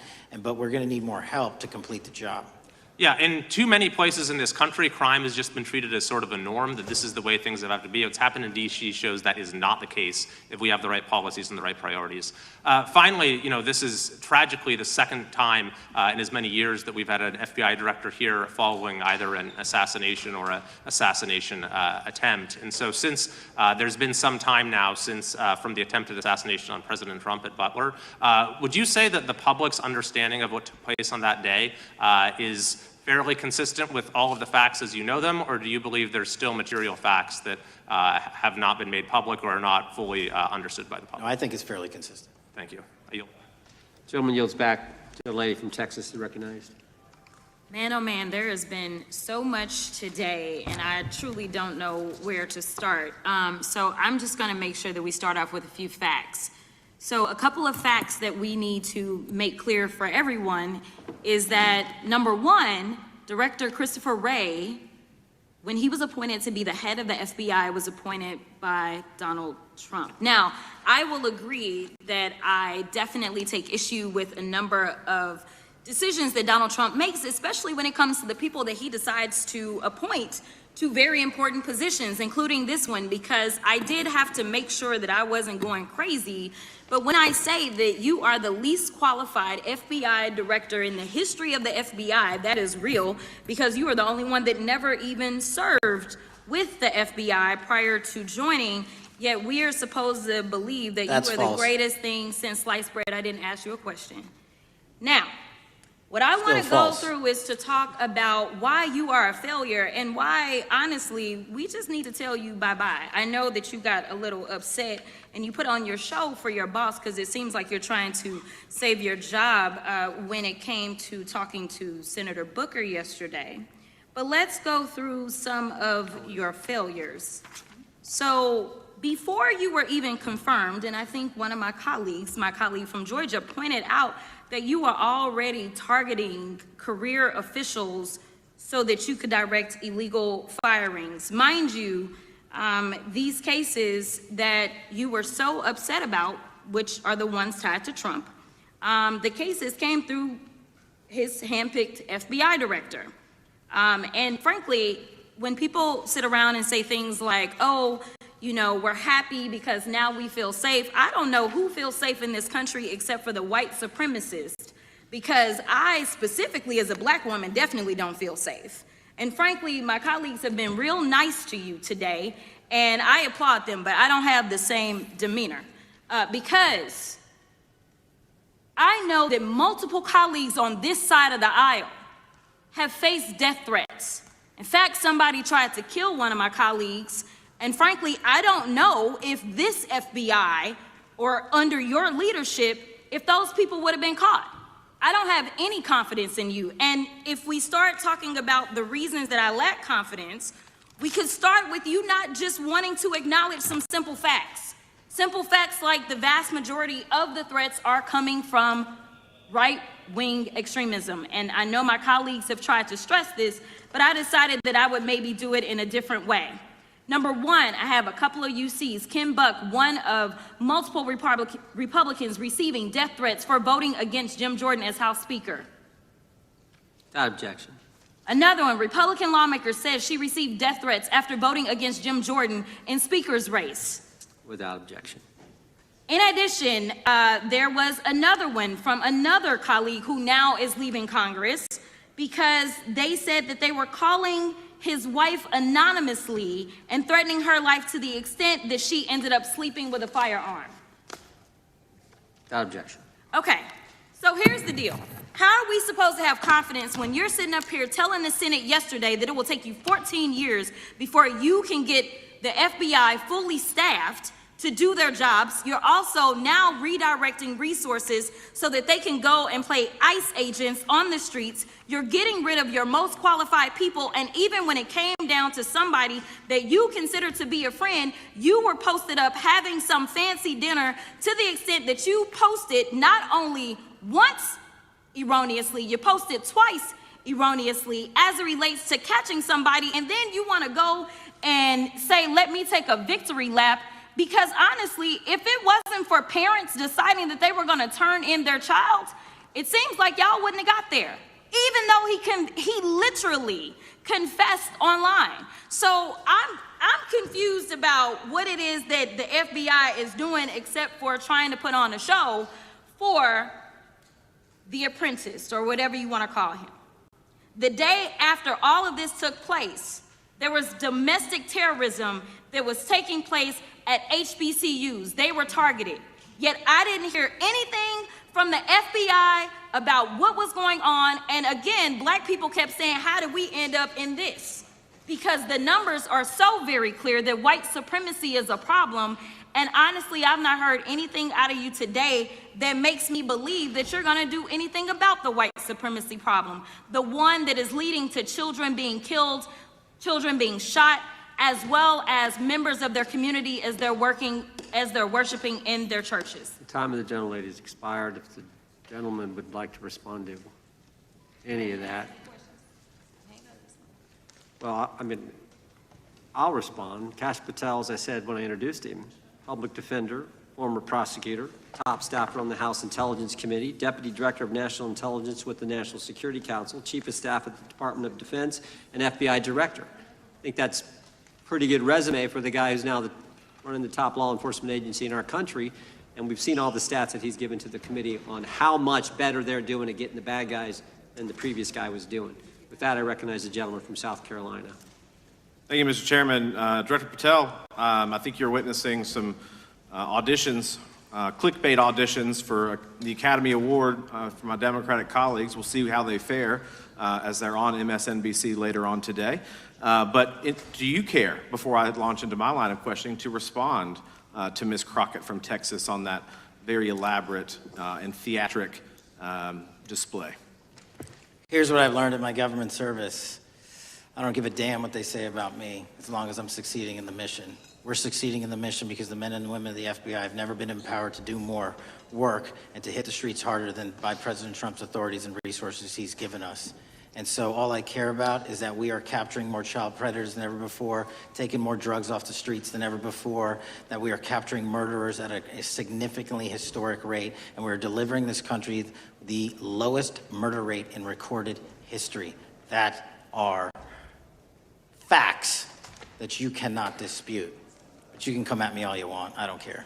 Thank you, Director, for that, and we appreciate your service. We appreciate the results speak for themselves, I think, pretty plainly, and your commitment not only to results, but to transparency, so we do appreciate that. Director, who was John Durham?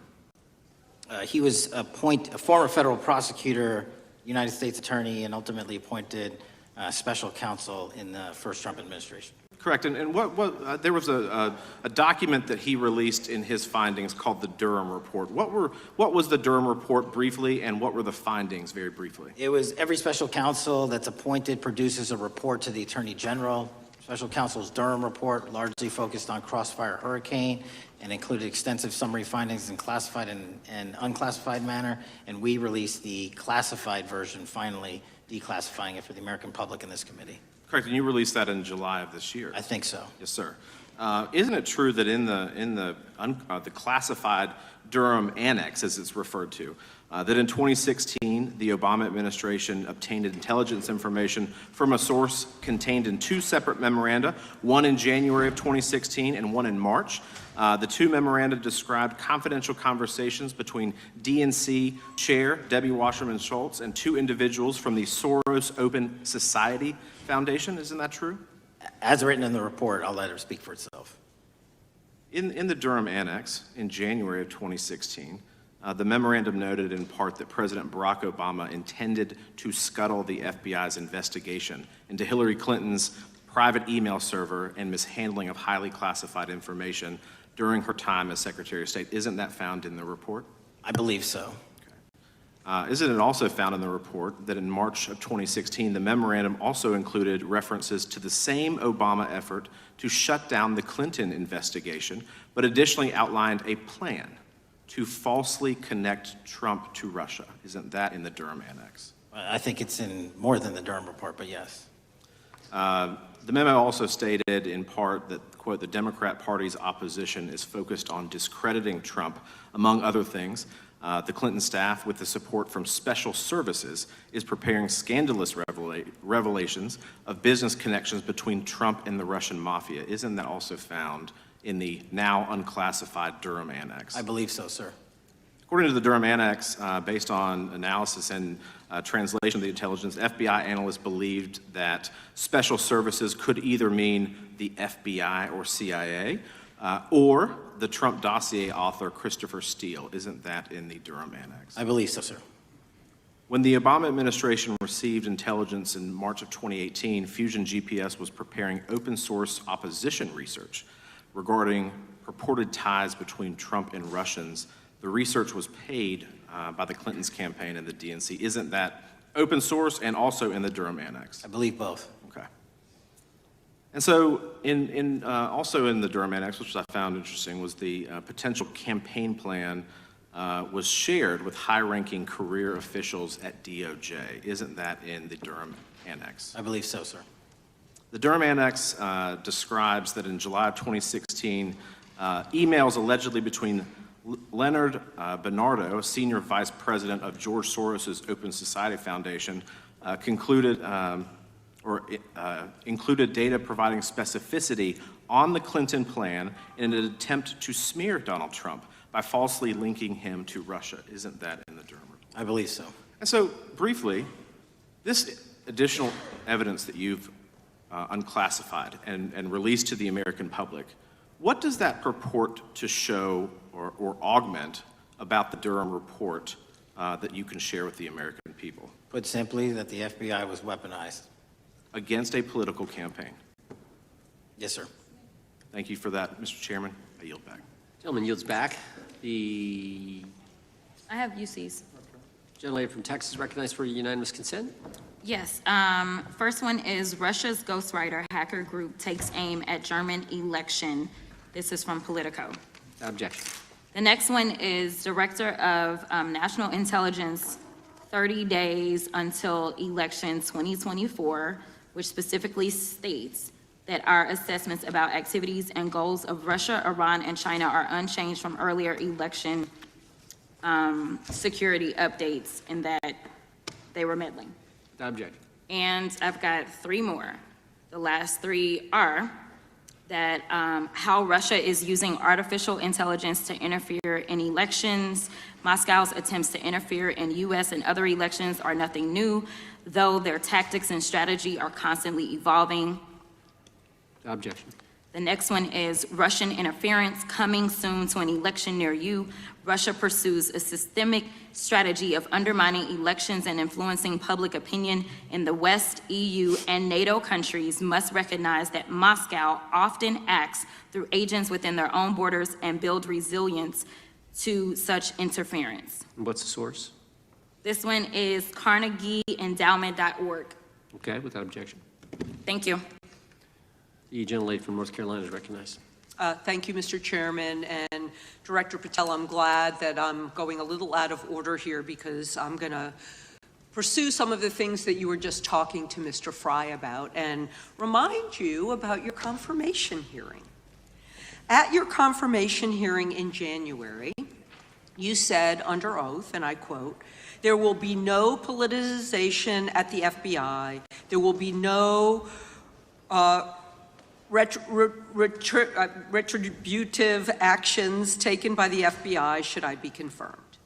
And in your written response to the Senate questionnaire, you said, I quote, "Personnel decisions shall be based on performance and adherence to the law. And every FBI employee will be held to the absolute same standard, and no one will be terminated for case assignments." So I want to just go through a couple of scenarios with you to get a sense of whether you think these are examples of politicization of the FBI or making decisions based on the performance and adherence to the law. So, first question. Would hiring FBI agents, analysts, and supervisors from only one political party being politicization of the FBI or making personnel decisions based on performance and adherence to the law? We don't ask FBI people, applicants, where their political parties are. Mr. Patel, do you ask FBI applicants who they voted for? The FBI does not. Are you aware that in the lawsuit that Mr. Driscoll filed against you and the FBI, he was asked who he voted for? Since that lawsuit has been filed and it's ongoing litigation, I'm not able to comment. Well, but it also means that you just said that what happened in his situation didn't happen. So we will go on to the next question. Let me ask you an even easier one. Does firing agents for working on the cases that they were assigned to and that the president didn't like, is that politicization of the FBI or making personnel decisions based on performance and adherence to the law? The FBI doesn't terminate anyone based on case assignments alone. Has the FBI ever been sued by somebody who felt that they were terminated based on case assignments? In the entire history of the FBI, I'm sure they have. No, since your tenure. I'm sure there's ongoing litigation. Yes. In fact, there is ongoing litigation. And in fact, people have been asked who they voted for. And in fact, you are running an FBI for the President of the United States rather than the people of the United States, because my questions were not hypotheticals. They are the things you have done during your tenure. And according to a lawsuit filed last week by long-term FBI agents, you fired former acting director Brian Driscoll.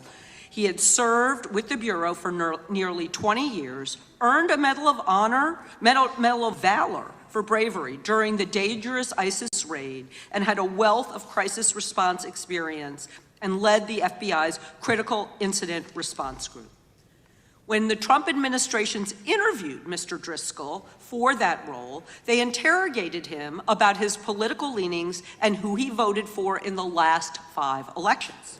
Questions Mr. Driscoll refused to answer because those types of questions impermissibly politicized the FBI.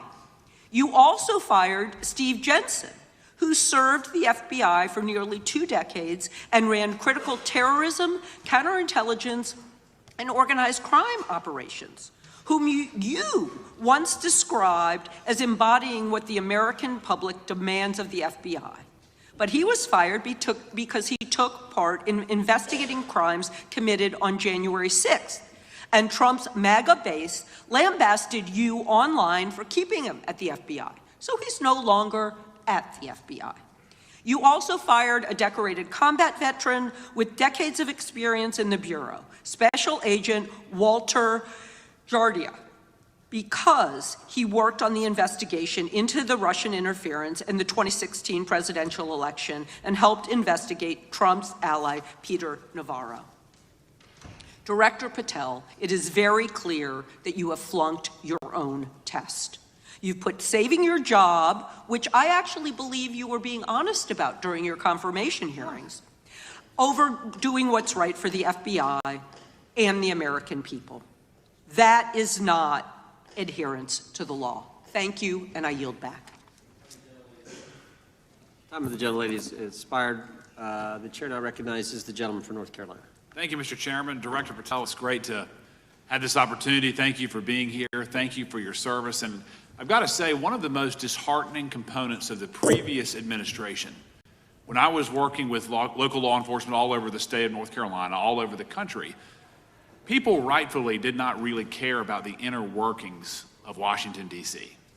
The FBI had previously been the paramount, the sterling, the top of the top law enforcement agency. They wanted their FBI to fight crime. Whatever small town, city, whatever it may be, FBI was expected to deliver for the American people.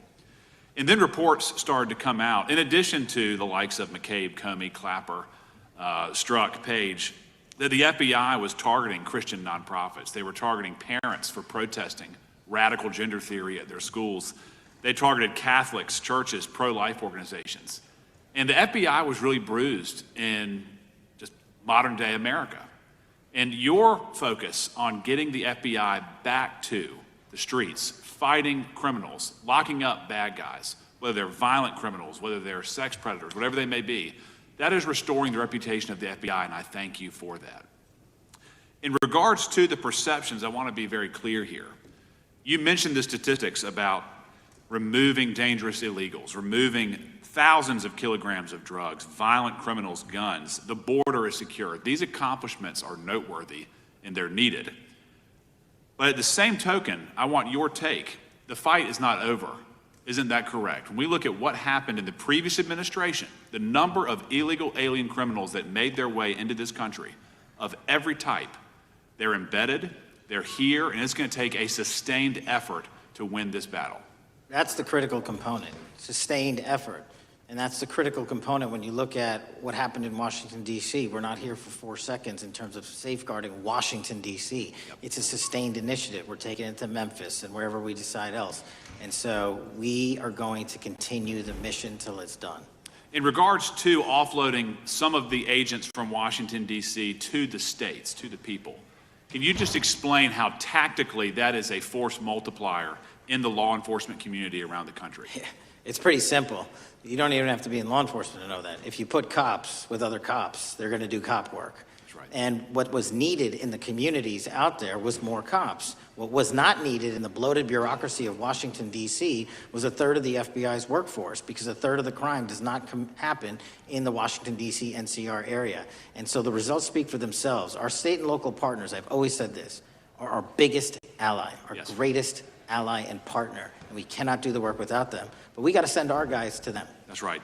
And in regards to the last 4 years, the open border policies, whether it's terrorism, drug trafficking, human trafficking, violent crime, massive amounts of organized retail theft, and other types of criminal behavior, can you describe, just so anyone who's listening here can talk about, how serious the levels of criminality have become in the United States? Well, unfortunately, in order to have these record-breaking numbers of arrests and seizures, you tragically had to have a record-breaking explosion in violent crime, and it doesn't happen overnight. And it came in from all corners of the earth and from all platforms, including social media. And that's the root cause of all of these evils. And in order to clean it up, it's not going to happen overnight. But the men and women of the FBI, what they did in these 7 months, everybody should be talking about it. Every single district in this dais is safer now, today, than it has ever been because of that work. And in regards to the ongoing political climate, Director Patel, How do sanctuary policies that are still being implemented and defended in certain states, cities, and counties, how do they help or hurt your efforts to make America safer? Well, if you are harboring criminals, you are harboring our ability to keep our communities safe.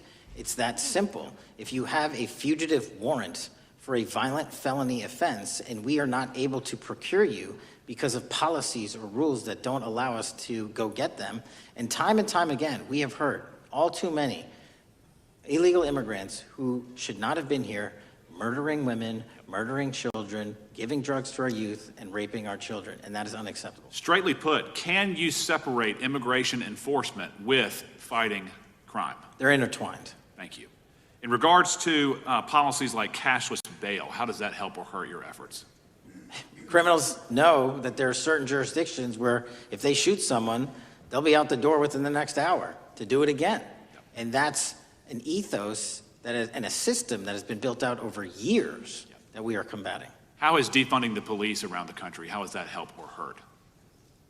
As long as I'm in this seat, we're not defunding any cops. Good. Thank you, Director. I yield back. Gentleman yields back. Mr. Garcia is recognized. Thank you, Chairman Jordan, and welcome again, Director Patel. As members of the Judiciary Committee, we have a responsibility to conduct oversight of the FBI and assess whether or not you're doing a good job in a responsible and impartial manner, or whether you're just a henchman for Donald Trump who's weaponizing the Bureau at the expense of public safety. As Congressman Correa highlighted, one of the many concerning issues during your tenure is the Bureau's expanded role in low-level, non-criminal immigration enforcement. I have a report here from the conservative Cato Institute. They've obtained ICE documents showing that over 2,500 FBI personnel are now working on immigration enforcement. A yes or no question. Did you sign off on this? 2,500 FBI employees are not currently working on immigration enforcement. Did you sign off on this? On the Cato report? On the 2,500 personnel, FBI personnel that have been reported to now be working on immigration enforcement. Couldn't have signed off on it because it's not happening. You can call it whatever you want, but the reality is that over 2,000 personnel individuals are now working at ICE instead of their jobs. I want to follow up on something that Senator Durbin asked you about yesterday. This article from MSNBC reports that nearly every agent on Baltimore's domestic terrorism unit, who was, by the way, investigating the 764 network of child predators, was diverted to work on immigration enforcement full-time. That forced them to, and I quote him, walk away from investigations of a network of violent predators that targets and exploits children online. Yes or no? Were you aware that this happened, and did you sign off on it? The premise is false. The 764 network in Baltimore is taken down, and FBI agents do double and triple duty all the time. I'm reclaiming my time. You told Senator Durbin yesterday you didn't know about it, so your testimony is inconsistent today. No, I found Final out. question. Let me ask you, again, a yes or no question. Are you aware that agents have been told by supervisors not to documenting their shifting of resources toward immigration-related work? That's a literal another falsehood. It's impossible to remove a human being without documenting that work. As FBI director, you must be transparent with Congress. You need to provide us information about how many agents have been diverted to non-criminal immigration enforcement, why the Baltimore unit was dismantled, and whether there's a cover-up of what's happening under your leadership. Because this goes to the heart of whether or not you're carrying out the stated mission of the FBI, keeping our communities safe. Diverting FBI agents from investigating violent child predators doesn't make us safer. Using FBI resources to target parents, children, and other immigrants for low-level, non-criminal enforcement doesn't make us safer. Enabling violent, lawless conduct by federal enforcement doesn't make us safer, as we saw last week when an ICE officer killed one of my constituents. And I know that the FBI has been involved in that investigation. And yesterday, ICE did a raid in the suburb of Elgin where 2 U.S. citizens were arrested, and who accompanied them on that filming of that show? Secretary Nunn. Shameful conduct. And weaponizing the FBI to serve Donald Trump's political agenda instead of the American people does not make us safer. Before I yield back, Mr. Chairman, I request unanimous consent to submit the following documents for the record. A report from the Cato Institute, which I referenced earlier, where ICE has diverted over 2,500 officers from their jobs, and 2, an article from MSNBC titled Trump's Deportations Divert FBI Agents Off Child Predator Cases, and an article from CNN entitled White House Pressure for Increased Immigration Arrests Strains Law Enforcement Agencies. Thank you, and I yield back. Gentleman yields back. Without objection, the gentleman yields back. Gentleman from Wisconsin is recognized. Thank you, and thank you, by the way, for coming over here. Sorry you have to put up with all this. I know when you took over, the FBI's reputation in a lot of circles perhaps had never been lower. I mean, part of that is brazen involvement in political activity, the Foreign Influence Task Force, getting involved and trying to suppress news stories in the New York Post, Crossfire Hurricane coming up with bogus stories to try to flip the 2016 election, FBI downplaying the stories of Hillary Clinton's emails in the 2016 election. That's their overt involvement in political activity. I think a strong anti-religious bias. We talked about stories of an anti-Catholic bias in there.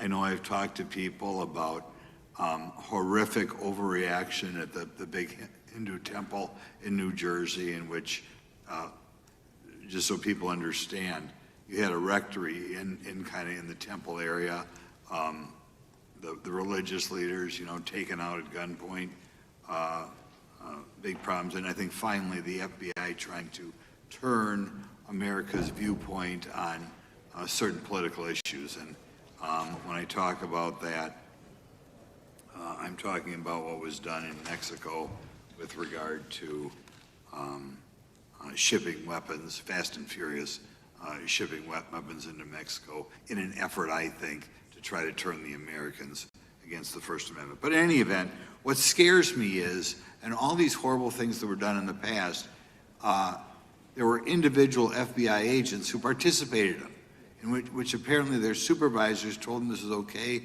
or even admirable. And what I'm going to ask you, are you able to do anything to make sure that in the future these corrupted FBI agents understand the importance of religion in our life, and they're not to view it with suspicion?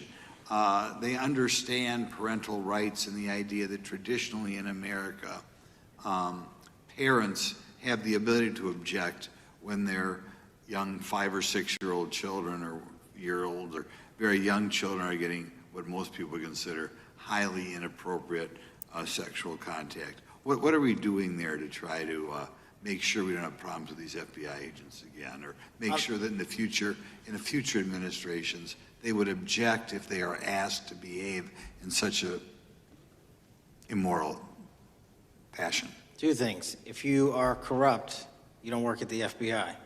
It's that simple. So we don't tolerate any form of corruption or any deviation from our high standards, whether you're an agent, an intel analyst, or whatnot. And just to show the American public the resurrection that the FBI has had in these last 7 months, you don't have to believe me. Our applicant pool has doubled month over month every year from the highest point it has ever been. More people want to work at this FBI than ever before in U.S. history.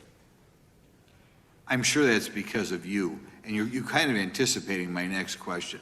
I talked to retired FBI agents in my area who sometimes retired in part because they hated the woke, anti-conservative culture at the FBI. And they are concerned, the retiring agents, about new agents, not on your watch, but before this, being corrupted in the universities before they were hired. And they are very worried about what will happen with the new agents. So I think you're answering my question. Do you feel you'll be able to a certain extent solve the problem of inappropriately woke agents filling up the agency in the past, because now you're going to have a larger pool to draw from? Everybody that comes to work at the FBI is allowed to have their own belief system, but they're not allowed to bring that belief system into the workplace. And anyone that does won't work at the FBI. Okay, very good. Now, recently, there's sort of another potential scandal, I guess, a politically motivated thing, Arctic frost. Do you want to comment on that? And it appears one more time as perhaps the FBI was getting involved in what would normally be considered political events. We are not getting involved in political events, except this one. Okay. And final thing, with regard to prejudice against Catholics, what happened in the big Hindu temple there in New Jersey, do you think, have you ever, has anybody ever apologized to the Catholic Church or apologized to that temple? I don't know, sir. Okay. Is that something you think would be perhaps a good idea to do in the future? I think leadership should address it. Thank you. Gentlemen, time has expired. Gentleman yields back the, so we got the gentleman from North Carolina, Mr. Harris. All right, thank you, Mr. Chairman, and thank you, Director Patel, for your endurance and your perseverance throughout today's hearing, and for all you've shared. First of all, let me start by saying that I was very grateful and glad to see that the FBI has joined the investigation of the tragic and brutal murder of Irina Zarutska in Charlotte, which is just right by my district. This woman, as you know, fled the war in Ukraine only to be killed in cold blood by a man who had no business being on the streets whatsoever. This man, who had been seen stabbing Irina to death on video, had been arrested 14 previous times, served prison time, and was diagnosed with a severe mental illness. In response to the previous offense, the magistrate over his case released him to roam the streets with a $0 bond and a simple written promise to appear in court. Mr. Patel, let me just ask, should judges apply the most lenient bail standards to people with extensive criminal history? Do they apply the most lenient? I'm sorry. Yeah, should they apply the most lenient bail standards to people with extensive criminal history? That has not been my experience. That should not happen. Is America a place where young women should fear to ride public transit? No. And was Irina Zarutska's death, would you say, possibly the result of Democrats' pro-crime policies? That investigation and matter is in open trial, so I don't want to stylize the evidence. I understand. Well, Mr. Patel, let me just say, taking over the FBI after the Biden administration's blatant weaponization of the agency is no easy feat, as we've recognized throughout this hearing today. For 4 years, we witnessed the Biden administration targeting regular Americans rather than violent criminals. For example, the Biden administration's FBI spent its time and resources going after churches and Christians. We know that the FBI used an undercover agent to collect information about a parishioner. We know that the FBI investigated and surveilled a Catholic priest, and all of this was in response to First Amendment protected activity. Mr. Patel, I want to ask you, should the FBI use its resources to spy on Catholics? Never. So what does it say about the culture of the Biden FBI that law enforcement resources were used to go after Catholics, and some FBI employees were comfortable with taking such actions? Well, pursuant to my transparency initiative and working with Congress on oversight, those documents, that's it. Those documents are available for the American public to see and read and hold people accountable, and that's what I'm committed to. And so have you been able to hold accountable those at the FBI who went after law-abiding Catholic church members? If they did so improperly, yes. Well, I've been a pastor for 36 years, and I've constantly stood up for life and stood up for family amidst a culture that's increasingly hostile to both of those things. And if the Biden administration targeted Catholics, could I have been targeted by the Ray FBI as well? Well, I don't know, but I'm not going to target you. While I know that President Trump respects religious liberty and that his administration is seeking to right the wrongs of the Biden administration, securing our freedoms and protecting faith leaders and communities requires a multi-pronged approach. What would you say in just the last few moments, what is the FBI under your leadership doing to make sure that our religious liberty and religious leaders can rest comfortable this evening? Zealously protecting our First Amendment rights, but zealously going after those that abuse that right that leads to criminal conduct. You will be investigated, you will be looked at, and referred to prosecution every single time the evidence warrants. Thank you, sir. One final area. I do want to draw attention, Mr. Patel, to Waxhaw, North Carolina, a town in my district that just fell victim to a cyber attack on September 12th that interrupted emergency services. Waxhaw is working with state partners, and the FBI has been notified on this attack, and I certainly pray they're able to help out with the ongoing investigation. Could you just speak to what the FBI is doing to bolster our community's cybersecurity to defend against any future cyber attacks? Well, in North Carolina, you're slated to get a plus-up of 22 FBI employees, and they're already on the way. And that encompasses cyber, counter-intel, counterterrorism, field agents, intel operatives. And what we're doing on a macro level on the counterintelligence and cyber front is going after the people that fund these operations on these online platforms and breaking their banks. Because once we do that successfully across the board, they won't have the ability to attack us. Well, thank you, Director Patel, and let me just add my comments to those of my colleagues that are very grateful for your leadership, grateful for your courage, your consistency, and for being willing to stand in the gap for us. And with that, Mr. Chairman, I yield back. Gentleman yields back. Gentleman from Missouri is recognized. Thank you, Mr. Chairman. And Director Patel, thank you for being here with us today. Over the past few years, we have seen a disturbing increase of attacks on Christians and conservatives. Since the leak of the Dobbs decision, there have been 354 attacks on Catholic churches. In the first year following the leak, there were more than 100 attacks against pro-life pregnancy care centers, and the shadowy pro-abortion group Jane's Revenge claimed responsibility for 24 of these attacks. Meanwhile, the Biden FBI focused resources on attacking Catholics and peaceful pro-life protesters like Mark Houck and Paul Vaughn.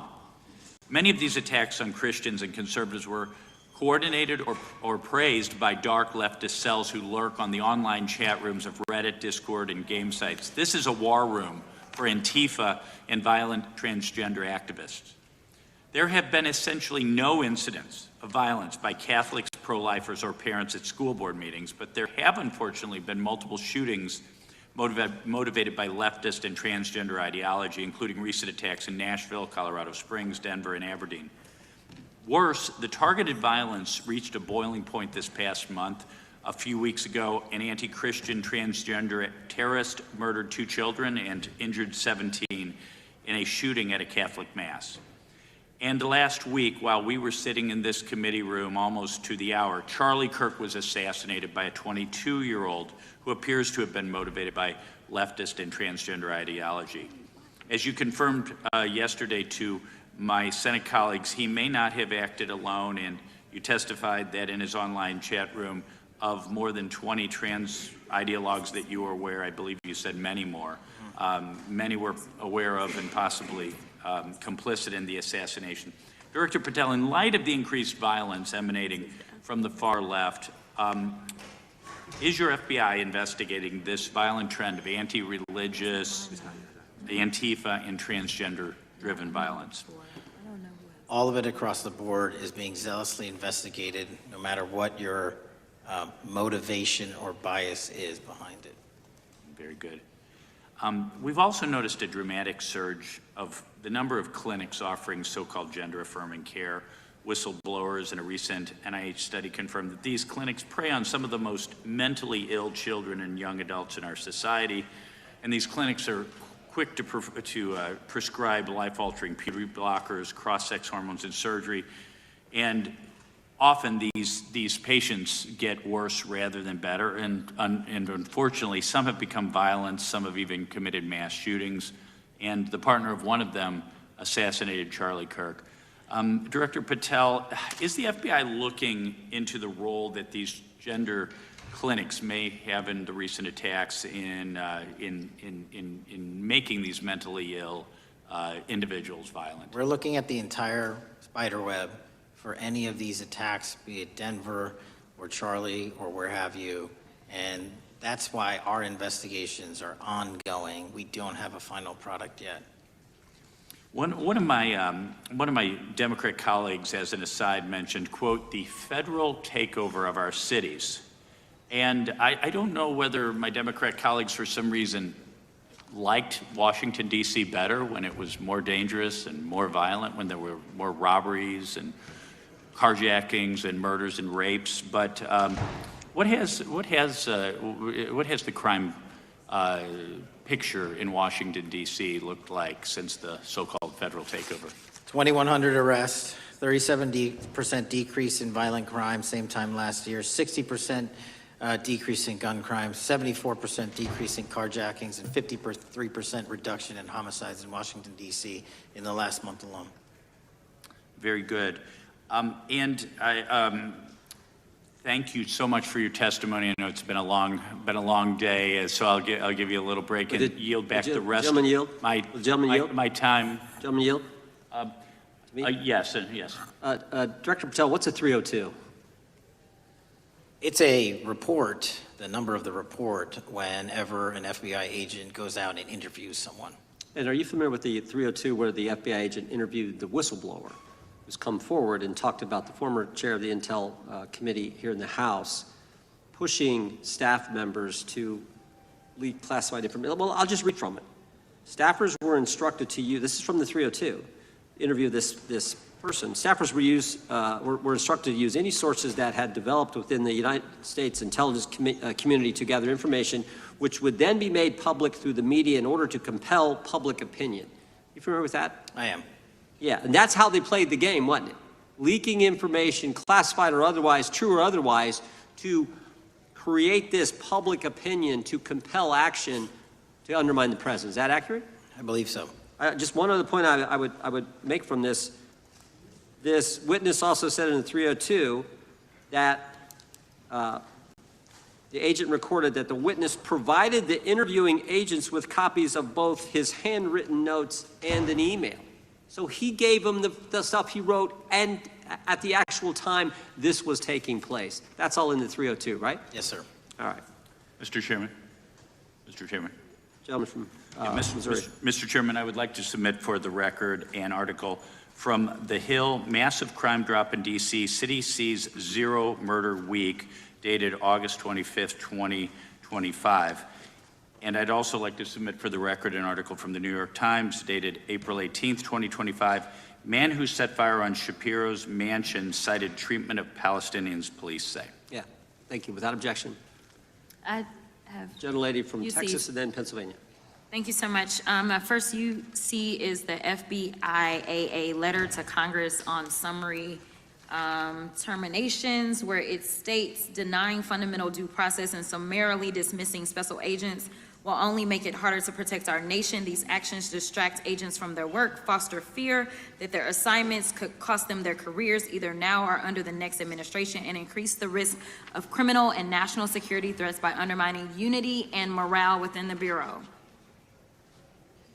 Without objection. The next one is a CNN article. FBI agents are again pulled from their day jobs to address a Trump priority.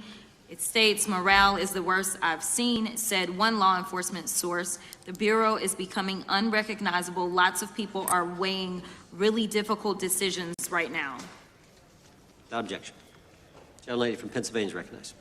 Thank you, Mr. Chair. I'd request unanimous consent to introduce into the record a September 16th, 2025 article in the New Republic entitled DOJ Quietly Deletes Study on Politics of Domestic Terrorists. The Justice Department has taken down a study that proves Republicans' entire narrative wrong about left-wing violence. Without objection.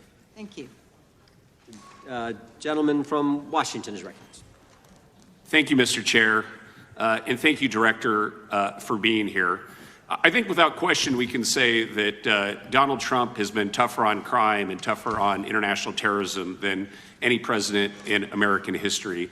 I imagine that brings you a lot of satisfaction and pride as director of America's foremost law enforcement agency. Recently, President Trump conducted very strategic and important strikes on Iran's nuclear apparatus in that country.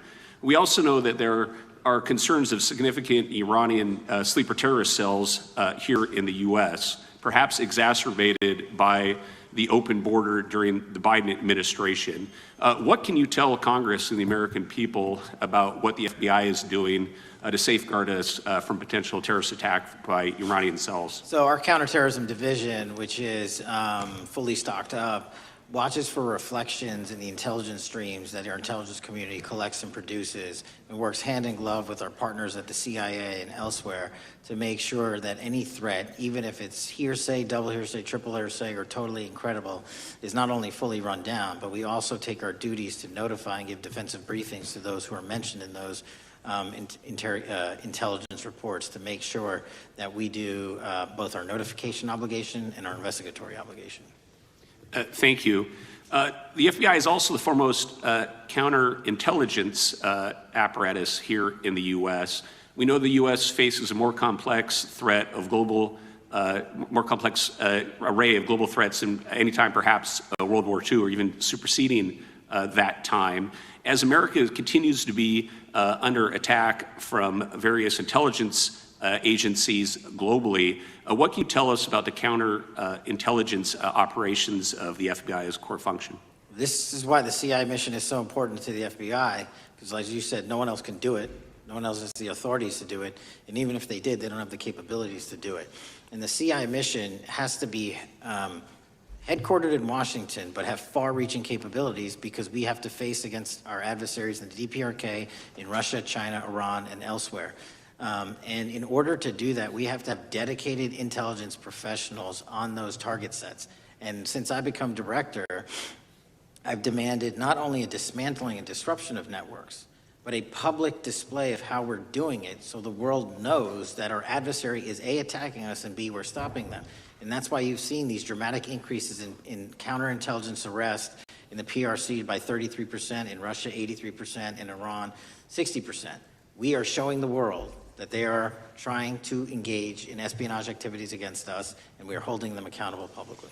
And there's been increasing concern about the Maduro regime of Venezuela, both their potential support of terrorist activity, criminal drug networks, and potential espionage entities here within the U.S. What can you tell us about your activities regarding the Maduro regime of Venezuela?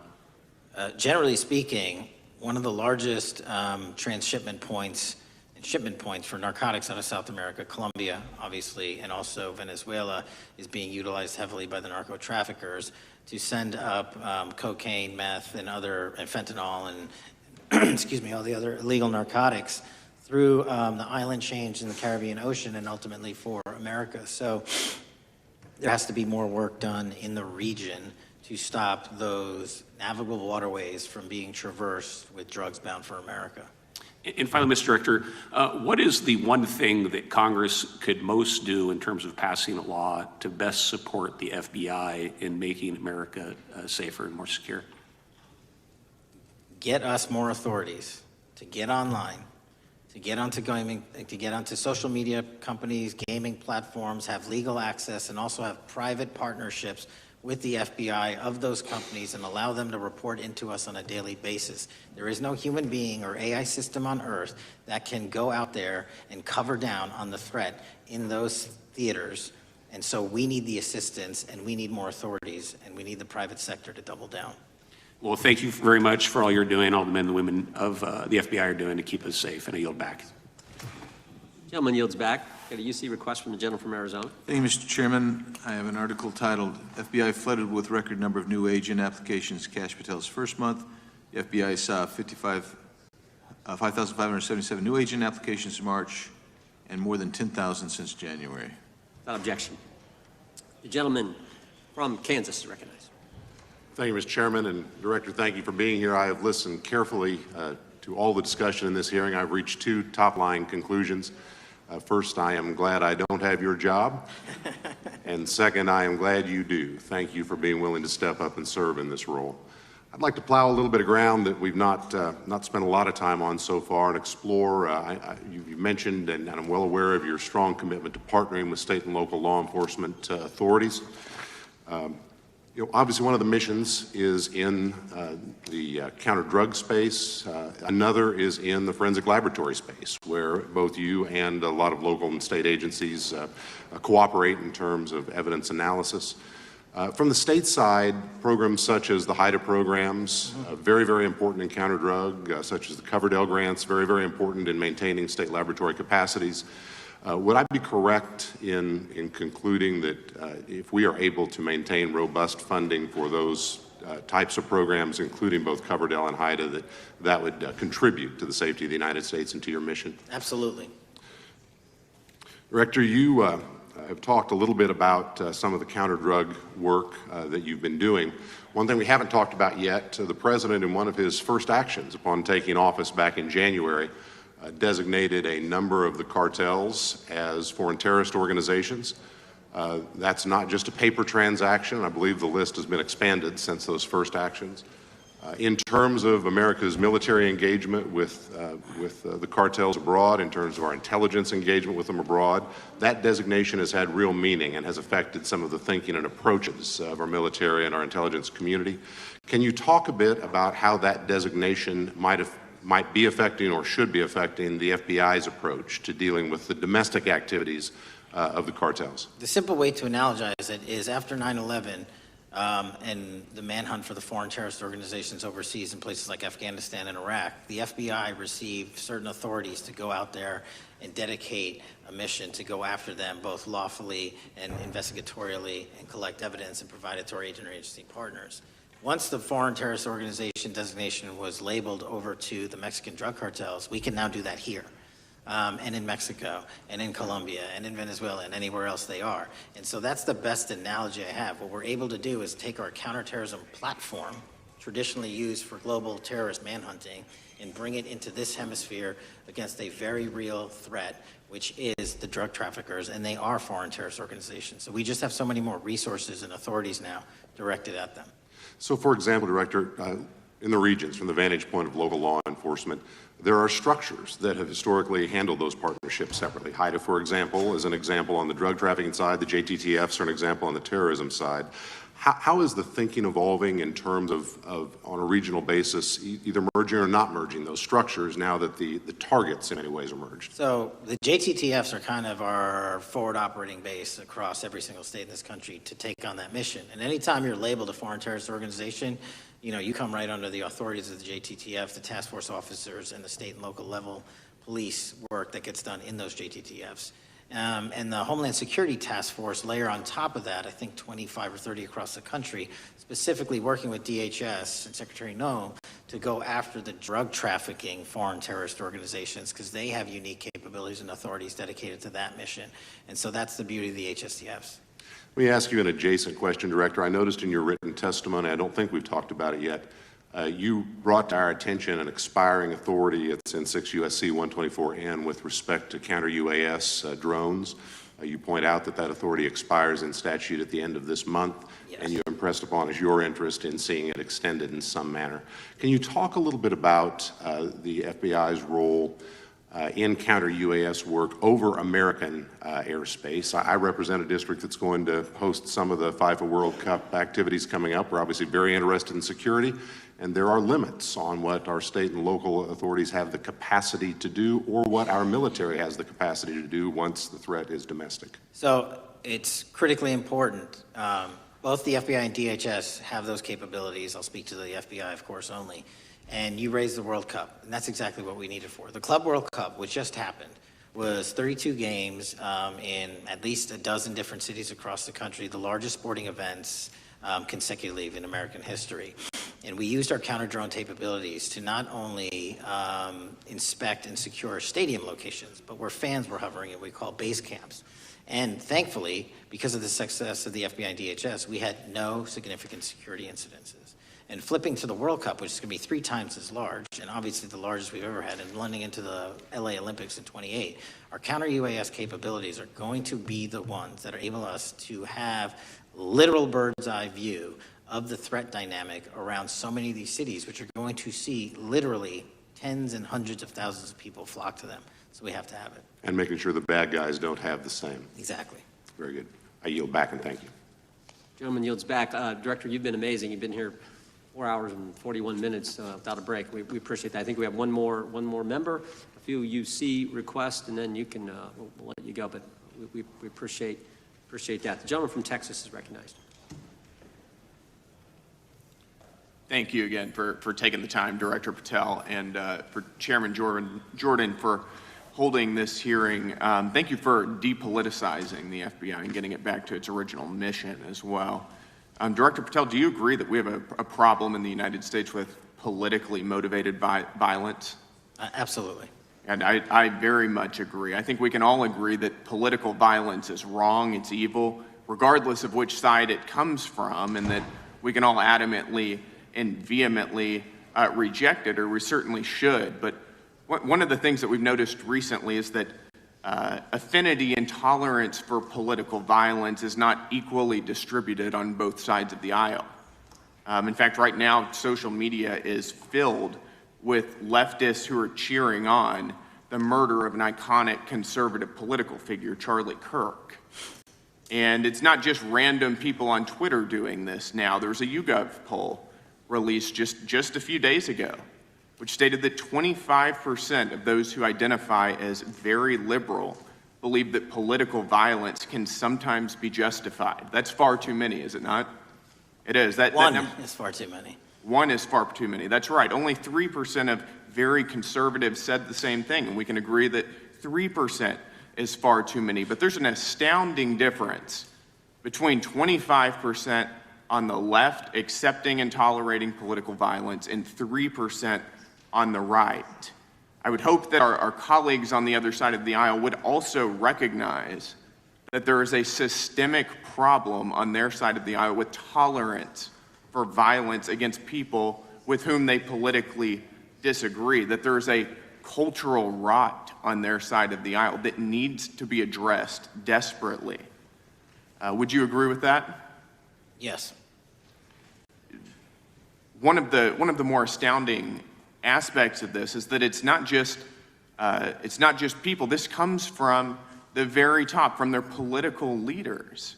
Just a few days ago, a member of Congress of this body, Ilhan Omar, shared a video on her social media account about Charlie Kirk's murder, and I'll quote what it said. It said, "Charlie Kirk was Dr. Frankenstein, and his monster shot him through the neck." In other words, Charlie had it coming to him. The words that he said naturally led to his assassination. I mean, that is a reprehensible thing for a member of Congress to say, to suggest, to promote in any capacity. And there are people across this country who are losing their jobs for far less than this. And that, by the way, is a just response to acceptance and tolerance of political violence. It's amazing to me that the political left today, who were the originators and the cheerleaders of cancel culture, now have the backbone to attack conservatives for defending their assassinated friend. But there's a key difference here. Democrats want to silence conservatives for speaking obvious, self-evident, ontological truths like that men aren't women and men can't get pregnant. That seems pretty basic. That seems like a basic truth that we should all be able to agree on.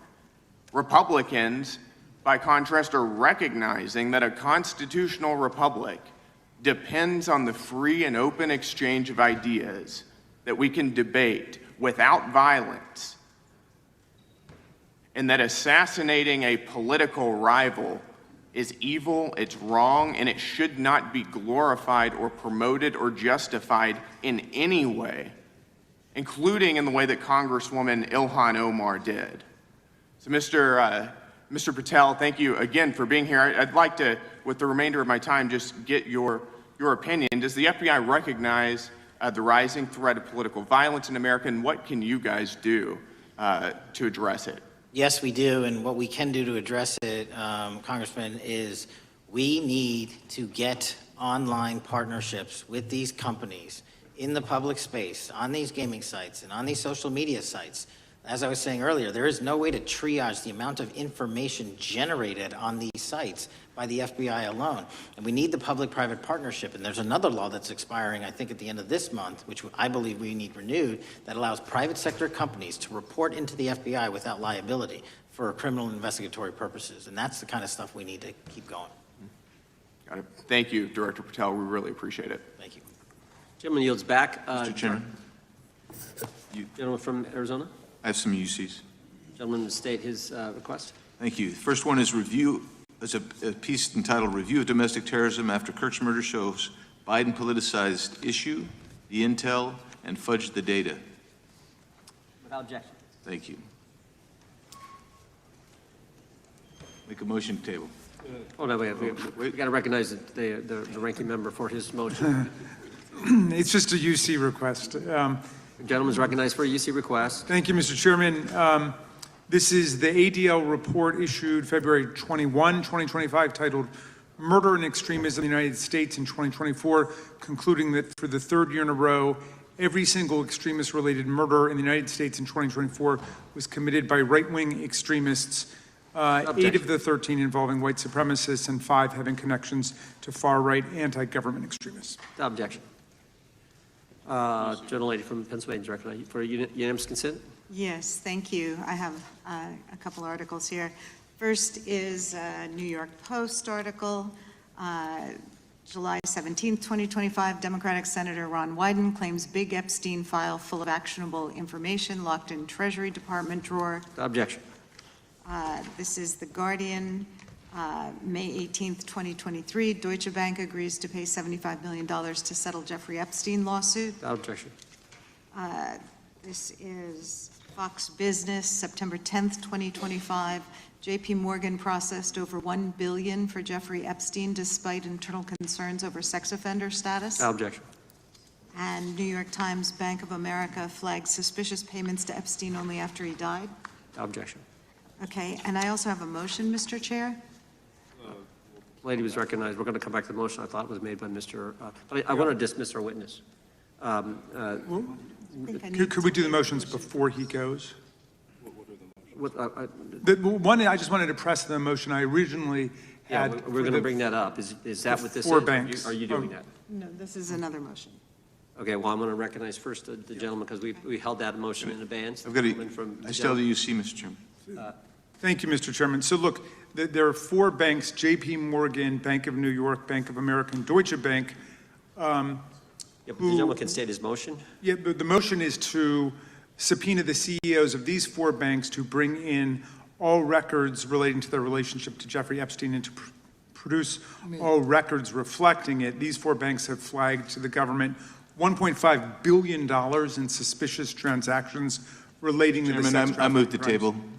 Mr. Diamond just released a statement saying he would be happy to comply. Chairman, need The motion to table, the motion offered by the gentleman from Maryland, the motion to table is not debatable. The question occurs on the motion to table. Those in favor say aye. Aye. Those opposed, no. No. Opinion of the chair, the ayes have it. The motion is tabled. I'd like a recorded vote if we could, Mr. Recorded vote being requested. The clerk will call. Well, we got to get the clerk here. The clerk's right here. Wonderful. Clerk will call the roll. Yes. Mr. Jordan votes yes. Mr. Issa? Mr. Biggs? Mr. Biggs votes aye. Mr. McClintock? Mr. McClintock votes aye. Mr. Tiffany? Mr. Massey? Mr. Roy? Mr. Roy votes aye. Mr. Fitzgerald? Mr. Klein? Mr. Klein votes aye. Mr. Gooden? Mr. Van Drew? Mr. Nels? Mr. Nels votes yes. Mr. Moore? Mr. Moore votes yes. Mr. Kiley? Ms. Hageman? Ms. Lee? Mr. Hunt? Mr. Fry? Mr. Grothman? Mr. Grothman votes aye. Mr. Knott? Mr. Knott votes aye. Mr. Harris? Mr. Harris votes aye. Mr. Onder? Mr. Onder votes aye. Mr. Schmidt? Mr. Schmidt votes aye. Mr. Gill? Mr. Gill votes aye. Mr. Baumgartner? Mr. Raskin? No. Mr. Raskin votes no. Mr. Nadler? No. Mr. Nadler votes no. Ms. Lofgren? No. Ms. Lofgren votes no. Mr. Cohen? Mr. Johnson? No. Mr. Johnson votes no. Mr. Swallow? No. Mr. Swallow votes no. Mr. Liu? Ms. Shiapal? Mr. Correa? Ms. Scanlon? No. Ms. Scanlon votes no. Mr. Neguse? No. Mr. Neguse votes no. Ms. McBath? No. Ms. McBath votes no. Ms. Ross? No. Ms. Ross votes no. Ms. Ballant? No. Ms. Ballant votes no. Mr. Garcia? No. Mr. Garcia votes no. Ms. Kamlager-Dove? Mr. Moskowitz? No. Mr. Moskowitz votes no. Mr. Goldman? Mr. Goldman? Ms. Crockett? No. Ms. Crockett votes no. Gentleman from Texas, Mr. Gooden. Mr. Gooden? You're a no. You're a no. Lance? Mr. Gooden votes yes. Mr. Chairman, how am I recorded? Gentleman from New York. Mr. Goldman, you're not recorded. No. Mr. Goldman votes no.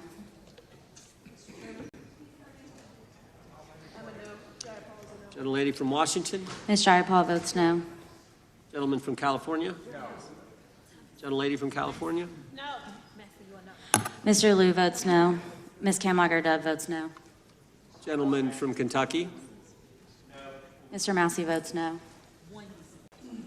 Director, I want to thank you again for being here. While we're waiting for members to get back to record their vote, you don't need to stay around for these kind of motions.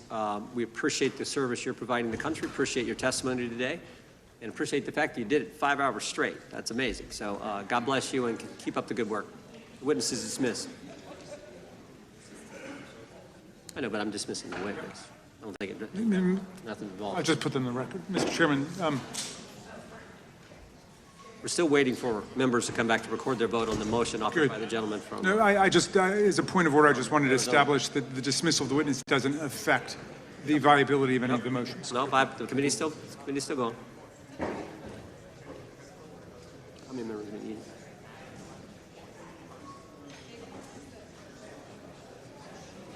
Imagine being able to build anything just by thinking about it.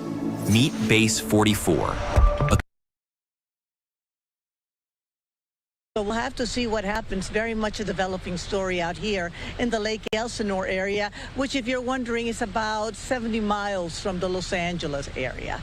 I'm Christina Gonzalez, live. Back to you guys in the studio. Christina, thanks so much for that update. Yeah, really eerie story, no doubt, and we appreciate all the updates right here on Live Now from Fox. All right, everyone, let's continue out in Santa Monica right now. Live look right here of Sky Fox images. They are showing you portions of the I-10 westbound lanes in Santa Monica shut down right now for an investigation. I want to play out just a little bit of the coverage from Fox 11 in Los Angeles. Right now, we take you to the westbound lanes of the 10 freeway. Somebody being taken into custody here after what's being described as somebody with a gun pointing at drivers.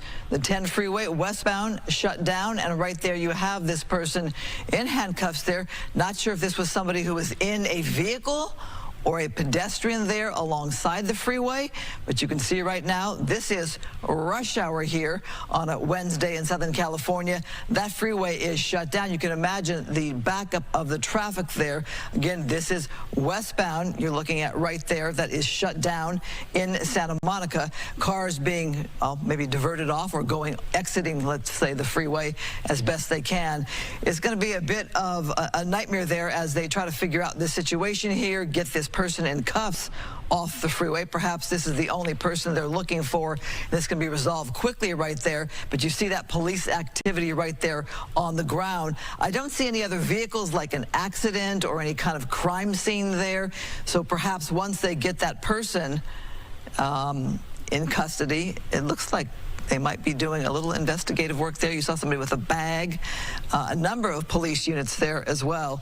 But again, we'll keep a watch on this situation here because the westbound freeway in rush hour in Los Angeles is never a good thing to have a closure there, but obviously you want police to get all the information they need, the evidence they need. Traffic on the other side of the freeway, eastbound, can obviously slow down when you have any kind of police activity, just people looking to see what's going on there.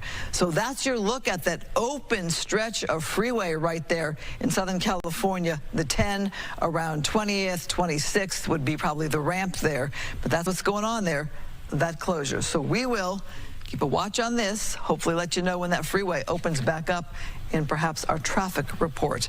We continue on with the news here, right here on Fox 11.